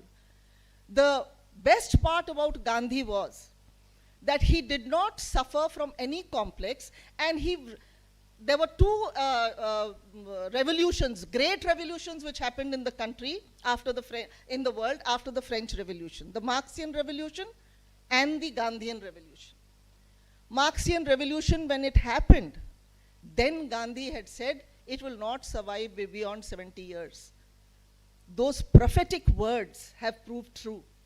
And he had his opinion, and you see the shelf life of those Western models is very short. If colonialism lasted for 150 years, communism lasted for 75 years. Even globalization has not gone beyond 25 years. Now, those so-called warriors of globalization are talking of building walls, and if not building walls, go and conquer countries and capture their presidents and bomb the countries who do not listen to you. This is a world that we are living in, and that was a time when Gandhian revolution happened. People thought that, oh, you practice satyagraha on a small scale there in South Africa, and you think you will experiment with this and implement this in the country here? You live in a dream world. Gandhi practiced it there, and he properly implemented it here. He tested it there, he succeeded there, and then he tested it here, he implemented it here. We do have different currents of thought. It is not Gandhi alone who helped us to gain independence. There were different currents of people of thought which came together and helped India gain the independence. But can you deny Gandhi's role in gaining independence in the country? And not only that, a person who is a warrior for political decolonization or political independence, he's at the same time parallelly also talking of ban on liquor, women empowerment. He's also talking of rural rejuvenation and says, why should we adopt a system which is alien to us? Our villages were models of, a decentralization. And decentralization is something that we need to adopt. This centralization that the British colonials have imported and imposed on us, that does not suit our civilizational culture. But unfortunately, post-independence as well, we gained independence. Unfortunately, it's been a blot on India's entire history that this apostle of non-violence had to succumb to violence. But he was not there in the framing of the Constitution. Many people say, I want to come to the present, many people say that he did not have an influence on the Constitution. Partially right, partially wrong. And why is it so? Partially right in the sense that his model, Pattabi Sitaramaiah, if I remember, if it was him, he framed a constitution which he thought was based on the principles of Gandhi. Gandhi did not frame it, but he showed it to Gandhi. Gandhi approved of it largely, and he wrote the foreword. And that was a complete constitution based on a decentralized model. But it was a village-centric model, and Gandhi was very much in favor of a village-centric model. But when we devised our constitution, we created our constitution, there were different, Dr. B.R. Ambedkar, he was very against this kind of village-centric development, and eventually, we did keep the Panchayati Raj concept, but in the directive principles of state policy. We did not throw it away. We did keep it. We have yet to implement it in letter and spirit. We have done it in letter to a certain extent, but that spirit is yet missing. So we still need to do a lot on that account. And a man who's involved in doing non-cooperation movement, a civil disobedience movement, and a Quit India movement also talks of what is the education system that these Britishers have imposed on us. He had the courage to go to England, and there in that Chatham House and in the Round Table Conference, he tells them that you have ruined our beautiful tree that existed of education in India. You brought in an education system which is alien to us, which is very expensive, and which does not fulfill the purpose of rightful education. And this, when he said, Philip Hartog very vociferously opposed him. And he said, give me proof of that. He said, yes, we will give you. And this is what inspired Dharampal ji, who later on did a lot of research and came up with facts and figures which proved what Gandhi said, that our Indian community was much more literate than your community 100 years ago before you came to India, and you ruined our education system, and our literacy rate has declined very pathetically. It was this realization of his that we need an education system which nurtures those values, those spiritual, cultural, ethical morals and values which are important not only for us as human beings, but also as community persons, and also for importing it and exporting it to the world, because that is the civilizational ethos which can help humanity to survive and also for the planet to exist and not get corroded. Somebody talking of environment conservation and preservation. The multiple agendas that he had at that point of time, I do understand. Even Rabindranath Tagore ji established Shanti Niketan. Whoever was a nationalist, although he doesn't claim to be a nationalist, but who found that the education system was not the education system that we actually needed, whether it was Bal Gangadhar Tilak, even Raja Ram Mohan Roy wanted to change the education, although he wanted English to be accepted at that point of time. But Tilak did not want that, and eventually you see Gandhi, he says that everything should be taught in the mother tongue. I'm so glad, at least in letter, and even to a certain extent in spirit, we see the national education policy now reflecting those Gandhian principles and those Gandhian expectations, which Gandhi could not do it to the extreme extent that he wanted, but what he prescribed for India. As was told, I have been a student of Gandhian philosophy, and I've been a member of the Khadi Commission. Believe me, dear friends, when I went to remote villages in Rajasthan, Bengal, etc., the kind of reverence the older gentry had towards Khadi Commission also, they said, and they spoke with so much of reverence for Gandhi, saying, I met one gentleman who said, I was involved in dacoity because I had no other means of subsistence. It was khadi, which was then brought in by Gandhi, because of which I could eke out my living. And that is why either it was Paramatma there or it was khadi here which helped me to survive and to abandon that kind of profession or that kind of work that I had indulged in. Meaning to say, this had a therapeutic effect as well. When you are exporting everything, and our farming was such where at least 3 to 6 months the farmers were sitting idle. They used to earlier in those times use that time to spin their clothes,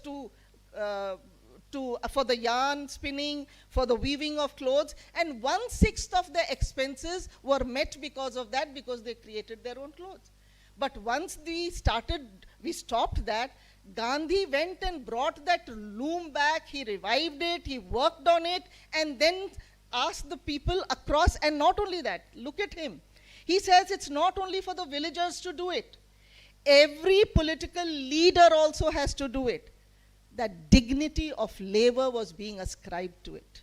It is not only for the poor to do it, it is not only those from the lower echelons of society who are going to do it, but everybody is going to do it. So it is going to be an egalitarian kind of a practice, which will help society to also understand the pains of doing it and also give them the pride of creating it.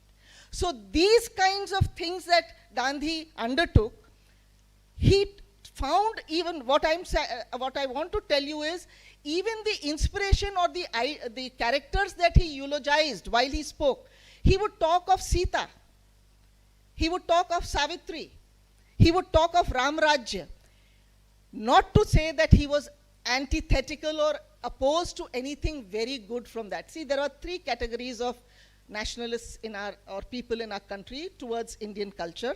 One, those who believed in aping the West, those who were very critical about the West and only wanted to be believed in revivalism, complete revivalism. Gandhi is one who believed in a blending of both the East and West, if there is something in the West, whether it is Tolstoy, whether it is Ruskin, whether it is Thoreau. If you can imbibe something from that, you can do that. But what did he say? I believe in keeping my doors and windows open, let the fresh air come in. But I stay so planted on my feet that I don't get blown away. Meaning to say, you don't forget your own civilizational background, or you don't give up your own culture and adopt something which is completely alien to it. But we are not the be-all and end-all of all knowledge. We can imbibe certain things and add to it and make it more worthwhile. So this is what Gandhi did. It was not easy. He had his share of critics. Now, I just want to clarify one more thing, that people generally say that, okay, he was a political activist. Where did he read? Do you know his volumes are, when I did my PhD, there were 90 collected works of Mahatma Gandhi. And then it became 100, and now it has exceeded that as well. It's nearing 110, I was told. And now they are available also in digital format. And those are a compilation of his books, which he wrote, whether the history of struggle of Satyagraha in South Africa, Hind Swaraj, and my experiments with truth. As I told you, a social scientist, he's again saying it's my experiments with truth. He's not saying it's an autobiography. So he kept experimenting, but experimenting on the value system that he had imbibed. To the extent that once Tilak, I was reading somewhere that Tilak, in that reminiscence, he tells Tilak says, oh, I thought he's a Jain or he's a Vaishnav. I never knew that he's a Hindu, because the way he talks of ahimsa and satyagraha, I'm quite surprised that in the initial days. He was a person who read a lot. When he went to the prison in Yerwada, he read 150 books. He published journals. He wrote letters to everyone personally. If he would write with his right hand, get tired, he would start writing with his left hand. Although both his hands' handwriting was very bad. So I can tell you this impact of Gandhian philosophy, that when I used to correct the copies of students after the exams, if someone had very poor handwriting, I would still be a little compassionate to him, thinking Gandhi also wrote very poorly. So this is the kind of impact a person can have. It's not your beautiful handwriting. It is what you convey beautifully to the people and what worth it has, what you are writing. So he may not have been very systematic in his reading, but he read the Bible, he read the Quran, and he called the Gita his spiritual book of reference. See, for Gandhi, you can go on and on talking about him. There's no end to it. There are 110 volumes or 105 volumes, whatever it is. I've got a note. I'll just wind up by saying, friends, this is the best time that we can see the manifestation of these Gandhian models taking place in the present government, under the present ruling dispensation in the country. Whether it is Swachhata Abhiyan, or whether it is Atmanirbhar Bharat, whether it is also the welfare of all, and it is Nari Vandan Bill, from the core of my heart, I do feel that this is just the right time, not only because the political dispensation has decided to do so, but because there is so much strength and so much conviction in our own civilizational ethos, where we talk of Swadeshi, we talk of Swaraj. Gandhi said, just the white man going away and the brown taking his place is not enough. We need to correct our institutions which protect the state, an organization that he was opposed to, which he thought was an organization of concentrated violence, but yet he says we need to correct our services, civil services, we need to correct our judicial system, we need to correct our education system, and he goes on listing all of that. We have begun that course correction. What dividends those will yield is yet for the future to see. But time has come that the Western models have perished, are perishing. It is the Indian civilizational model which has proved its sustainability, whether it is not only environment, but human and planetary sustainability, system sustainability. And the greatest votary of that was Gandhi, and it is Gandhi's time again. Not necessarily take it lock, stock, and barrel, but see how it can be implemented in the present circumstances, where we try to do whatever necessary to change it or modify it which suits the present times. Thank you so much. We can discuss after that as well.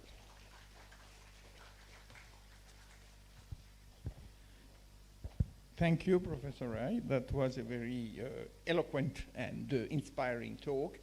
We are all aware that today we are still dealing with quandaries and with contradictions that Gandhi wrote about and explained, because on the one hand we have the acceleration of high technology with giant corporations which are far more powerful and richer than states, such as, Meta or you name them, Palantir, and that in itself can signal increasing subjection of human individuals to anonymous companies served by extremely powerful technological means. But on the other hand, we see there is a revival of the concern for the very nature of sustenance and sustainability. You know, how can we have enough energy for our needs? How can we avoid destroying the remaining resources? So that brings us back to concepts like localism, which is very much in the West now, although it doesn't necessarily mention Gandhi, but it's very much on the lines of what Gandhi advocated.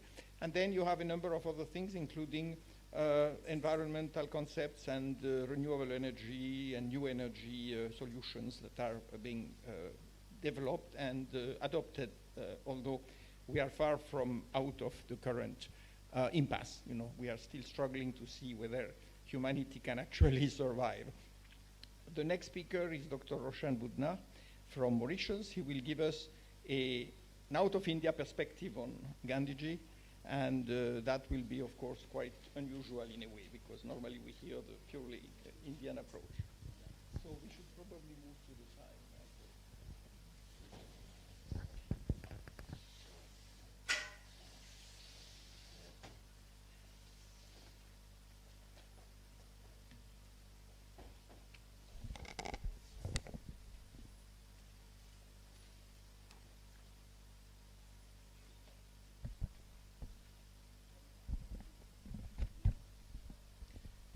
Thank you,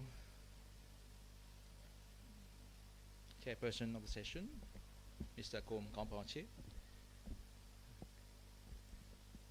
I would like first and foremost to thank India Foundation as well as MSU for the hospitality and for all the arrangement, co-panelists here, all the esteemed speakers, faculty members, the MSU family, students, and all who are listening to me. My humble greetings, Namo Namaha. I am Roshan Budna from Mauritius. Maybe some of you might not know where Mauritius is found. It's found 5,000 kilometers aerial distance from India, okay, a bit from the east coast of Africa. And its history is much, much relevant to whatever we're discussing and we're going to discuss in a few minutes. It's with regard to the impact of Mahatma Gandhi, his noble thoughts, what has been his ideas, how his ideals are still being recognized, valorized, and how it's being preached as well in Mauritius, far from India, and what has been the impact as well. So, yes, which one?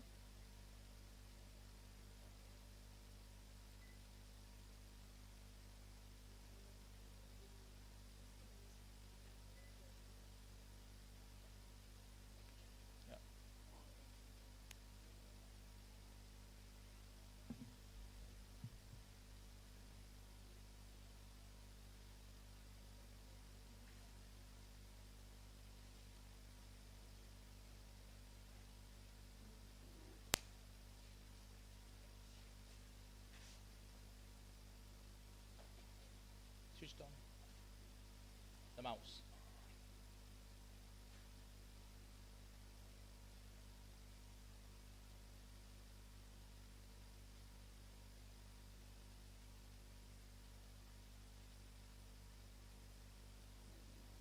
Please bear with us.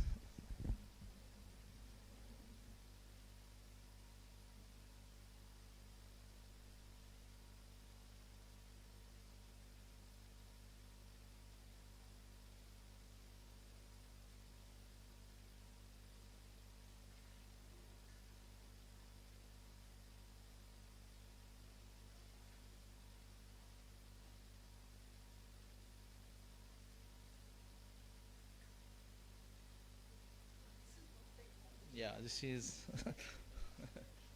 I think you will have just to duplicate the screen. Yeah, F2. Yeah. Yeah.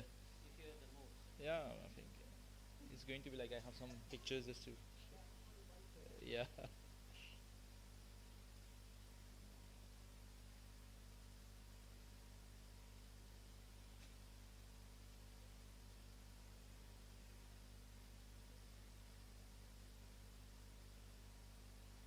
You can press F2 to duplicate. Yeah, it's fine.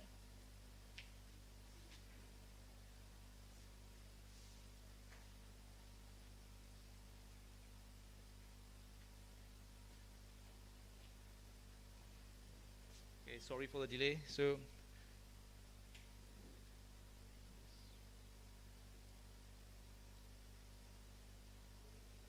good.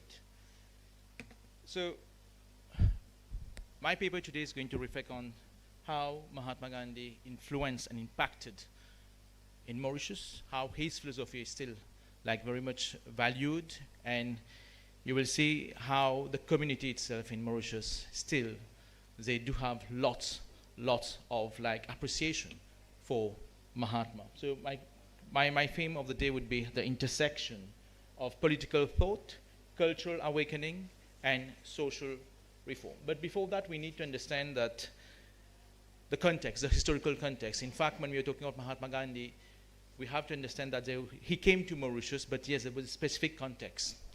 The context was that at that point of time, there was the great experiment going on. That is, many Indians traveled as indentured laborer in different parts of the world. And Mauritius was one of them. So you would see here, this journey of indentureship that we say that, they were known as girmitya. Girmits. In fact, the word girmitya is derived from the word agreement. It was a kind of an agreement. From the word agreement came agreement, that girmitya.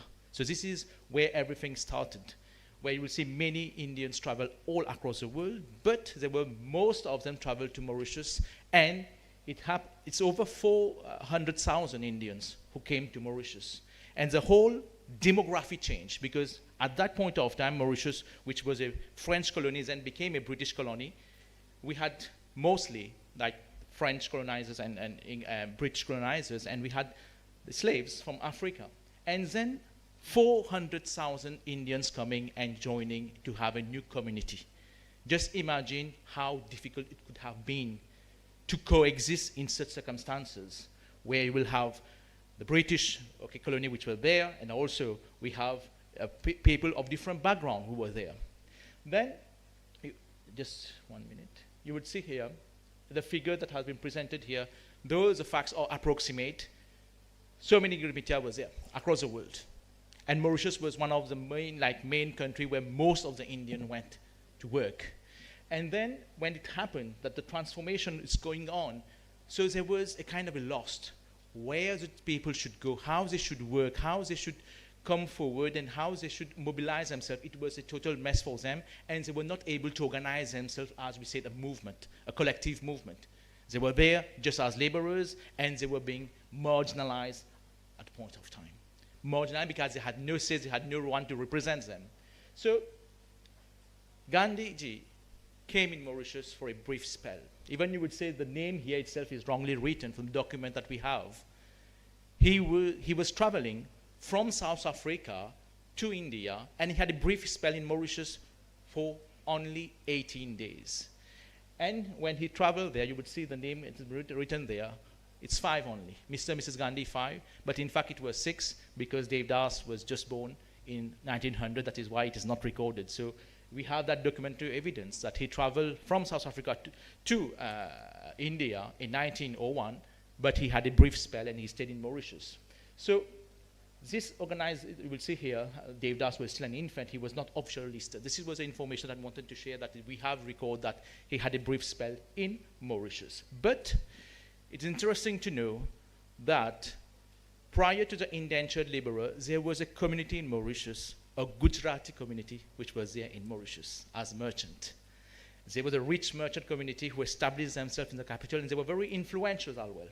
Influential at the point of time that they even entered the economic affair of the country, and they were also, at the same time, they were having a kind of a collaboration with the existing British government.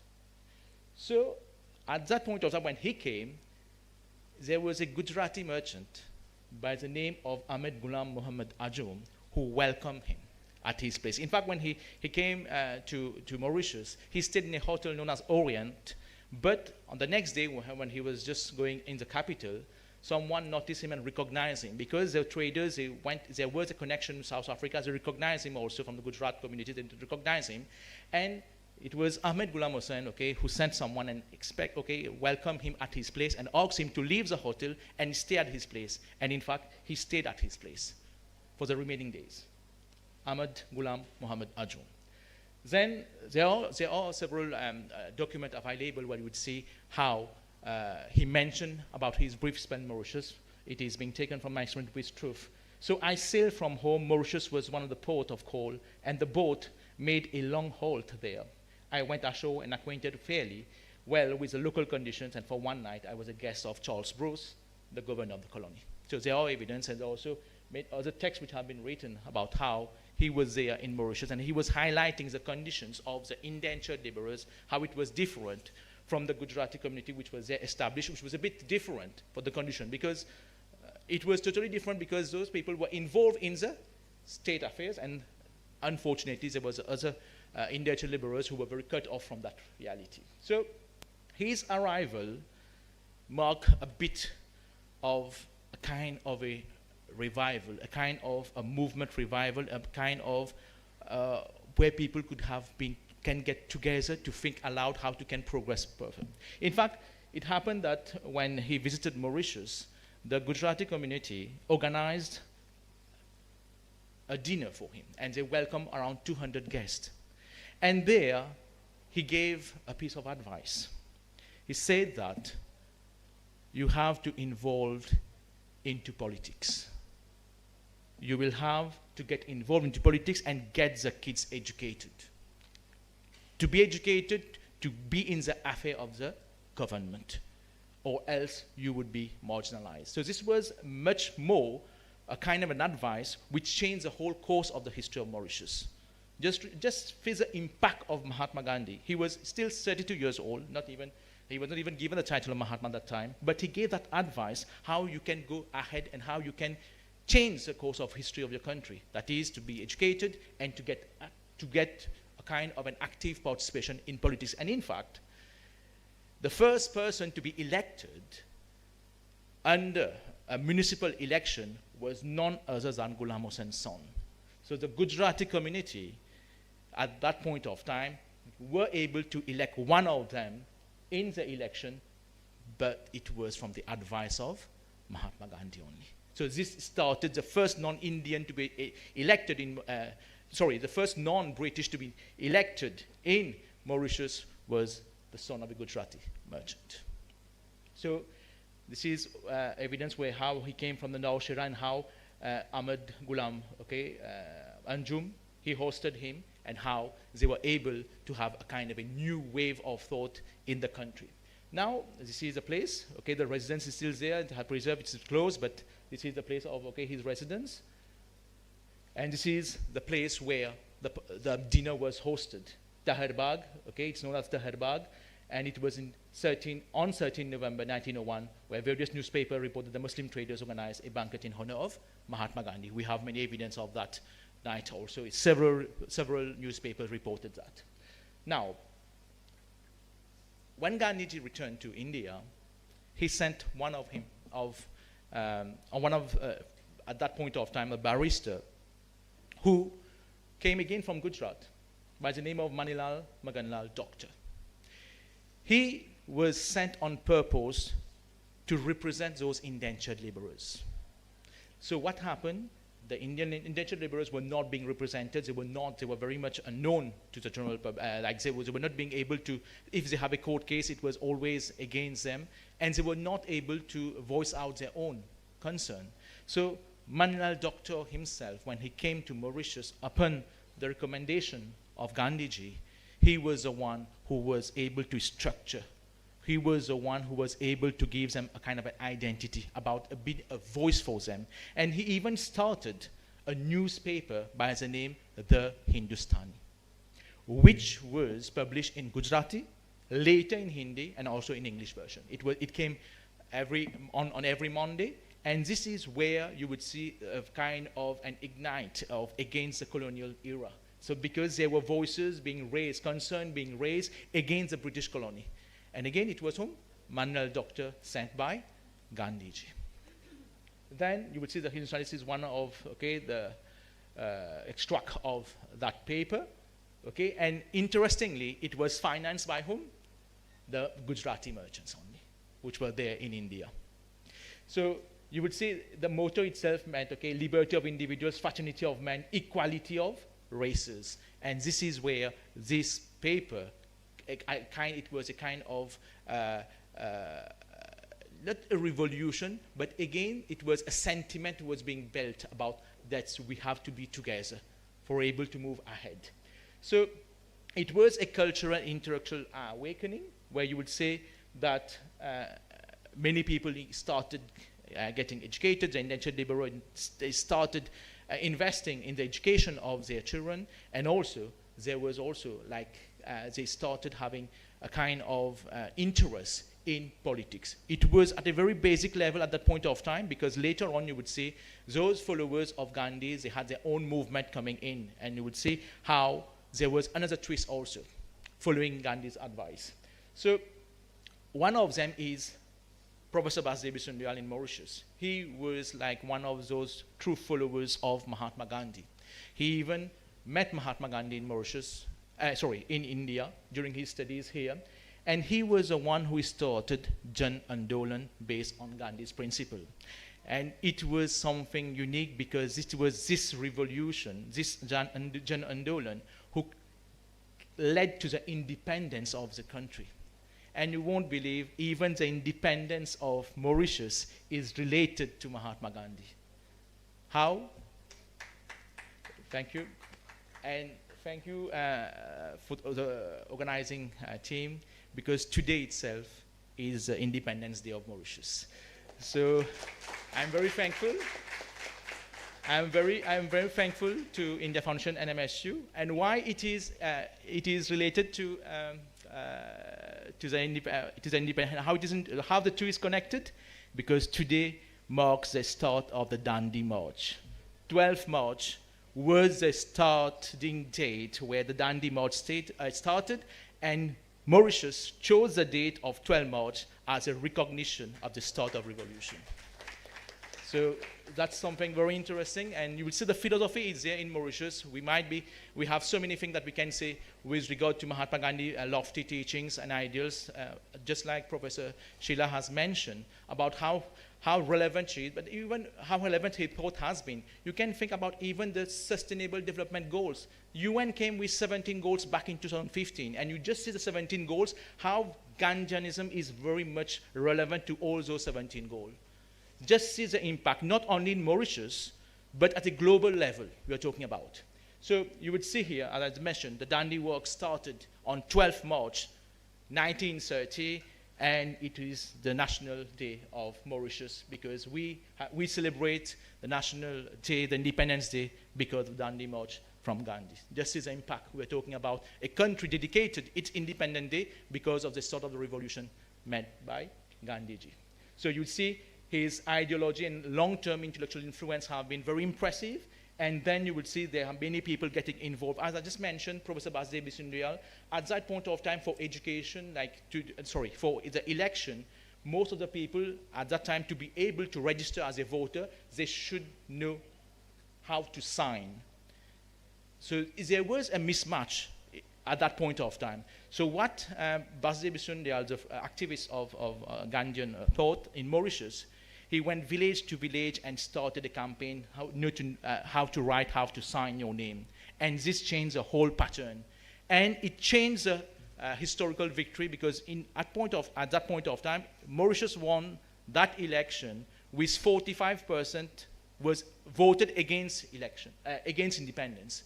So this is where you will see the Gandhi's impact, the influence of how he thought, his education vision changed it changed the whole system in Mauritius, because now it happened that there was no more British rulers, no more British in the government. There were much more Indian origin politicians entering the parliament just because of the revolution that started at that point of time.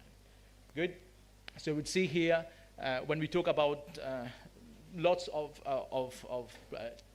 text out there. Thank you. I'll be brief. But when we talk about Vasudev Kutumbakam, when we talk about Sarvodaya, when we talk about all those major features that we do have in the Indian scriptures, be it Loka Samasta Sukhina, be it you talk about the whole world being one family, you're talking about Sarve Bhavantu Sukhina. So all of them were reflected where? In Gandhian thought. Because when we think about how far he was thinking with regard to the unity of all, so it is from Gandhian thoughts that he was trying to implement. So you can't say that, okay, he had no ethical, you can say, how to say it, ethical basis from our foundation from different, it was from different sources, but it was heavily linked to the Indian civilization, to the Indian thoughts. And this is what should be recognized, what should be valorized. And just to be quick, just to show some pictures of how it is still being valued in Mauritius. No, this is the Global Peace Index, just to show how Mauritius has adopted the principle of non-violence, being ranking first in Africa the last 10 years with regard to Global Peace Index. It's just because they followed, and when we listen to the political rhetorics of all the politicians, Mahatma Gandhi is one of the major figure which is being referred to. So just to have, and why I'm talking about that mutual influence here, Mahatma Gandhi himself, he has mentioned several times that there was a unity in Mauritius which has to be learned, the unity among different communities, which is very unique in itself. So just to be quick on the legacy, just you will see, till date, we do have stamps coming in, and you would see this is a house which is still being kept. No one lives there, but you will see here, he visited that house in a place called Mocha, and this place is still kept here. He visited that place in 1901. It's been kept there still. You will see this house is present in Mocha. And you would see so many educational institutions is being named after him. Even the institution where I work is named as Mahatma Gandhi Institute. And you would see all the political figures, all like we have Sri Modi ji who came in 2015. He paid homage to the Mahatma Gandhi statue at Mahatma Gandhi Institute. Srimati Pratibha Patil, late Sri Pranab Mukherjee, Sri Ramnath Kovind ji, and it was Srimati Draupadi Murmu back in March 2024. So these are some pictures, and also late Srimati Sushma Swaraj ji came to Mauritius.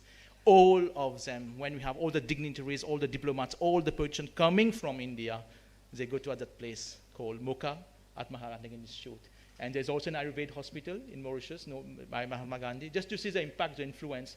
And also, there's a metro station in Mauritius named after Mahatma Gandhi. And you might be thinking that this Dandi March is being seen in India. No, it's in Mauritius. It's in Mauritius, and even President Murmu visited that place.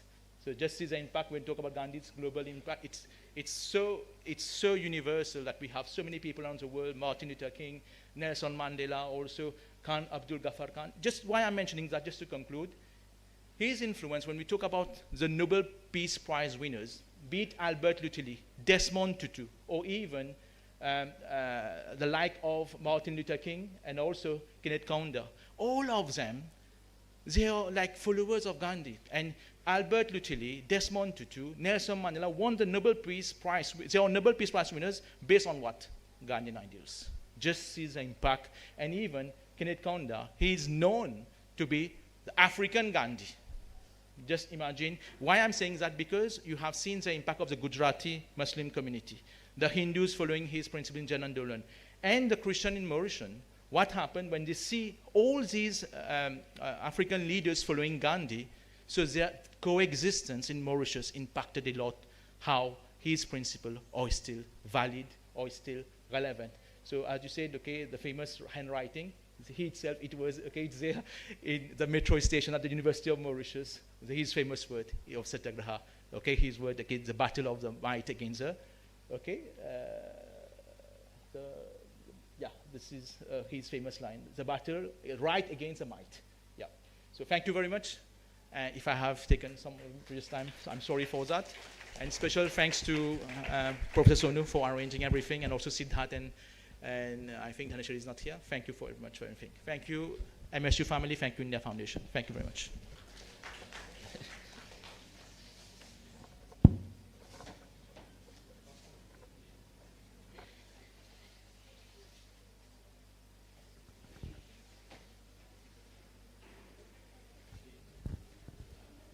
Thank you, Dr. Budna. I will, given the pressure of time, I will now request our next speaker, Professor Amit Dholakia, to make his presentation.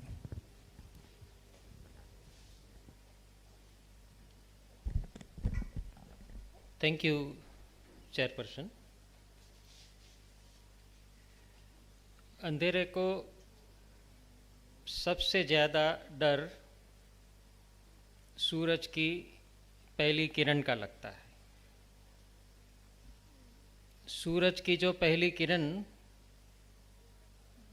का उदय होता है, उसी क्षण से अंधेरे का विलय तय है।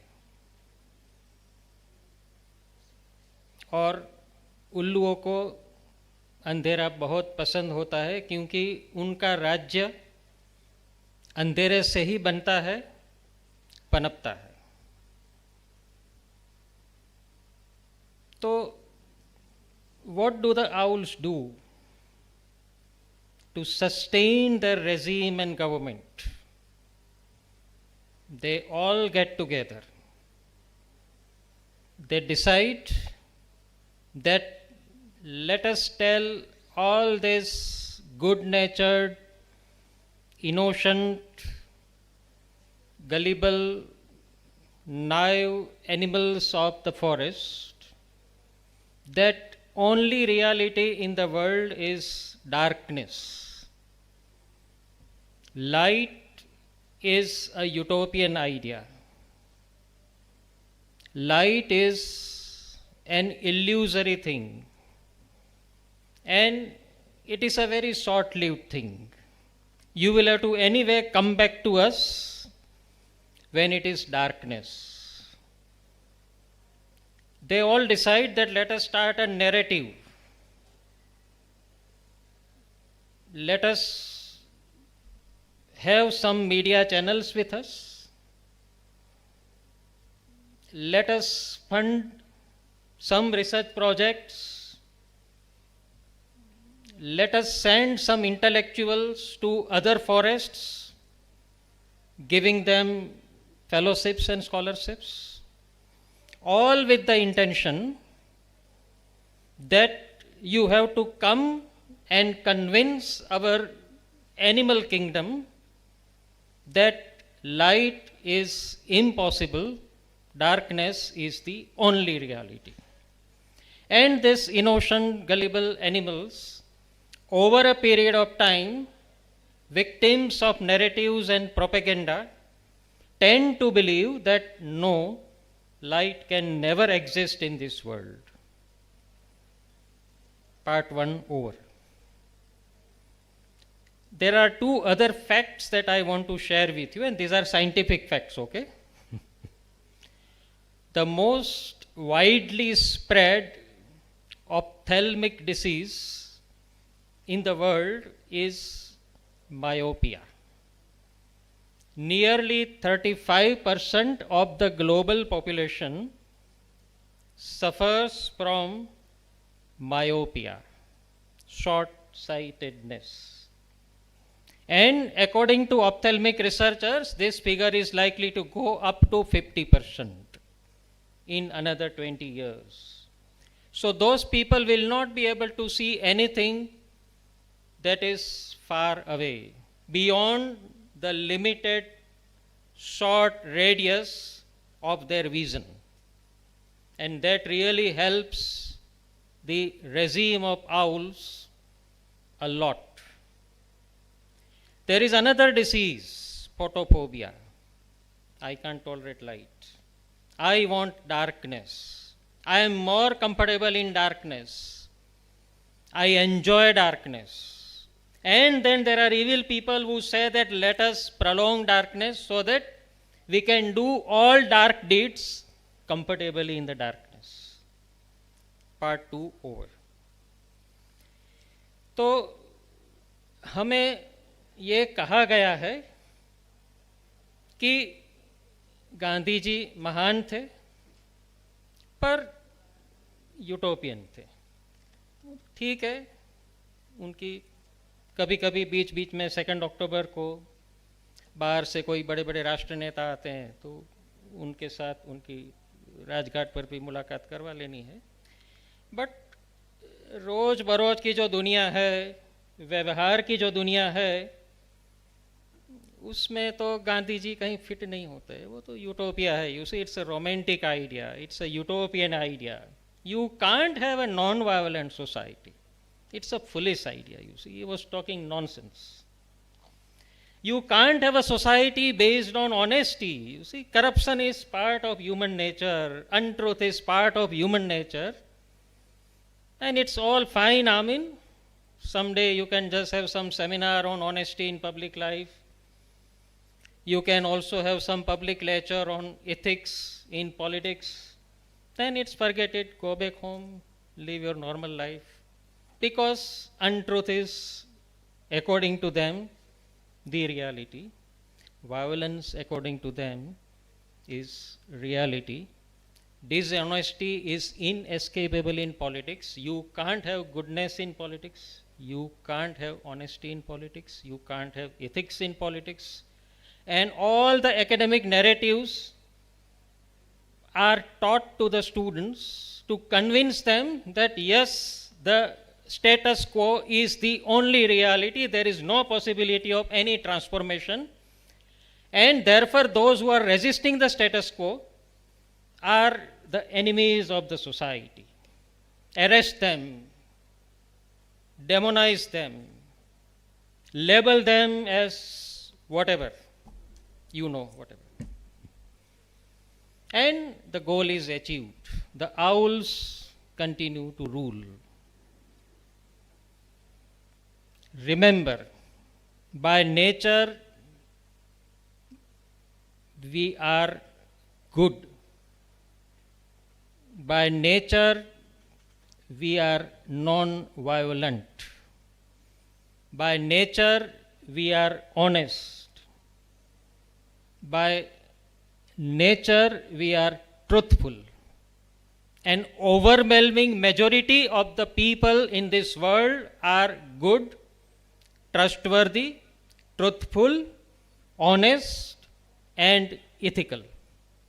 Only a small number of people, those few owls of the forest, they want to perpetuate this myth in the minds of those overwhelming majority of the good people that no, evil cannot be countered, resisted, or uprooted. Gandhi tried to do it and very successfully tried to do it. Gandhi is many things, but for me, above all, he is a person of resistance. There is a sanitized Gandhi which is liked by everybody. Gandhi of cleanliness, Gandhi of organic farming, and so on and so forth. Easy, you see. He is not a threatening Gandhi then. But the Gandhi who took out the Dandi March, alone, let people join me, whatever it is. कोई भी नहीं आएगा तो मैं अकेला चलूंगा. But I will resist evil through moral force, through non-violence, and by segregating the sin from the sinner. Hate the sin, never hate the sinner. Hate the sin but love the sinner. And he practiced it and he did it, and therefore he is unpopular because he doesn't fit into the popular agendas of status quoists in this world. What is the reality? Only 10 countries in the world are actually most violent countries in the world. There are 50 countries in the world where level of violence is so low that if you go and talk about violence in those societies, they say that what is it? We have never understood it. We have never experienced it. 40 countries in the world have never gone to war, you see. They have never gone to war.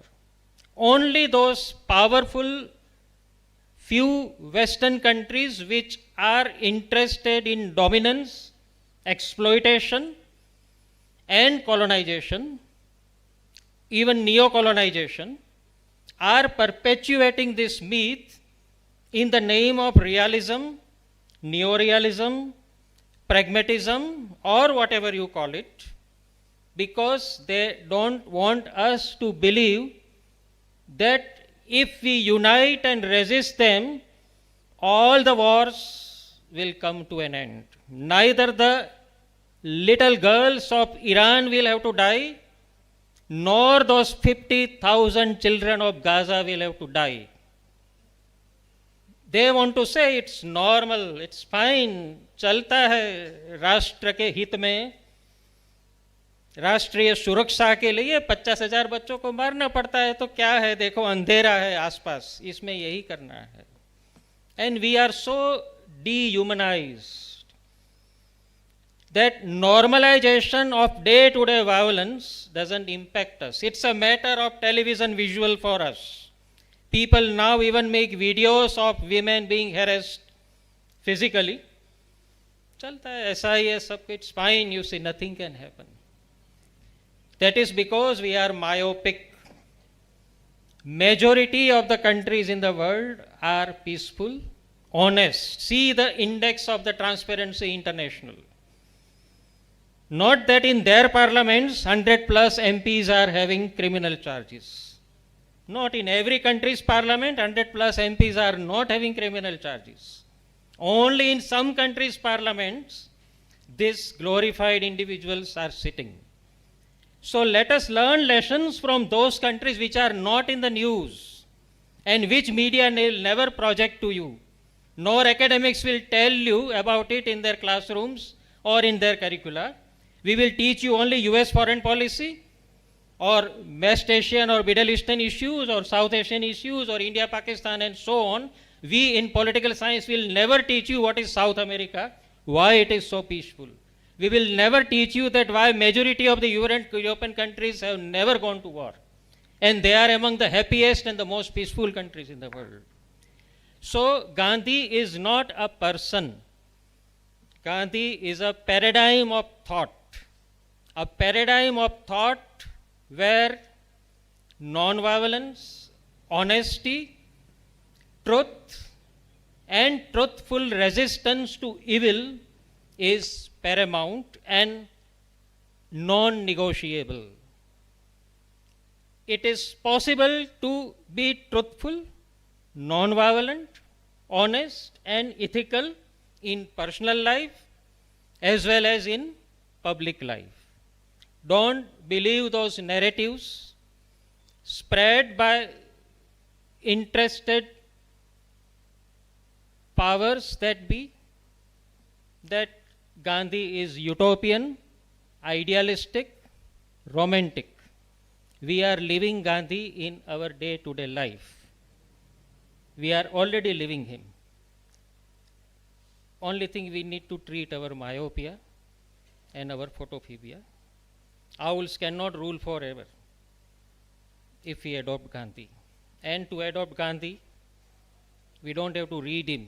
It's 110 volumes, 50,000 plus pages. You have to live him. You can't understand Gandhi unless you live Gandhi. Gandhi is not an intellectual project. Gandhi is a project of upliftment of your consciousness from the narrow, sectarian, violent, divisive agendas to seeing world in harmony, unity, goodness, and ultimate oneness. Gandhi is the name of self-suffering. Gandhi is the name of self-upliftment. Let us live it in order to understand him. And let us see through the agendas of the owls so that we can see the beautiful light that exists in this world just next to our homes. Everybody is lovable and everybody by birth is peaceful. Be mindful of agendas, propagandas, narratives. Use your own eyes, your own mind, and most importantly, heart. Gandhi is more a person of heart. Thank you so much.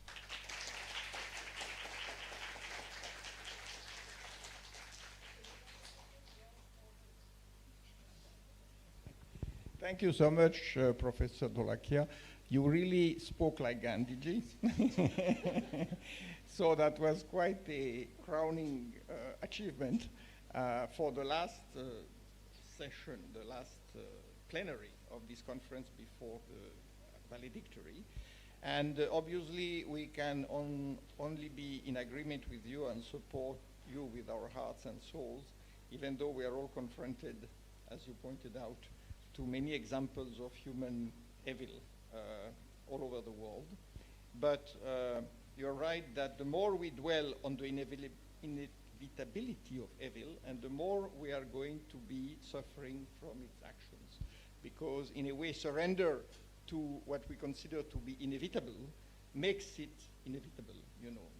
So that's where we have to have what is called by the Greek philosophers metanoia, which is the turning upward of consciousness. It doesn't require revolution in the violent sense. It's more of an actual reform in the sense of bringing back the original forms, getting rid of the degenerations and of the overall process of decline and entropy. So is there any question? I know we are all suffering from the heat and we have the valedictory coming soon, but if there are any questions. Okay. This is not a question, an inquiry. When you are talking about Gramatyas, right, do we have a digital archive or your so please share the websites and all, because we also have for Trinidad in our Hari Bhakti collection. So, so there are scholars who are interested on working it. Yeah. Sure. We do have an archive, and it is at the MJ itself. We have all the arrival of all the indentured laborers, which has been archived at the Mahatma Gandhi Institute, and it's very, like, it has been digitalized also, but they are available only on request at the institution. So it can be requested? Yeah, it can be requested. So please share this. Sure, we'll do that. Thank you. And it is only, perhaps the only you had for Trinidad, but as far as we know that it is the only one which has been like preserved since 1800, like we had said 23, till the next 50 years it has been preserved, that all the nature laborers coming to Mauritius, they have been photographed, and they have the place of origin also from India, from where they came, from the village also from where they came. And what about from Zanzibar? They are? Zanzibar. There must No, not Zanzibar, I know. No, Zanzibar, no, I'm sorry. Zanzibar and Mauritius. No, it's only on Mauritius, But we have lots of the villages also in Bihar, in also in UP. Yeah, exactly. That's fine. Thank you.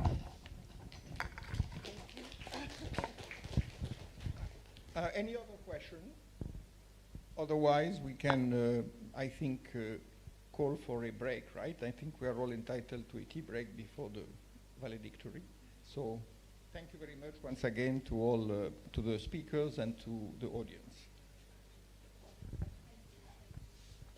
I'll request the esteemed panelists to be seated for 5 more minutes. We'll be felicitating you. Yeah, I really apologize on behalf of the organizers, and thank you for bearing with us. Thank you very much to all our distinguished speakers for their insightful and thought-provoking presentations. As a small token of our appreciation and respect, we would like to felicitate our graceful chair and the eminent speakers. May I request Mr. Devanshi to kindly come forward and felicitate our distinguished chair, Mr. Com Carpentier T. Gordon.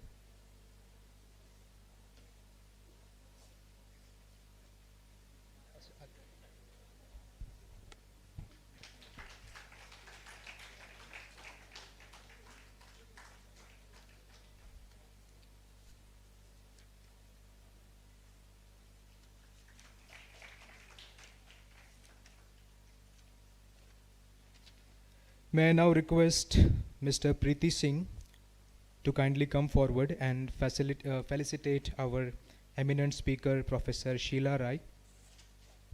Please, round of applause for our eminent speaker.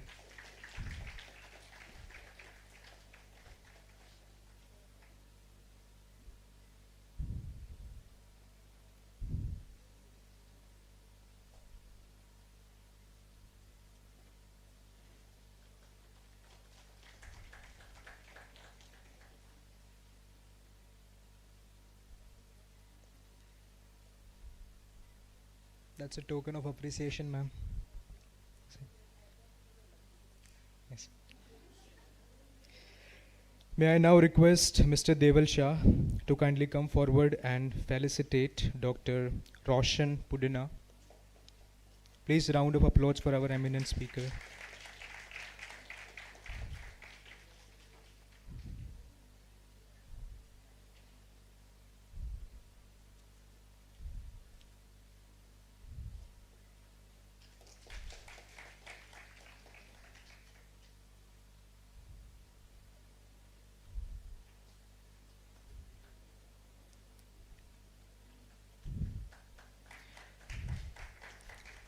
May I now request Ms. Parbani Datta to kindly come forward and felicitate Professor Amit Dholakia.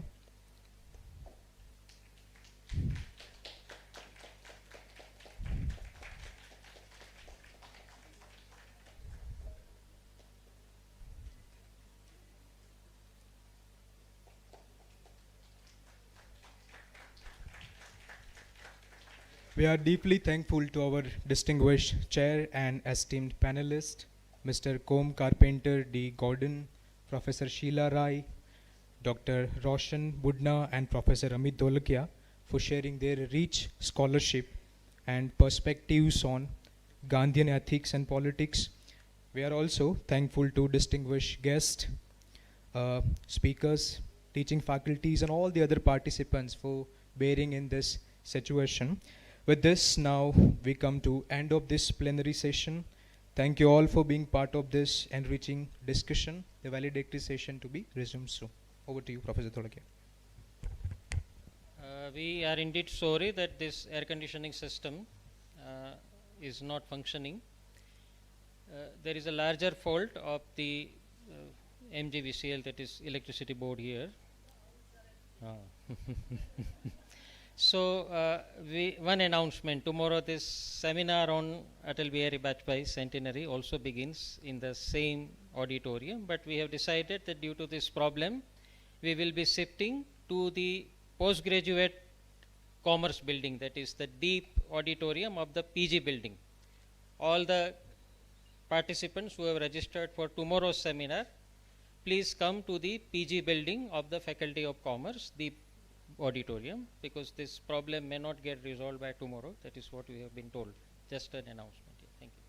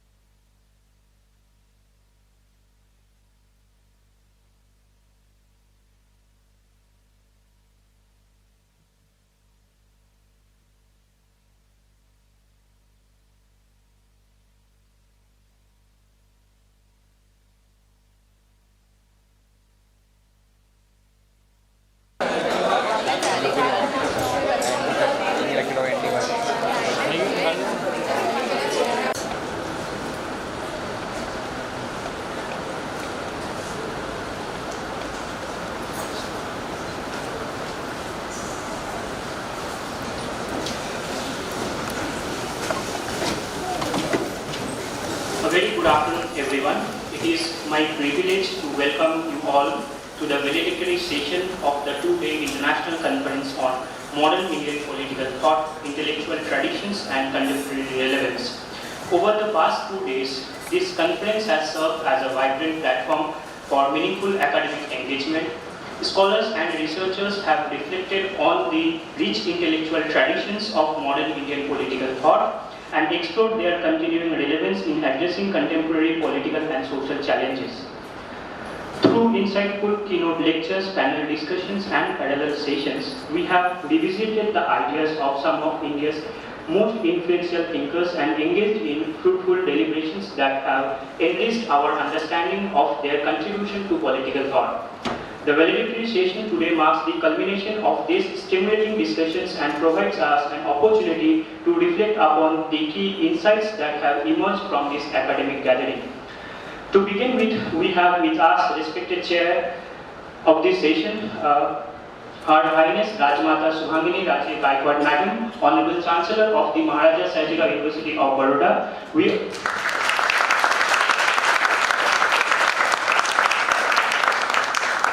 are grateful to have you here, ma'am. We also have with us Dr. Jigar Inamdar, sir, former Senate Syndicate member of the Maharaja Sajira University of Baroda. We are grateful to have you here, sir. We also have with us Professor Amit Dholakia, sir, Head Department of Political Science, the Maharaja Sajira University of Baroda. We also have with us Professor Sonu Trivedi, Distinguished Fellow of India Foundation. We are grateful to have you here, ma'am. We also have with us Professor Adya Bharti Saxena, Madam, Head Department of History, the Maharaja Sajira University of Baroda. We are grateful to have you here, madam. Before we proceed further, I request everyone present here to kindly rise for the university song.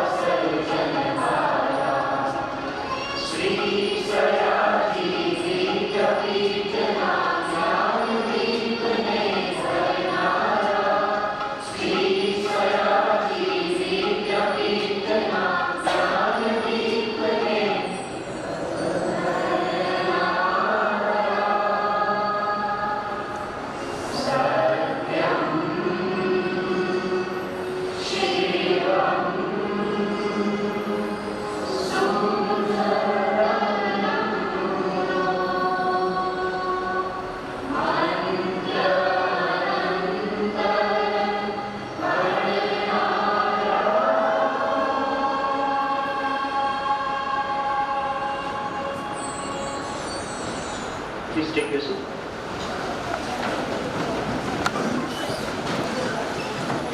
Before we proceed further with the program, we would like to have a big felicitation to the chair and guest of this session as a token of our appreciation. May I request Professor Amit Dholakia sir to come forward and felicitate respected chair, Her Highness Rajmata Subhangini Raje Gaikwad Madam, Honorable Chancellor of the Maharaja Sajira University of Baroda.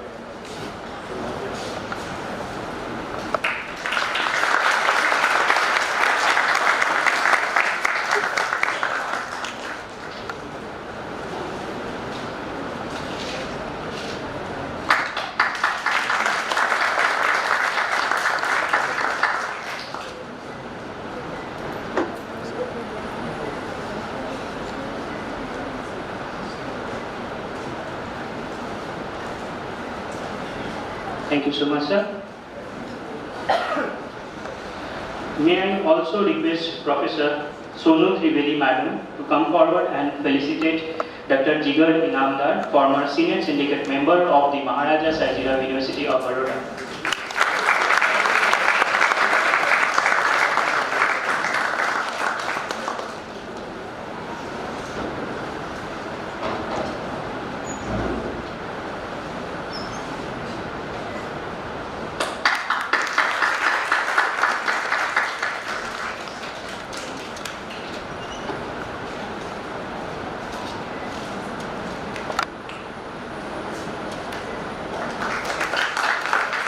Thank you so much, ma'am. It is now my privilege to introduce Professor Sonu Trivedi. Dr. Trivedi is a professor of political science at Zakir Hussain College, Delhi, University of Delhi, and distinguished fellow at India Foundation. She was on deputation as director at Swami Vivekananda Cultural Center, Embassy of India in South Korea from September 2019 to March 2023. Before moving to the diplomatic assignment in South Korea, she was a fellow at Nehru Memorial Museum and Library at New Delhi. She was also a visiting fellow at Institute of Asia Pacific Studies, Beijing, and was also a member of Myanmar Core Group at India Council of World Affairs. She has also served as visiting faculty at IIM Indore and has also served as convener of Southeast Asia Research Group at Department of Political Science, University of Delhi, and founder director of Center for Vietnam Studies, New Delhi. She was also the recipient of the Dr. Jigar Inamdar ji, Professor Amit Holakia ji, Professor Adya Saxena ji, and all other distinguished guests, paper presenters, invited speakers, and students of the university. Good afternoon to all. It has been a real privilege for us to be collaborating with the Maharaja Sahajirao University for this seminar, and we are in fact really grateful for hosting us here and providing this platform for organizing this two-day international conference on a very significant date which coincided with the 163rd birth anniversary of Maharaja Sayaji Gaikwad III. And in fact, today's date, that is 12th March, as it was highlighted by one of the speakers, marks the 96th anniversary of the Dandi March. So both the days have been really significant for us. And just to make Madam aware about the proceedings of the conference, let me very briefly summarize, though it is a very difficult task to summarize the two-day proceedings in just 10 minutes, but still I would try to do the justice and share it with Madam and all those who have joined us for the first time today. We had almost 50 paper presenters and 20 plenary speakers speaking on wide range of issues covering different aspects and traditions of modern Indian political thought, and the topics have ranged from Gandhi, Ambedkar, Nehru, Tagore, Patel, Bose, to some of those unsung heroes and those leaders of modern India who have not been studied and researched much, which includes thinkers like Anand Kumaraswamy, Sister Nivedita, K.M. Munshi, N.E. Besant, Raja Ravi Verma. Then we have other thinkers like Raja Ram Mohan Roy, Rajaji Gokhale, Sri Aurobindo, Shama Prasad Mukherjee, Madan Mohan Malviya, Veer Savarkar, Vajpayee ji, Tilak, Vivekananda, and the list goes on. We started yesterday with the keynote speech of Sri Ram Madhav ji, who highlighted upon the need of being happy and how the idea of Dharma Rajya aimed at making the people happy and how the temples and our different institutions in ancient India acted as an institution for giving a happy life and how they made the city of joy. So that was the main aspect which was highlighted by Sri Ram Madhavji, which was followed by the speech by the Honorable former Minister Bhupender Singh Churasama ji. He also highlighted upon the contributions of major thinkers of modern India, including the contributions of Maharaja Sayaji Rao Gaikwad. The session was chaired by Professor Sunaina Singh, who talked about the importance of governance structures and how they have helped in rebuilding the self, reinventing the society, and recognizing our contributions to the state. After the inaugural session, we had the first plenary session. In the first plenary session was focused on the theme of social reform tradition, and the speakers of the session highlighted on different aspects of social reforms. The first speaker in the session was Professor Himanshu Roy, who highlighted the need to decolonize the social reforms in India. This was followed by the speech of Dr. Guru Prakash, who highlighted the thoughts of Ambedkar and the need for emphasizing on the lived experiences. Dr. Virender Singh highlighted upon the aspect of democracy being a social project and the contributions of, basically he highlighted upon the need for political democracy and how it cannot survive in the society without having social democracy.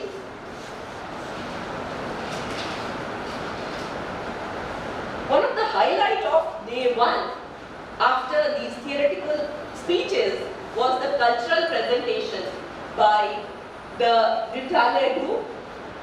Bharat and Akshay Bhai from Vidyalaya group, they did the presentation, and in fact all the theoretical presentations were brought live by their cultural presentation, where they focused on cultural nationalism, which was very evidently predicted and it was brought about through their presentations. Then we also had parallel sessions yesterday. We had 8 parallel sessions where around 50 scholars presented on different aspects of modern Indian political thought. Today, the day 2 started with the session on cultural nationalism. In the first session, we had Mr. Peter Hees, who talked about the contributions of Sri Aurobindo and his he quoted from his writings from Vande Mataram and the significance of Sanatan Dharma. Basically, he was talking about the contribution of Sri Aurobindo.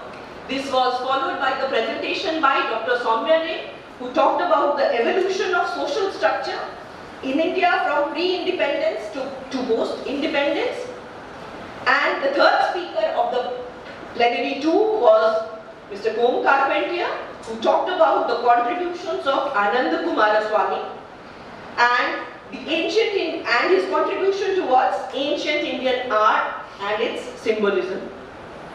In the third plenary session, which was focused on the theme of liberal constitutionalism, we had presentations by Professor Ranjita Chakraborty, who talked about the contribution of Gurudev Rabindranath Tagore. This was followed by the presentation by Professor Adya Saxena, who talked about the need for decolonization of historiography and how to make the voices of the resistance being heard and the need to be theorized.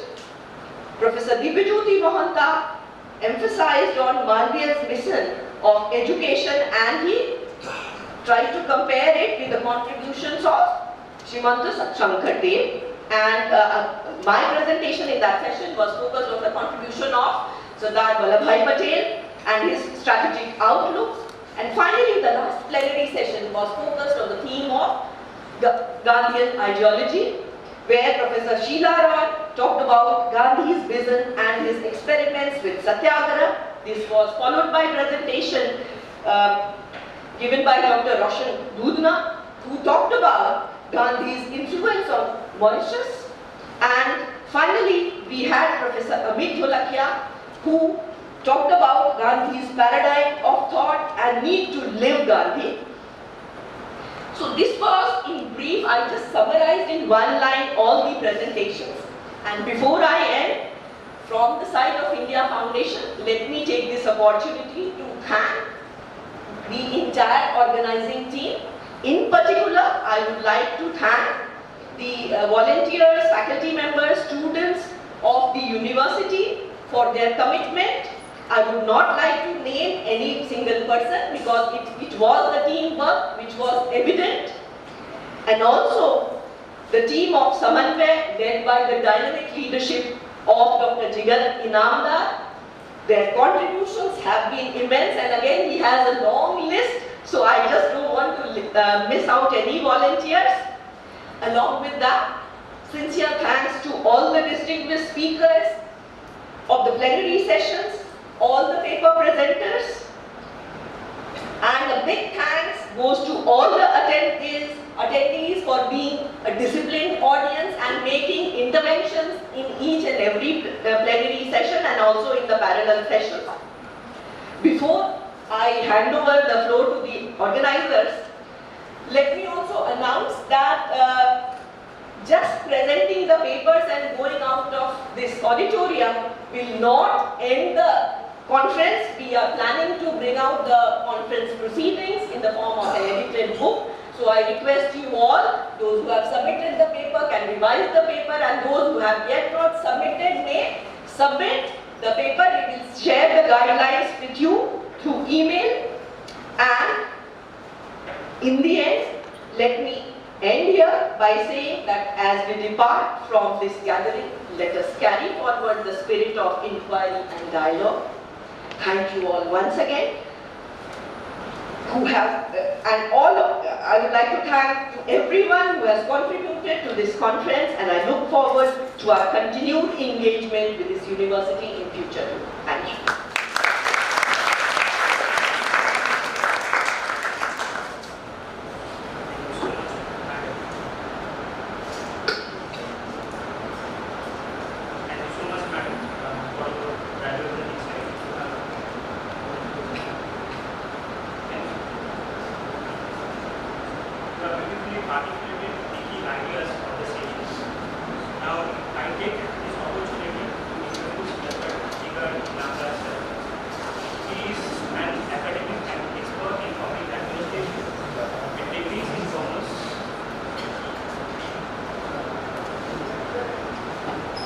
Yes, thank you. He is an academic and expert in public administration with degrees in commerce, laws, political science, and a PhD in public administration. He is currently serving as chairperson of the governing body at Ramanujan College, University of Delhi, and is on the advisory committee at the Center for Global Studies, Delhi University. He is convener of Samanvay Pratishthan, Baroda, and is also an advisor to World Vision Foundation and a visiting fellow at the India Foundation. Formerly, he was Senate and Syndicate member of the Maharaja Sarjirao University of Baroda and founder director of Institute of Leadership and Governance. Dr. Inamdar has held key roles in government, including Regional Director of Indian Council for Cultural Relations under Ministry of External Affairs and convener at the Swami Vivekananda Youth Board under Ministry of Youth Affairs and Sports, Gujarat. Politically active, he served as State Secretary of Bharatiya Janata Yuva Morcha, Gujarat. We are grateful to have you here, sir. I now have the honor to invite Dr. Inamdar sir to kindly deliver the special address and share your valuable insight with us. Thank you, sir. Thank you so much. In my special address, I just want to connect or reconnect all of you with some reality, with some bitter truth.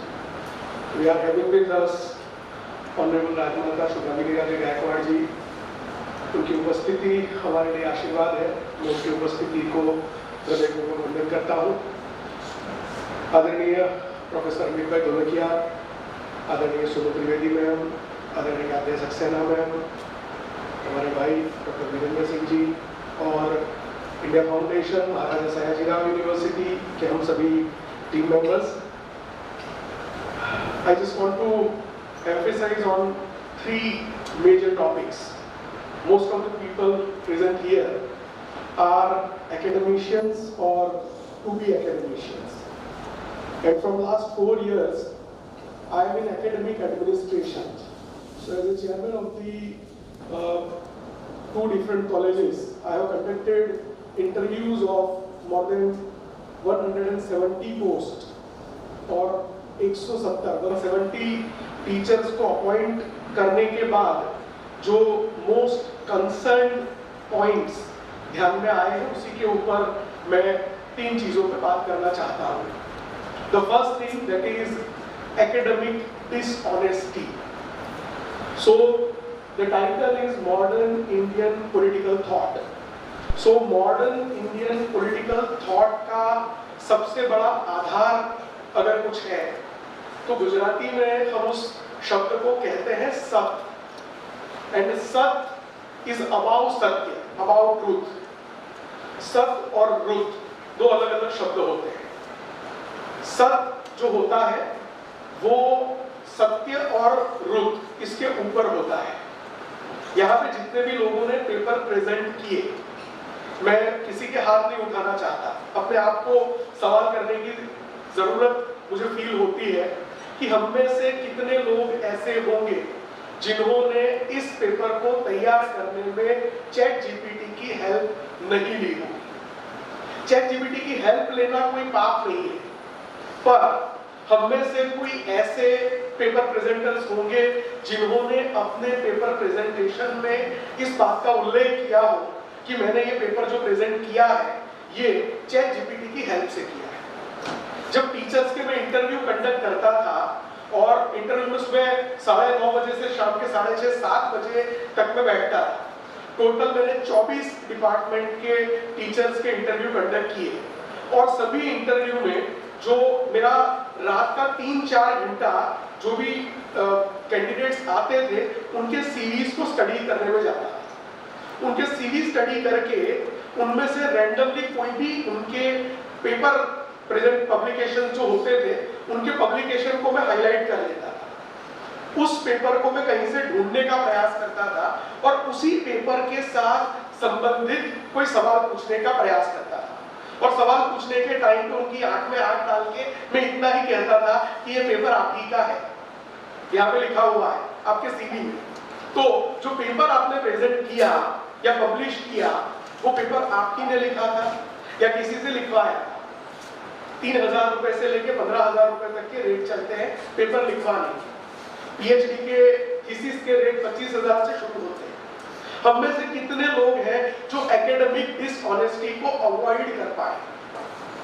जो भी teachers हमारे वहां choose होते थे उनके मैं training programme रखता था मेरी कॉलेजेस में और उन ट्रेनिंग प्रोग्राम में मैं एक ही चीज के साथ उनको कनेक्ट करने का प्रयास करता था कि now you are a permanent teacher, you will be a teacher till your age of 65. पर आपका सबसे ज्यादा ध्यान किस चीज में रहता है कि हमारे क्लासेस ऐसे एडजस्ट हो कि हमको कॉलेज में दिन के 3 या 4 घंटे से ज्यादा रहने की जरूरत ना पड़े. कोई मेरठ से आता है, कोई लखनऊ से आता है, तो फ्राइडे उनका आधा करके फ्राइडे उनको लखनऊ, मेरठ, मुरादाबाद चले जाना है और उनको मंडे मॉर्निंग वापस आना है. मैं दिल्ली की बात कर रहा हूँ. ऐसी सिचुएशन में टीचर जो होता है ना वो कभी भी सुबह 10 से दोपहर 2 बजे तक का टीचर नहीं होता.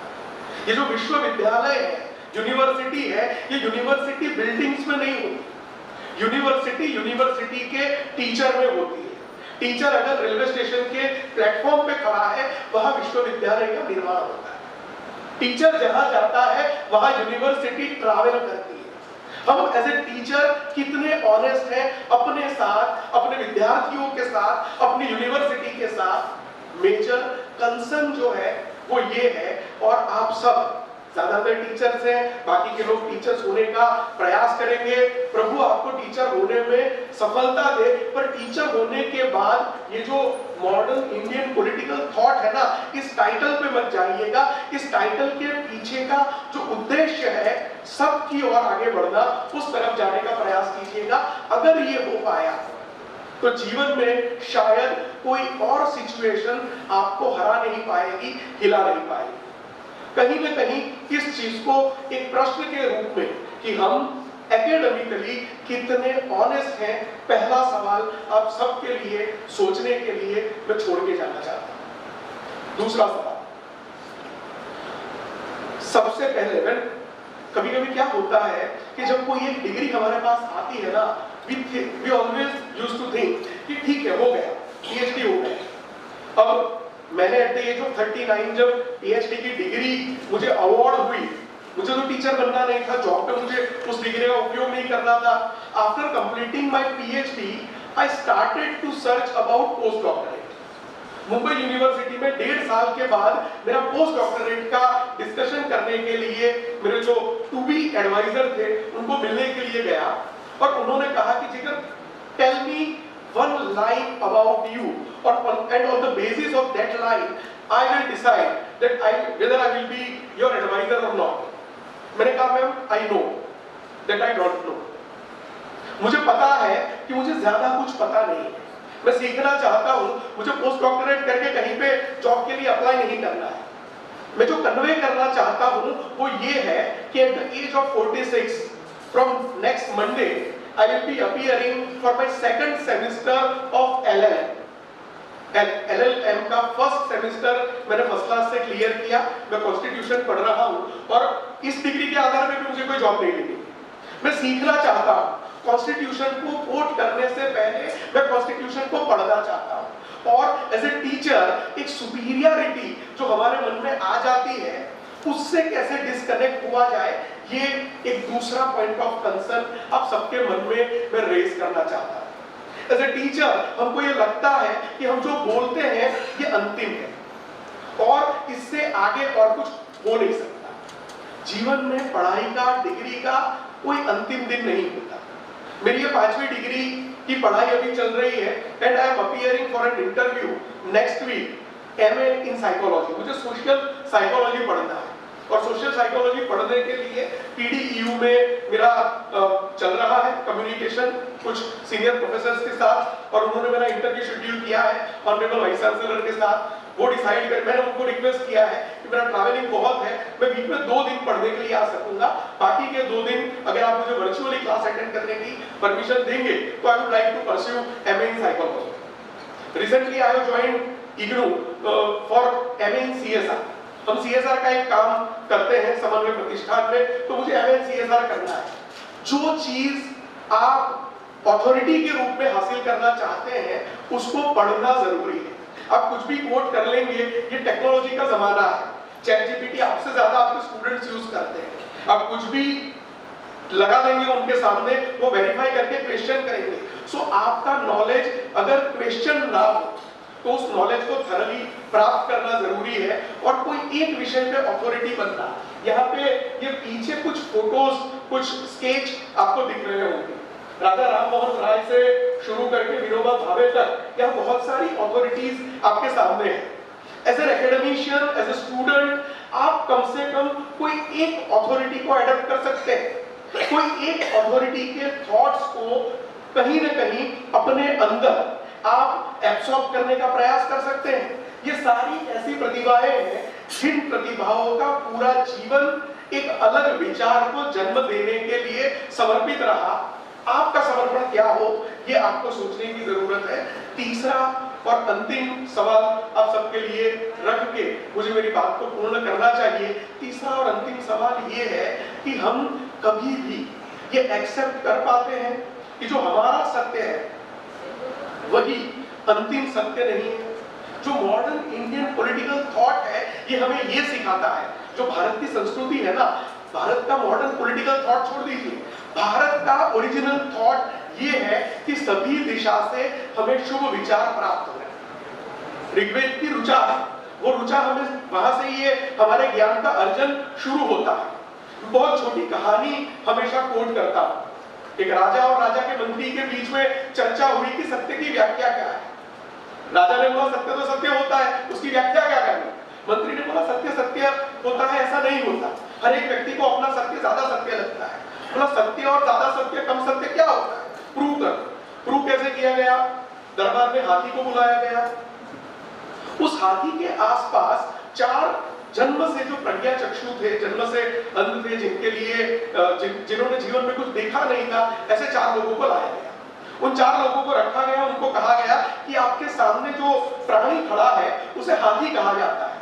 अब जो जन्म से देख नहीं पाते, उनकी तो जो भाषा होती है वो स्पर्श की भाषा होती है, तो उन्होंने हाथी को चारों तरफ स्पर्श किया। अब जिसके हाथ में हाथी का पैर आया उसने बोला हाथी खंबे जैसा है, जिसके हाथ में हाथी की पूंछ आई उसने बोला हाथी जो है वो रस्सी जैसा है, जिसके हाथ में हाथी का पेट आया उसने बोला हाथी नगाड़े जैसा है, जिसके हाथ में हाथी का कान आया उसने बोला हाथी सुपड़े जैसा है। अब इसमें से कोई भी गलत तो नहीं था, पर हाथी वो सिर्फ पैर नहीं है, हाथी ये सिर्फ पूंछ नहीं है, हाथी ये सिर्फ कान नहीं है, हाथी ये सिर्फ पेट नहीं है, ये पैर, पूंछ, कान, पेट सब मिला के जो बनता है वो हाथी बनता है। और इसीलिए सत्य, मेरा सत्य भी सत्य हो सकता है, सत्य आपका सत्य भी सत्य हो सकता है, पर हम सबका मिला के जो बनता है वो संपूर्ण सत्य है। और वो संपूर्ण सत्य की शोध ये मॉडर्न इंडियन पॉलिटिकल थॉट है। कभी भी शिक्षक के रूप में, एक एकेडमिशियन के रूप में हम उस सुपीरियरिटी की ओर प्रवास न करें जिसमें हमको ये लगने लगे कि हमारा सत्य यही संपूर्ण सत्य है।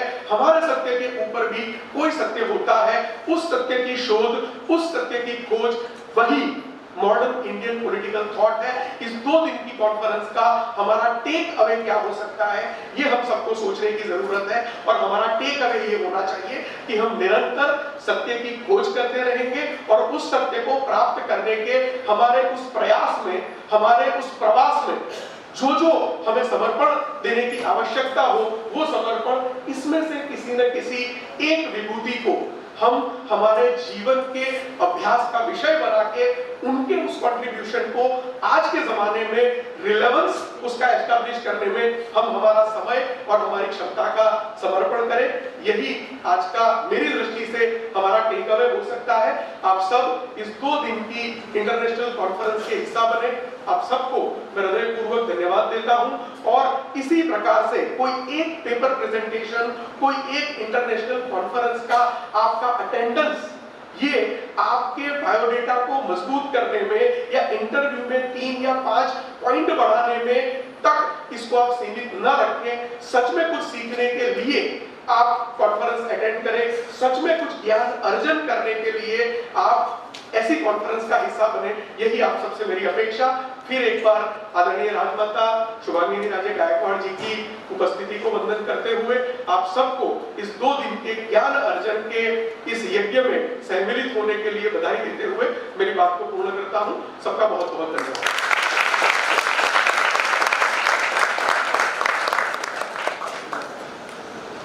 Thank you so much, sir.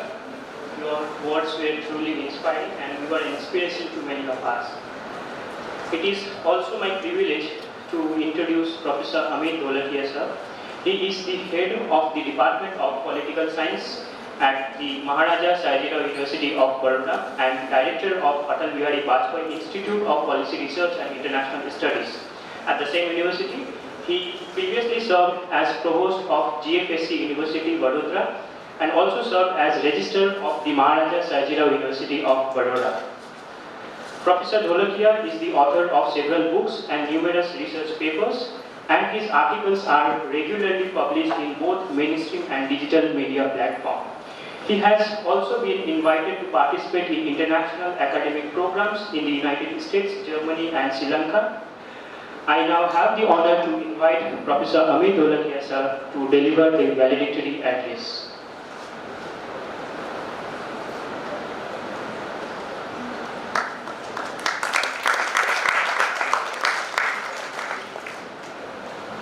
Honorable Madam Chancellor, Rajmata Shubhangini Raje Gaikwad ji,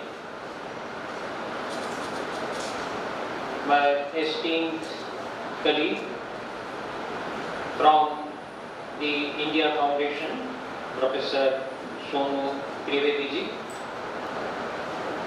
my long time friend and associate, whom I have seen growing and growing, and I am still going to see him grow more in future, Dr. Jigar Inamdar.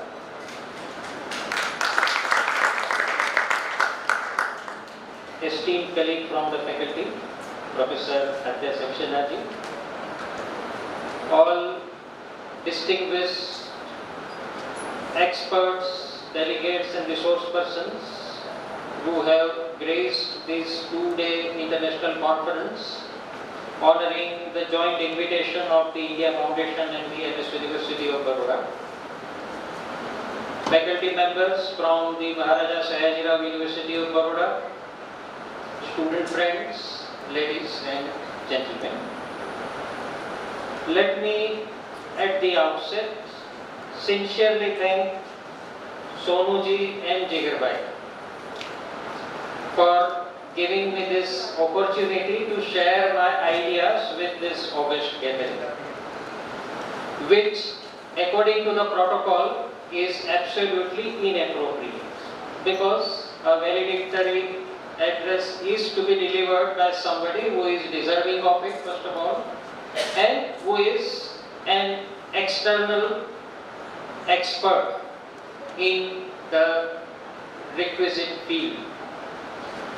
But they thought that I can fill up the gap, or only I should fill up the gap for a variety of reasons. So I will try to do some justice to this onerous responsibility thrust upon me, though I don't really have any set framework in my mind at this juncture, because just a little while ago I was trying to ensure that there is a very smooth shift of everything and everyone from the old place to the new place. But I am happy that we could resettle so easily. What does it tell us? It tells us that life is really not very complicated. We can handle problems very easily, very simply, provided there is a will for it, and provided we are united for it. व्यक्ति का जीवन हो, समाज हो, विश्व हो, सब लोग शांति से, सुख से, आनंद से जी सकते हैं, और वही हमारी नैसर्गिक प्रकृति। किसी को मन नहीं होता है हिंसा करो, किसी का शोषण करो, किसी का नुकसान करो, मेरा आधिपत्य किसी के ऊपर मैं लादने की कोशिश करूं, किसी को मन नहीं। फिर भी हम सब उलझे हुए, ईरान में उलझे हुए हैं, गाजा में उलझे हुए हैं, कश्मीर में उलझे हुए हैं, बांग्लादेश में उलझे हुए हैं, वेनेजुएला में उलझे हुए हैं, अफ्रीका के कई देशों की सिविल वॉर्स में उलझे हुए हैं, अपने व्यक्तिगत जीवन में उलझे हुए हैं, अपने संस्थाकीय जीवन में उलझे हुए हैं, हर जगह उलझे हुए। और अच्छा नहीं, मैं तो कहता हूँ कि भारत ने जो विश्व को सबसे अहम प्रेरणादायी मंत्र दिया है वो है शांति। और वो शांति मंत्र की जो भावना है वो ही है भारतीयता का आधार। वे उपनिषद में एक शांति मंत्र नहीं, शांति मंत्र इज अ सेट ऑफ मंत्रस, और वो सभी मंत्रों का जो आधार है, उसका जो आत्मा है, उसका जो अर्थ है, वो ही सिर्फ मॉडर्न इंडियन पॉलिटिकल थॉट नहीं, it is the basis of the entire cultural and civilizational history of India. So Shanti Mantra is something that needs to be recited every day. Like we recite Gayatri Mantra or any other mantra in which we have our faith, our Shraddha. Because if we remind ourselves of the spirit of Shanti Mantras, I think life will really become very happy and simple. Satyam, Shivam, Shundaram no mantra ગણનારા. અમે વડોદરાની વિદ્યાપીઠના સપના સારવનારા.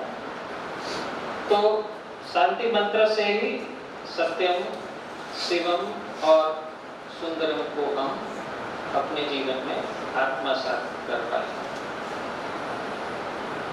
My first plea is that it's fine we put modern Indian political thought as the theme of this international conference. But I am not too comfortable personally with this theme itself. All four words have their own internal problems. What is modern? Is it referring to the sense of time? Then modernity in India is not the same as modernity in Europe or modernity in Africa or modernity in other countries. What do we understand by the word modern? For most of us it means post-colonial. Or of course during the post in the sense that after the colonial rule era came to India. And we feel that probably whatever that we thought prior to the arrival of the British colonial rulers is not too important, particularly in the many centuries that preceded the arrival of the British in India. So, as Imam Shruti was saying in one of the sessions, that we do study a little bit of ancient thought. That too for us, Kautilya is the only anchor to connect us to the ancient Indian political thought. And then there is sudden silence. And then we again awaken after the British rule comes and we feel that yes, Indian political thought is now revived. So first of all, let us talk about Indian political thought. Let's not try to compartmentalize it into either time-based divisions like ancient, medieval or modern, or even let us not look at the word modern in a qualitative sense in the context in which the West defined the word modern. India is different from the West because the way we conceive life, the way we look at society, and the way we interpret relationship of individuals with society is quite different from the way the Westerners have tended to do, particularly during the modern era or post-Enlightenment era of the West. What is the difference? Difference is precisely in our refusal to divide anything. We eschew, we reject binary form of thinking. We are essentially integrative by temperament and by the legacy of our intellectual engagements. India is integrative of thoughts, ideas, dreams, religions, sects, everything. यहाँ पुरुष और स्त्री के division को भी foundational नहीं माना गया है, उसको भी एक माना गया है. जेंडर डिवीजन को भी नहीं माना गया है, जो कि बायोलॉजिकल डिवीजन है. बाकी सब तो हमने क्रिएट किया हुआ है. बच्चा पैदा होता है, कोई लेवल नहीं होता, जो तो मेल होता है या फीमेल होता है, वही एक आइडेंटिटी के साथ में पैदा होता है. बाकी सब तो हमने लगाए हुए डिवीजन से.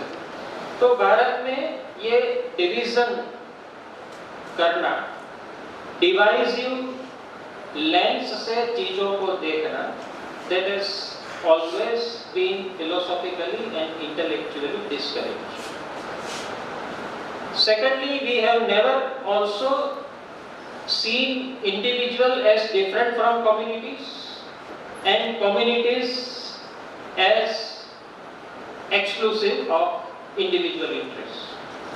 Both are fused with each other.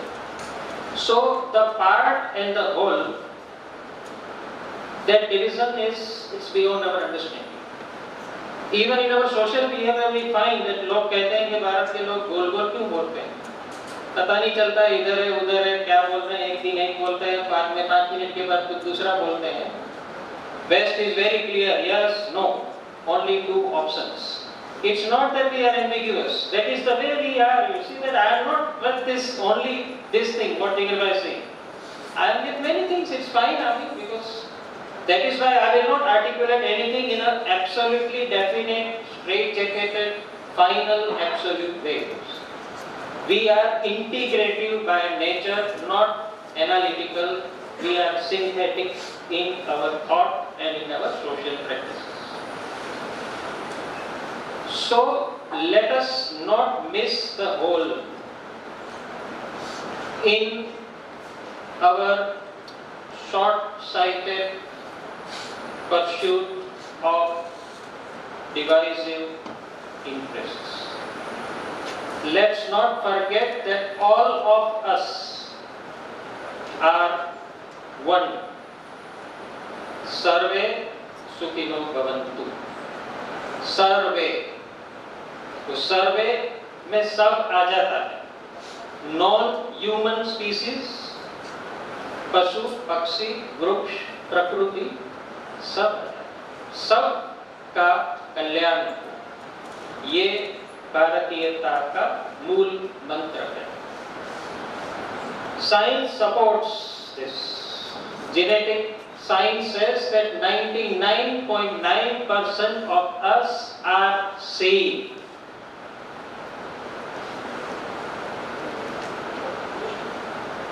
Carpentier ji, whether it's Dr. Carpentier or Dr. East, we might feel that, oh, they are from some different racial background, cultural background. No.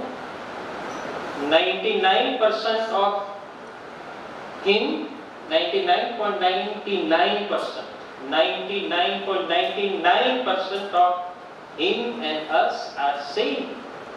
Just do a little bit of genetic examination, we are same. And that is what Indian thought has always said. So, oneness of everything. Seeing everything in interconnection, seeing everything in oneness means being true Bharatiya. तो पहला तो जो मेरा थोड़ा सा एक अंदर से कंफ्यूजन है कि मॉडर्न का मतलब क्या करूँ, what is modern in modern Indian political thought. फिर इंडिया ये एक ऐसा शब्द है जिसका मैं कैसे अर्थघटन करूँ. ये कोई मैप के अंदर जो लोगों ने चिंतन किया पर्टिकुलर बाउंड्रीज के अंदर, टेरिटरी के अंदर, उसका उल्लेख कर रहा है, या तो फिर कल्चरल इंडिया की बात कर रहा है, सिविलाइजेशनल इंडिया की बात कर रहा है. ये भी सोचने की बहुत जरूरत है. When we say Indian political thought, what do we include, and more importantly, what are we excluding? Exclusions are more important than inclusions when we decide about what we understand by this term Indian. Political India, civilizational India, territorial India, cultural India, all these paradigms will give you different frameworks of thought. So that is something very important. Third term, political, that is also a Western framework imposed upon us. India never had political thought. India only had thoughts. There is nothing called Indian political thought, Indian sociological thought, Indian economic thought, Indian historical thought, Indian philosophical thought, Indian religious thought, Indian psychological thought. All these are paradigms that we have unconsciously absorbed from the Western ways of learning and researching and understanding things. So, if we are talking about integration, we can't really talk about political thought in isolation, political thought in disjunction from other domains of our personal and collective existence. And last word, thought, is also problematic. No one in India has ever talked about thought as the most prior engagement. Thought is fundamentally a means to action. Thought and action in India are not two separate categories.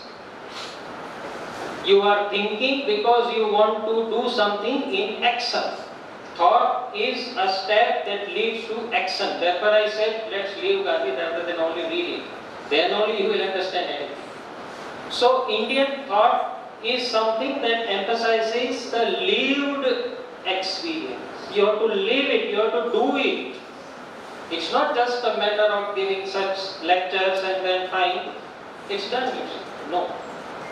So all these four terms, let us try to deconstruct. I'm again using a Western word, and see how we can reconstruct and integrate it into a new paradigm of thought. Thirdly, let us look at commonalities, common grounds, dialogues, mutual understanding, inclusions. मैं 2 दिन से सोच रहा हूँ, इतने सारे महान विभूतियों के यहाँ पर तस्वीर में चित्र है। सब ने आज जो हम है उसको बनाने में अपना पूरा जीवन दे दिया। सब जीवन देते हैं। आज हम जो भी है उनकी वजह से, यंग लोगों को कह रहा हूँ। व्हाट्सएप यूनिवर्सिटी में आए कुछ तथ्यहीन मैसेजेस को लेके कभी अपने देश के फाउंडर्स का मजाक मत उड़ाना। ये कंफर्टेबल एसी रूम में आज हम बैठ रहे हैं, इन लोगों के परिश्रम, इन लोगों के त्याग, समर्पण की वजह से बैठे हैं, और सभी के।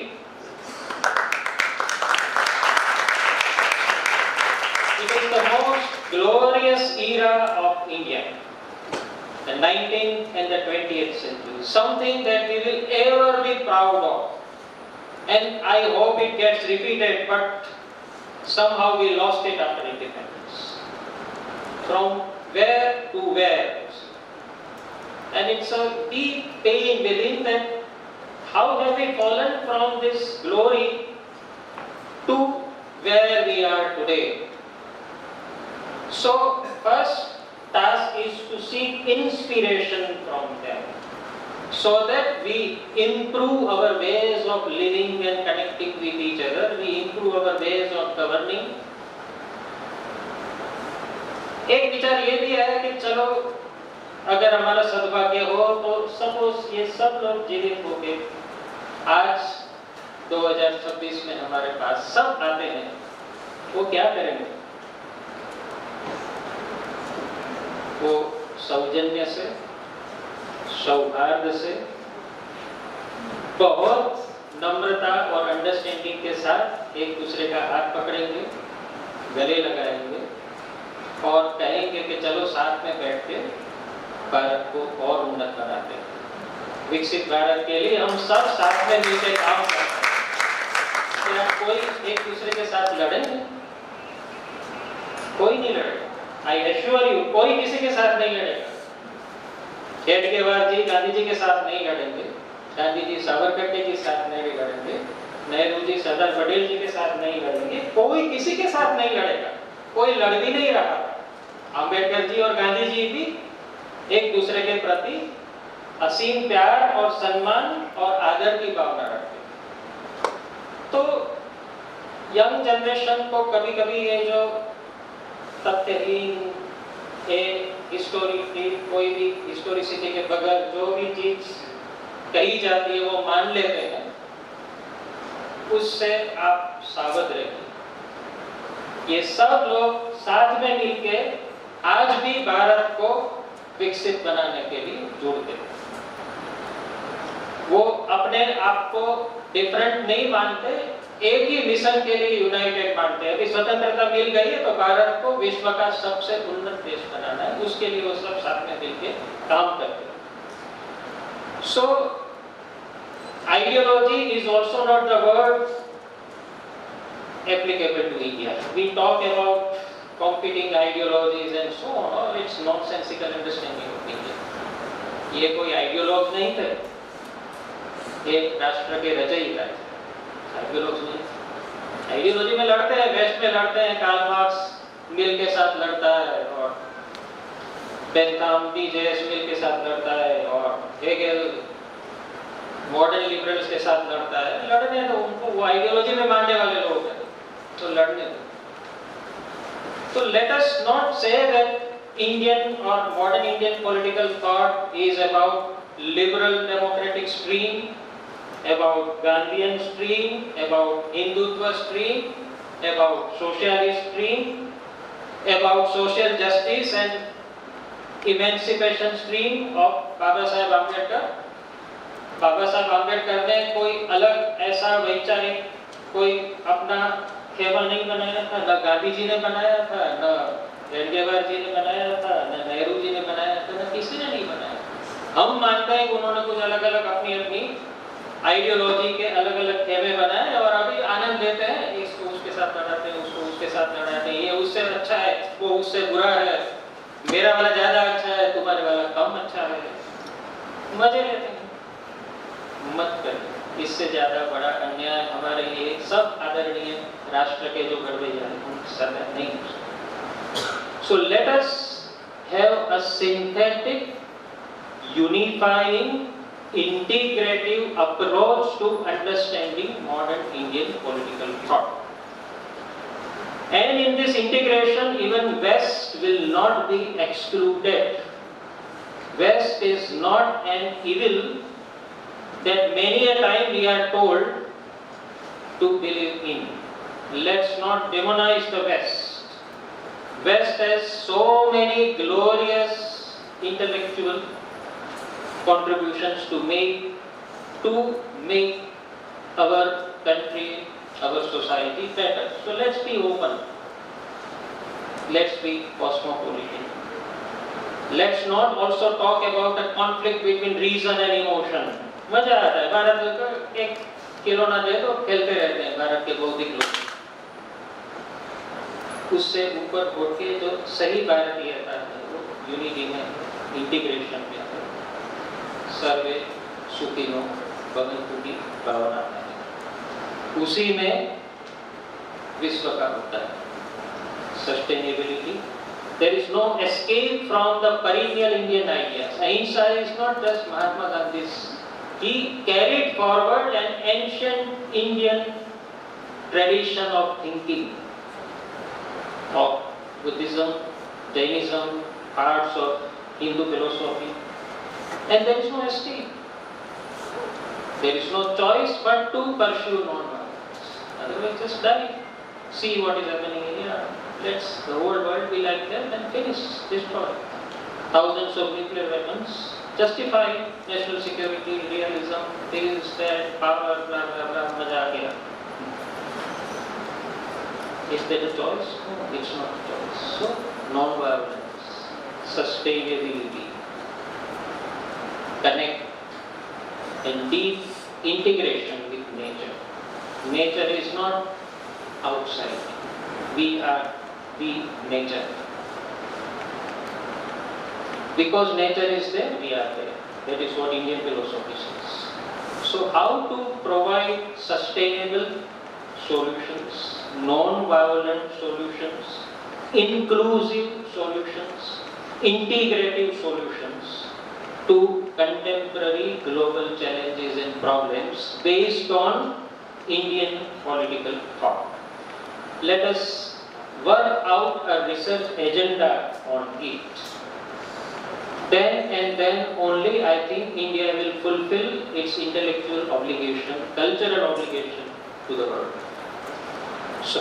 So I do hope that the coming steps, the coming conferences on Indian political thought will take up many of these challenges and issues and try to come up with workable, viable, sustainable, integrative, inclusive, pluralistic solutions to today's pressing issues. And let me repeat once again, life is very simple. We complicate it through our mindset, through our prejudices, through our short-sighted agendas. Otherwise, it's very easy to live peacefully. Anthropology says that small tribes, even today, are the most peaceful tribes. Shanti se jeevan. It is the modernity which has caused violence of this nature, horrific violence. Highest degree of violence has occurred in the civilizational era, in the modern era. So let's explore and also root ourselves into the way nature has made us. And suddenly you will find that your heart is overflowing with love with everybody.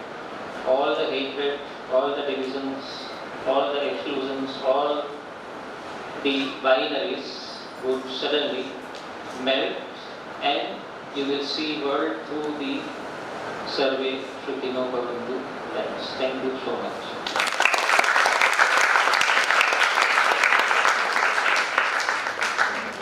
Thank you so much, sir, for your valuable insight. You have beautifully deconstructed what we consider natural or common or normal to us, but it is actually not. We need to rethink what we think or how we think. Thank you, sir. I would now like to introduce Her Highness Rajmata Subhangini Raje Gaikwad Madam, Honorable Chancellor of the Maharaja Sayajirao University of Baroda.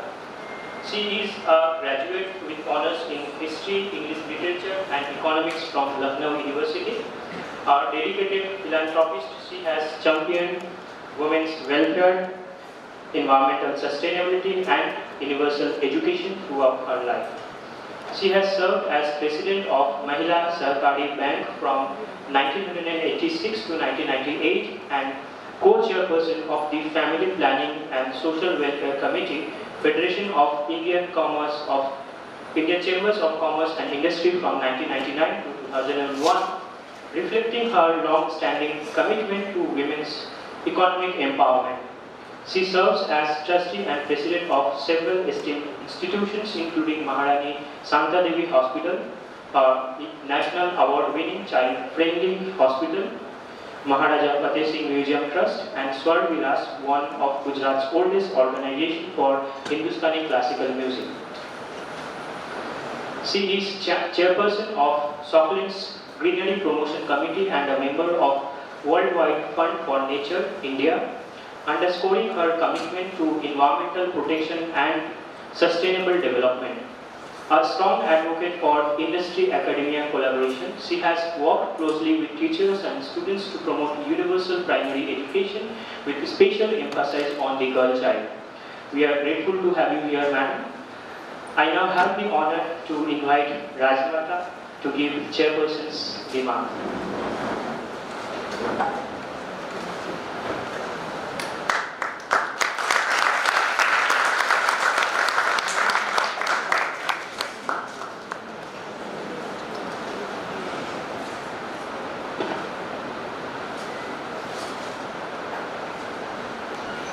Namaskar.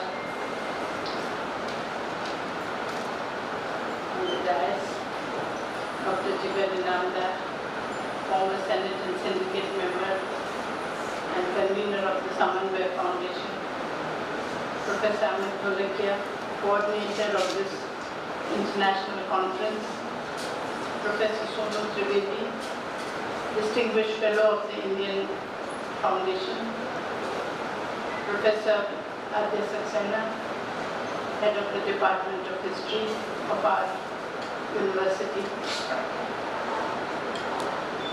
distinguished scholars who are here, and delegates from India and abroad, and of course students.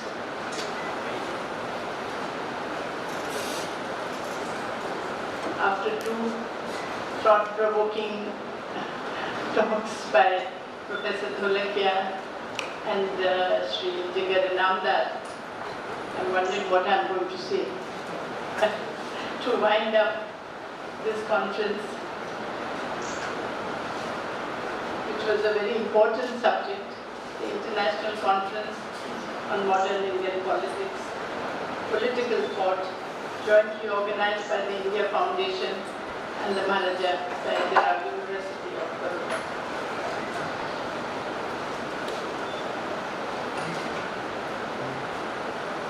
We at our university are very happy and proud that we partner with the India Foundation, which is under the intellectual leadership of Dr. Ram Madhavji, and has emerging as an important platform for political policy dialogue. We are happy that we could collaborate with them, and I hope these collaborations will continue more, because I think it is for the benefit of our university and our students and for the academic year of our university. I would also like to extend my heartfelt appreciation to the organizers and their teams. I'm sure each of you have worked extremely hard for the success of the conference. Modern Indian political thought represents a remarkable intellectual tradition that emerged in response to colonialism, social reform movements, and the challenges of nation building. There is a whole bastion of photographs which have been put on this. I was trying to make out, because I hadn't seen this poster, I was trying to click a photograph to see who all are in it. I was just wondering why Maharaja Sayadaw was not in it. Somebody who has patronized, helped, I think 50% of the photographs that are here, who are here present. All these people were helped in every way for the greatness that they achieved because of one person. And that one single person is not there. So I just wonder what happened. Thinkers such as Swami Vivekananda, Mahatma Gandhi, Dr. B.R. Ambedkar, Rabindranath Tagore, Jawaharlal Nehru, Deen Dayal Upadhyaya, and many others engaged deeply with questions of freedom, justice, equality, and democracy. Their ideas were not merely the theoretical reflection that were rooted in lived realities and shaped by the historical transformation of that time. So a conference on modern Indian political thought provides a valuable platform for scholars, policymakers, and thinkers to examine evolving ideologies and intellectual frameworks, and to reflect on how these ideas may address contemporary challenges. Over the past few days, I'm sure you have engaged in vibrant discussions on the intellectual traditions that shaped India's political evolution during the 19th and 20th centuries. You must have also explored the continuing relevance of modern Indian political thought in addressing the complex question of our own time. I, being a student of history, I always like to go back to history and refer to it. When we reflect on the intellectual tradition, we must acknowledge the role played by the enlightened leadership of many princely states, which nurtured intellectual and social reform movements in or out of British India at that time. Of course, the name of Maharaja Sayadaw would be leading the list in this context. So it is particularly fitting that this was held here in our university, which carries the name of this progressive ruler, Maharaja Sayajirao Gaikwad III. His contribution to the intellectual and social development of modern India deserves special mention in the context of this gathering. The legacy of Maharaja Sayajirao reminds us that progressive governance and deep commitment to education can create conditions in which ideas flourish and societies advance. His commitment to social justice and intellectual progress was also reflected in his encouragement of progressive thinkers and reformers. It's not a coincidence that three of the, I think more than three actually, whose photographs appear on the banner behind us, were nurtured or closely associated with the institution of Baroda state. Everybody knows that Dr. Babasaheb Ambedkar received scholarship more than 6 times from Baroda state. Not once, twice, but so many times. Acharya Vinoba Bhave, Maharshi Aurobindo was of course brought thanks to the vision of Maharaja Sayajirao, and he nurtured here his own thinking about India. His national spirit was sort of flowered in Baroda in the 13 years that he spent here. They were the creative years for somebody who became later a Maharshi. But these were the place where he created all that. Beyond that, Maharaja Sayajirao Gaikwad extended support and thinking even to Maharshi Dayanand Saraswati. Mahatma Jyotiba Phule got the title of being called Mahatma thanks to Maharaja Sayajirao. He is the first one who said, "You are a Mahatma." And then the list goes on. I mean, Madan Mohan Malviya, for him, for the greatness he has because he formed the Hindu Vishwavidyalaya at Kashi, all the support was given by Maharaja Sayajirao for that. Not only financially, but even otherwise. It was not a small thing that he was invited to be the first Chancellor of the Kashi Vishwavidyalaya. I don't know if many people know this fact.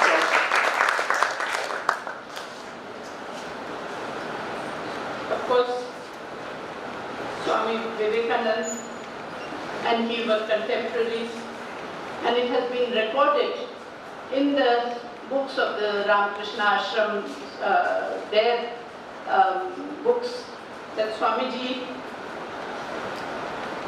at that time spoke. He had been to Baroda too. He had met Maharaja Sayajirao, and he mentioned that among all the kings in India today, Sayajirao has impressed me the most because of his intellect and patriotism. So this one fact of patriotism, which Swamiji recognized, but somehow in modern India we have never recognized.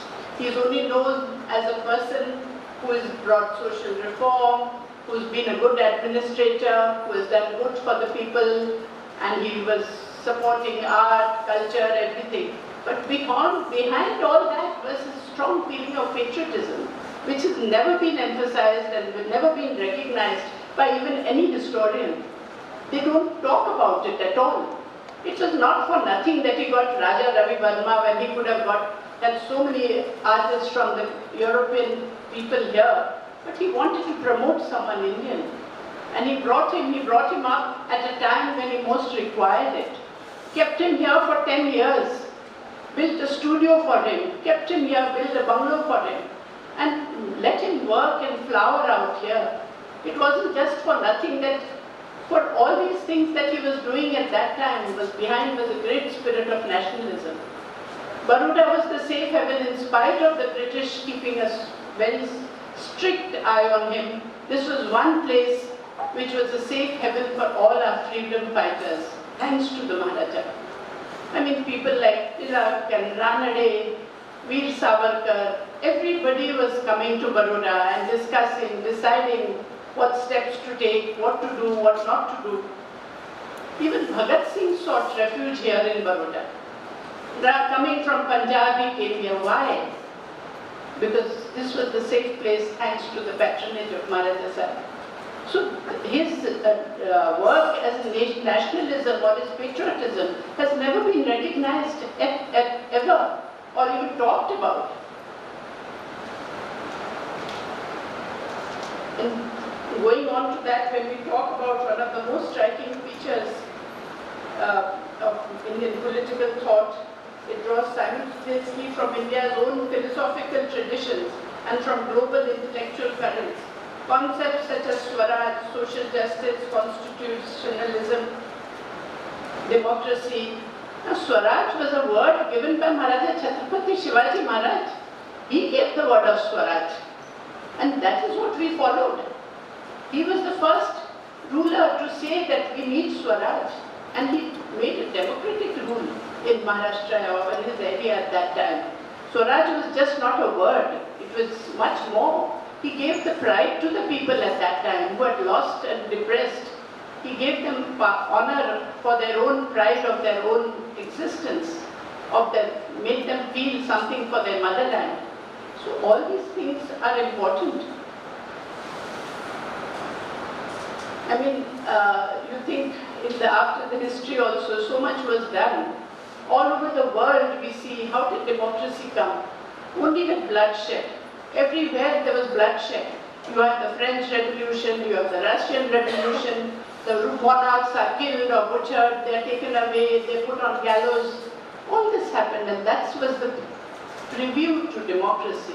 What happened in India? 550 rulers were here who had their own army. They controlled over one third of India, which was not British India. They had their own army, they had their own income, they looked after their people. You think just if they didn't want to, they could not have got together to revolt? No doubt, I give credit to Sardar Patel, who went to each one of them. But do you think if they did not have a national feeling to integrate and feel important and feel happy that our country was now independent and we must join together, it would have happened? Has any historian given credit to 550 rulers that merged and gave up everything they had? Everything. Not even just at a stroke of a pen, they signed away everything that they had. Even that the government couldn't honor later on. But that they gave away at that time with full trust. And this has never been recorded in any history of modern India. Why? I mean, historians just talk one way. And I feel all these things very strongly. And I think that when we talk of political India, all these things comes into it. The sacrifice, it was, when we talk of Shanti, it was Shanti, Purvak integration to us. With no violence, no problem. Everybody just gave up peacefully. It is really a remarkable feat. Nowhere in the world has 550 rulers been peacefully given over to becoming, except for one, of course, Hyderabad, the Nizam of Hyderabad. That's one exception. But otherwise, all the rulers gave in and became part of modern India and integrated into our one country. No one has recorded that. No one has even given credit. So these are facts that I think historians should look at. Anyway, I'm happy to talk to you all.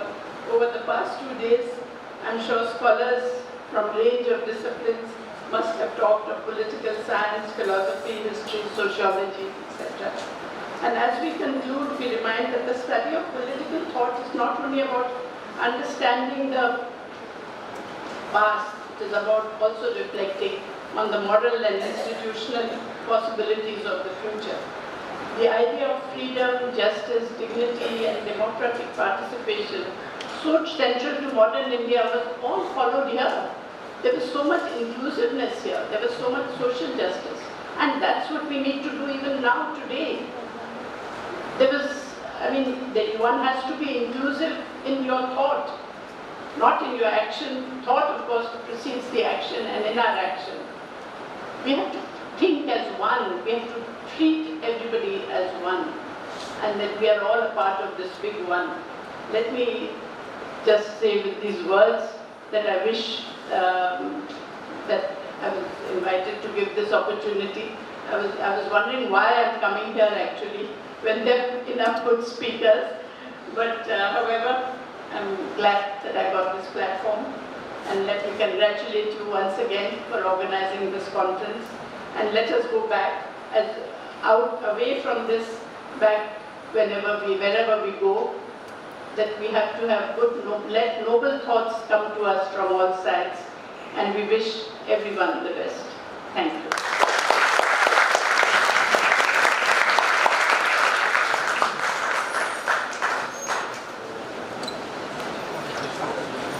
Thank you so much, ma'am, for your valuable insight. And madam, you are right, and we do acknowledge that the picture of Maharaja Sajirao should have been there behind. But I think we missed his photo due to an oversight, and it was not with intention.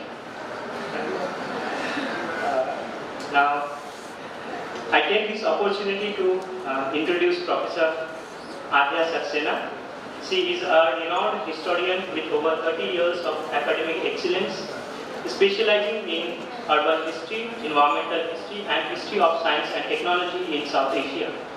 She is currently the head of the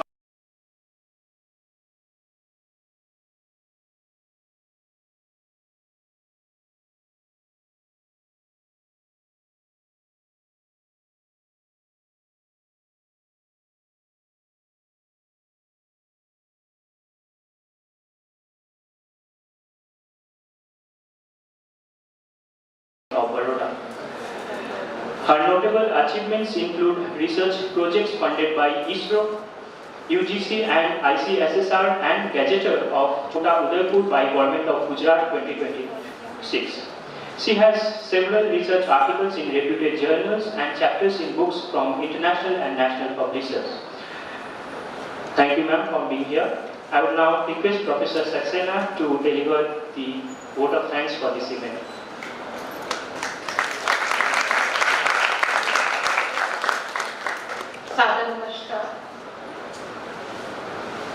Honorable Chancellor Ma'am, you have rightly noticed on the digital screen, Sayajirao III is not there, but it is very much there in our heart. It is very much there in our karma. And we as teachers are inculcating the legacy, the thought process, the trajectory to connect ourselves with the soul who had come very early, who departed, but actually it has not departed. Ekam San, Atma hi Satya hai. With this note, I would like to thank the younger ones at the first, because these younger ones, when they were told that you are having an opportunity to listen to the stories.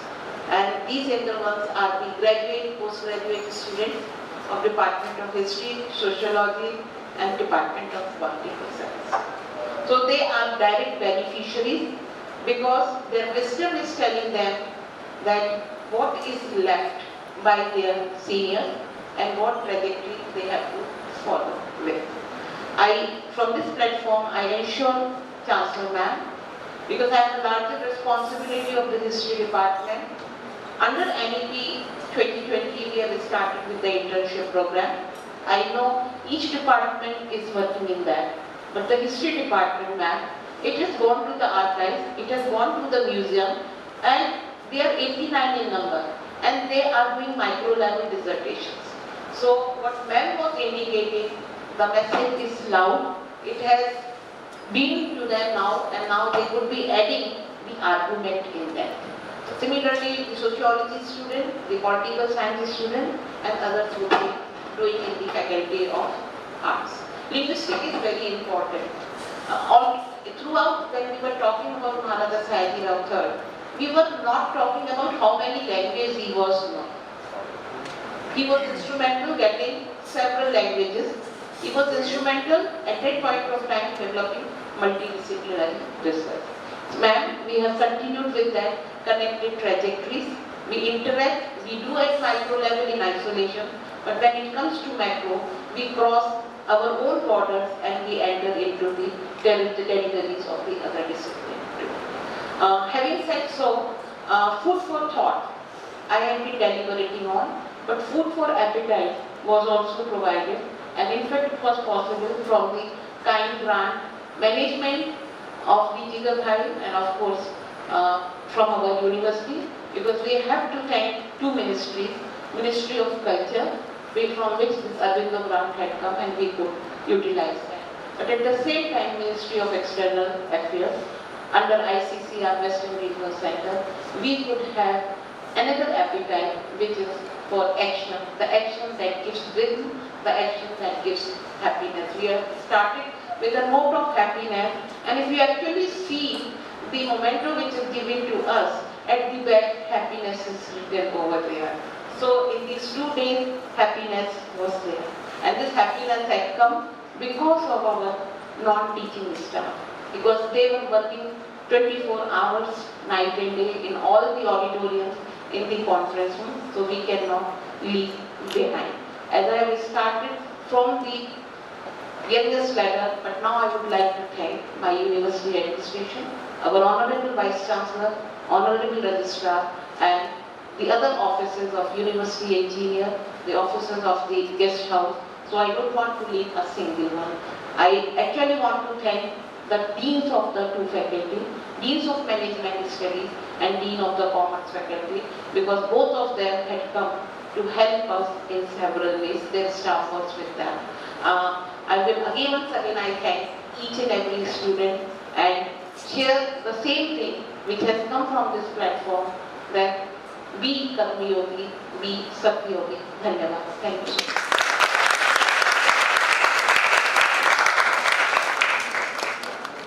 Thank you so much, ma'am, for thanking all of us. I now request everyone to kindly rise for the national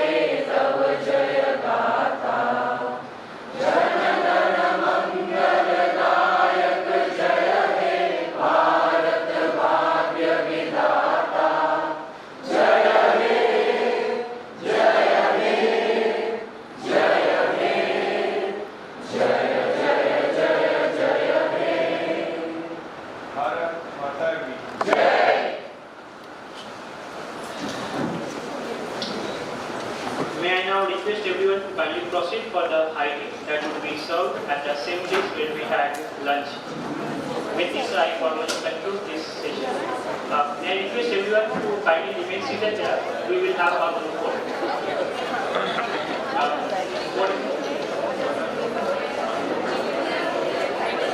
Guys, please sit down. Students are requested to kindly remain seated for a while. We will have a group photo. Please. Live બંધ કરવાનું નથી પતી ગયું કોણ હતા ભાઈ I request all the volunteers, coordinators and all other members to remain present here for our group photo.